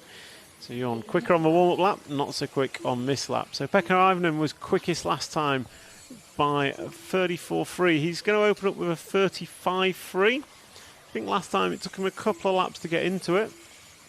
I think it's taken everyone a couple of laps to get into it. There's probably a couple of questions for me to go and ask. So we'll follow Pekko, see how he's doing. And someone's throwing some French into the chat again. So let me just get my translate out. The track is truly magnificent and the drivers are clean too. You're not wrong there, however, it is just practice. So let's see what these drivers are doing come racing tomorrow. Oh, someone's crashed. That looks like Pecco going for a tumble. It was. So that lap for Pecco is going to be a, where's he gone? 37.8, not ideal. So we'll pick up Robert Bataille. So drop back a couple of cars. So there should be a yellow and red car coming through.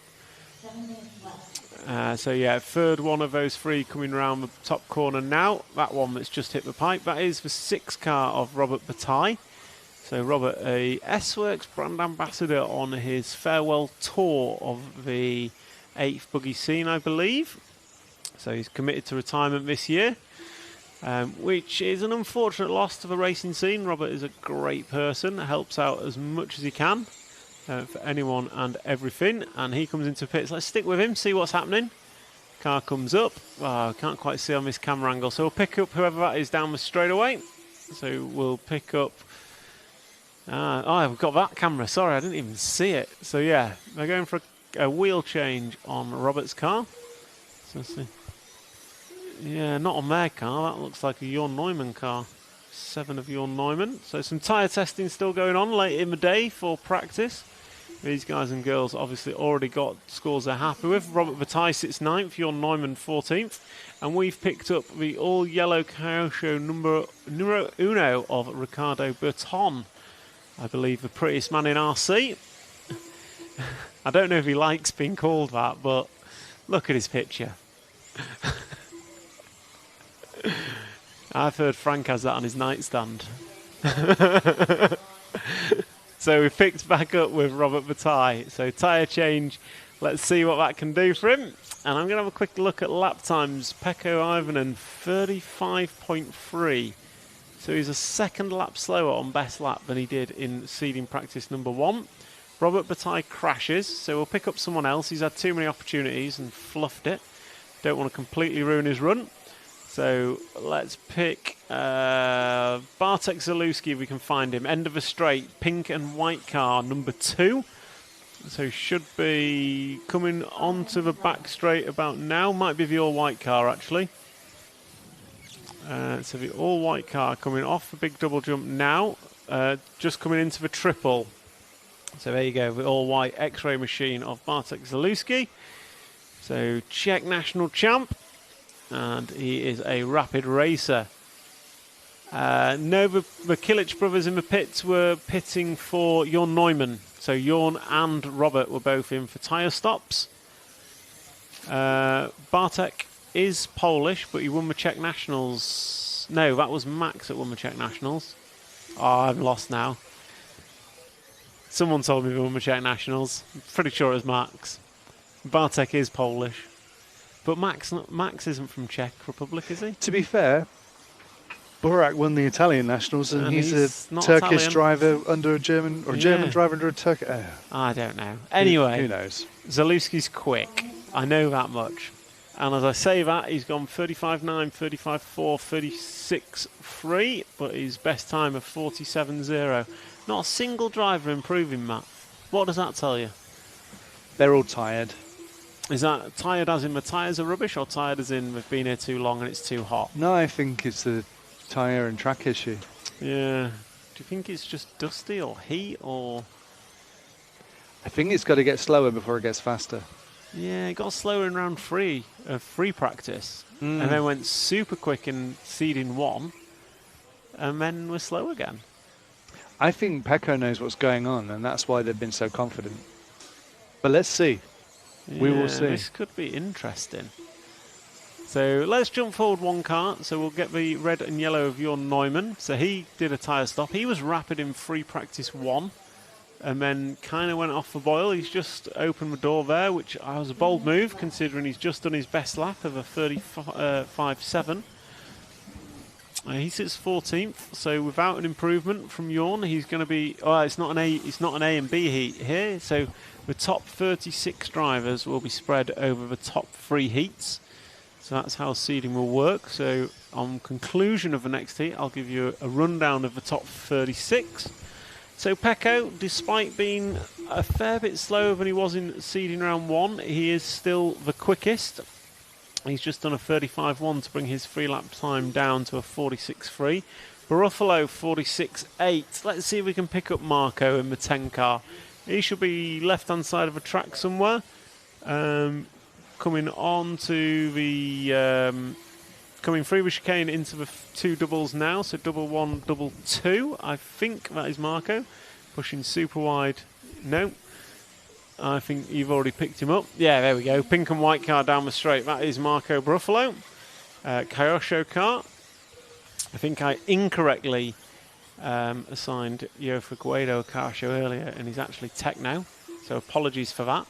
But this is Marco Ruffalo coming into the double. Last time by was a 35.5 and a 35.8, so potentially a good lap here. Could see him improve. Bartek Zalewski going to go 46.1. Still not an improvement for Bartek. He's about a second off his free. Marco Buffalo has improved, so his time takes him up to 15th. Danny Kobovic's time is going to take him up 9 spots into 27th, so that's going to put him in the top 3 heats, which is good for him.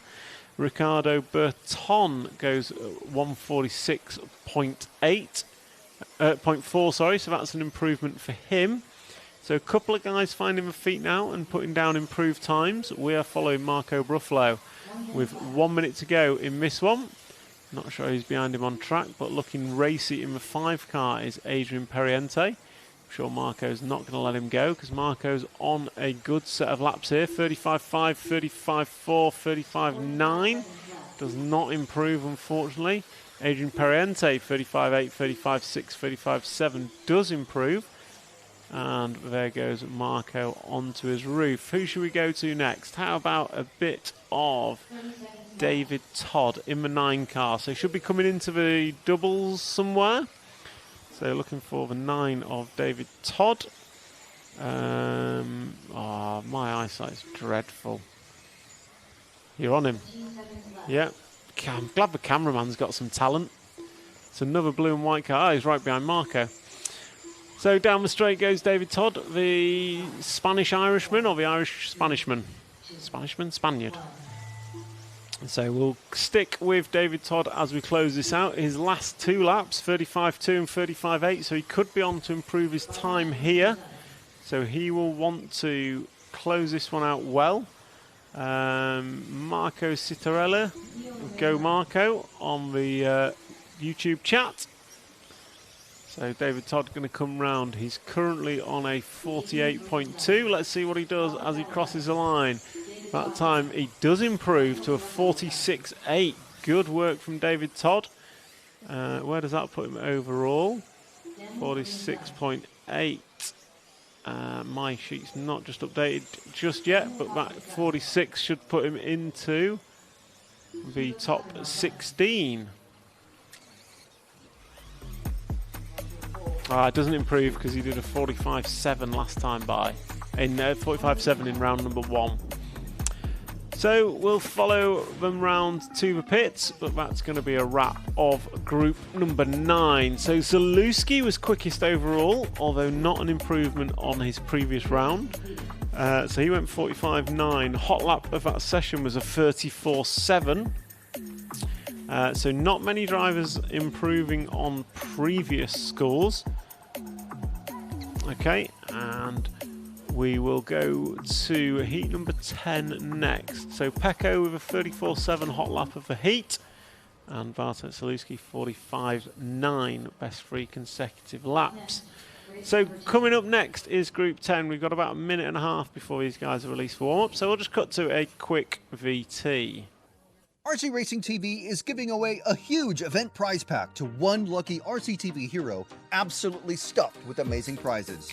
You could get yourself a pair of exclusive RCTV kit bags from Race Stars, an EFRA t-shirt signed by every driver in the A Final, a Prospect Team Savok Servo, the latest Invisible Speed 2 book signed by JQ, 36 Mood swag, and more. And to be in with a chance, all you have to do is be an RCTV hero by joining the channel. Hero Channel members get to watch tons of exclusive RC content, get discounts on the RC Racing TV store, and if you're hero level and above, you even get a free sticker sheet. Plus, you might even win the awesome EFRA eBuggy Euros Hero Event Pack.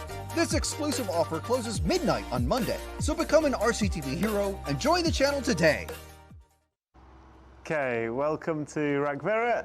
Pekko, what's your first impressions of a circuit here?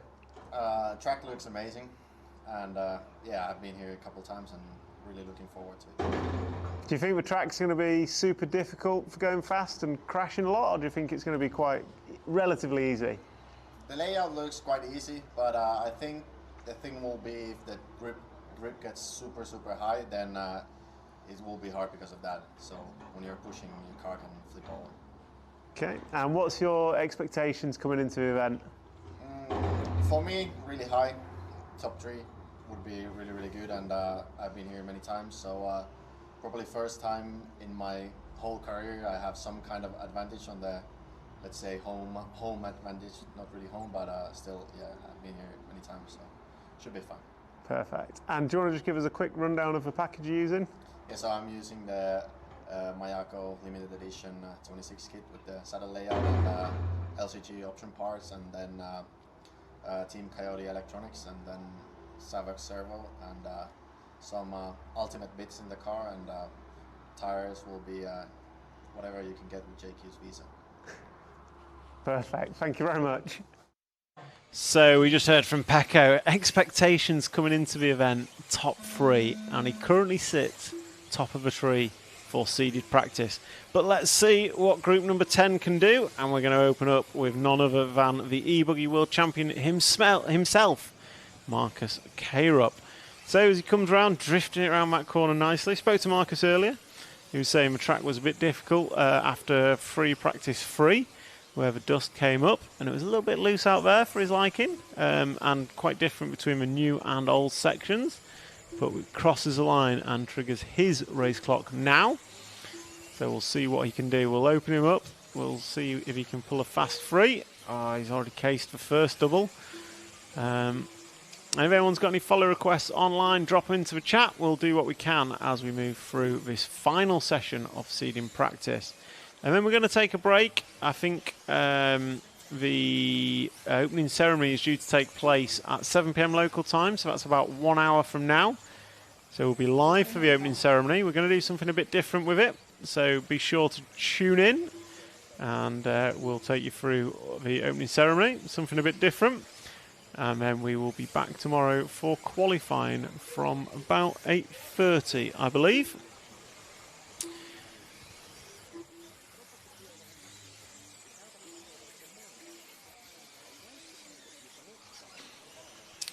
So we are following Marcus Krupp. He opened up with a 35.8. The best opening lap was a fastest lap so far is a 35.7. So once again, this heat not opening up quick. So there goes Marcus Krupp. Second time round is going to be a 35.7. So perfect. Okay, so it's going to be an 8 AM start tomorrow, so we'll be live from about 7:59. And 58 seconds. And 58 seconds. We'll be live tomorrow morning, bringing all the action for qualifying, starting 8 AM local time. So that's about 14 hours from now, wherever you are in the world. And we're watching Marcus Krupp. He's going to come round to put 3 on the board. Matt Lap was a 34.8. So he goes top of the timesheets, but only temporarily, because it's going to be Noah Ben Mohammed that goes through half a second quicker over the first 3. David Ronnefolk, the only one improving, is moved himself up 8 spots to 16th overall. These guys and girls need to be in the top 36 really to be in the top seeded heats, and all of them are currently in the top 36. Clement Boda improving on a bad round number 1, so he's gone through and put in 3 good laps, so he's good. Marcus Krupp goes through with a 35.2 to improve to a 45.9, but we're going to jump cars we've not seen much of. Davide Ongaro, so coming across the line right about now. The green, well, yellow and white one coming into the triple jump now. So Black Wing, he's rocking number 1 on his car, left-hand side of the track. Coming up the rise, and he's round the yellow sweeper through the chicane, just riding the pipe. Then he's going to come into the first double, then the second big double, and then he's going to drop down the hill, turn left. So he's coming into the big quad now. So yellow and white with a bit of blue. Black Wing on his car. That is Davide Ongaro. your reigning Nitro Buggy World Champion. And don't think we've seen any track time from him today. He's not been lighting up the timesheets in his usual way. The person lighting up the timesheets in this one is David Ronnefolk. So he's moved up 16 spots and now sits 8th overall. He's gone through with a 45.8 free lap combined. He's 1 second off Marcus Carup in this one. But Marcus not improving. So Davido Ongaro currently sits 12th overall on seeded times. I'm sure that's not where he wants to be. It's probably also fair to say he's not normally the quickest over a single lap. His pace comes in over the longer runs, I think. And then coming into the triple jump. So we'll just follow a couple of laps with Davido. 35.3 last time by. And then a 35.6, so he's got 2 half-decent laps. Yep, if he polishes off this one well, he should improve. Oh, nice landing somehow. Car sideways in the air, but still got it down. And not so lucky that time, just casing the triple, but getting away with it. So he's going to come down the right-hand side of the track. He's got 2 hairpins to go. There's 1, there's 2. And down the straight he goes. Davido Ongaro does improve 46.3. It is not better than the 46.2 he has on the board from seeding practice number 1. But he does have a pair of 35.3s, so we'll follow him around for this lap.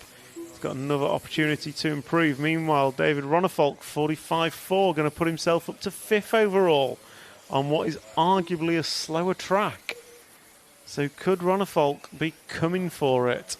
44.8, so still 6 tenths off Carup, so 2 tenths a lap behind Marcus. And Ongaro goes through with a 35.4, improves once again to a 46.0. So that's going to put him up, 46.058. So yeah, Davido Ongaro improves. And he maintains 11th place overall. So let's pick up Ronnefolk. He's clearly fast out there. So he's left-hand side of the track, green and yellow car. He's on his roof. Fantastic. Great play, commentator's curse. So being marshalled. So on the back section now, he's the second of the 2, green and yellow car. Coming round into the quadruple now. So clear wing, green and yellow in front of us. That's it. Through the quad. And then he's going to be coming through the right-hand side. So this lap's going to be a bust for him. But he's got Marcus. Oh, Marcus has just let him through. So Marcus' last lap was a bust as well. But Ronnefolk, 10 laps on the board. Ever predicted 16. So he's got time to get another fast free in.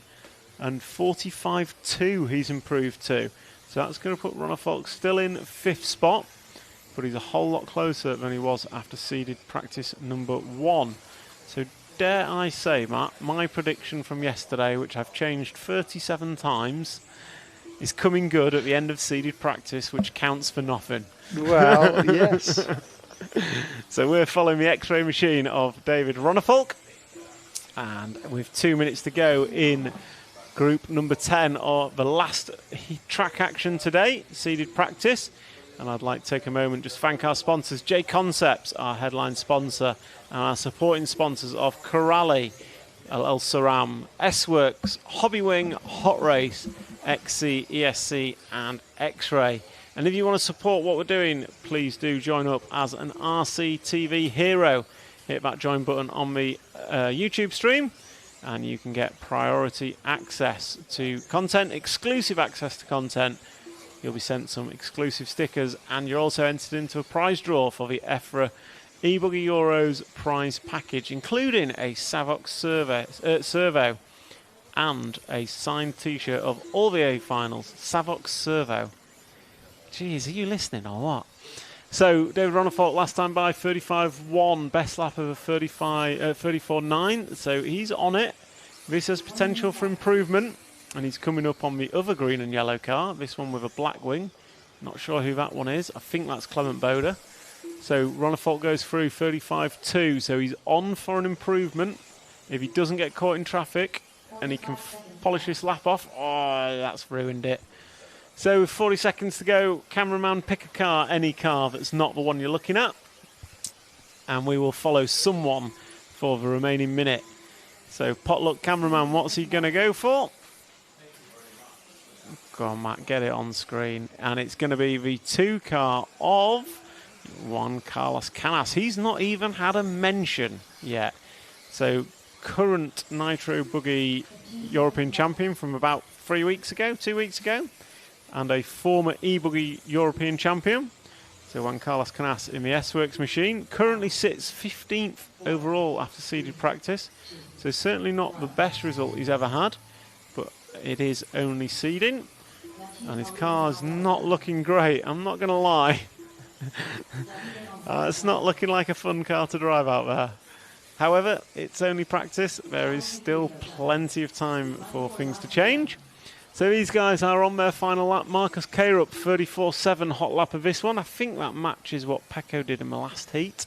And a 1:44.8. He's not going to improve. The only improvers are Ronnefalk, Clement Boda and Davide Ongaro. Ronnefalk getting a much needed improved run. Any ideas what diff fluids these guys are using? I do not. I will go and ask. I'll ask that on my walk around and get a bit of a feeling.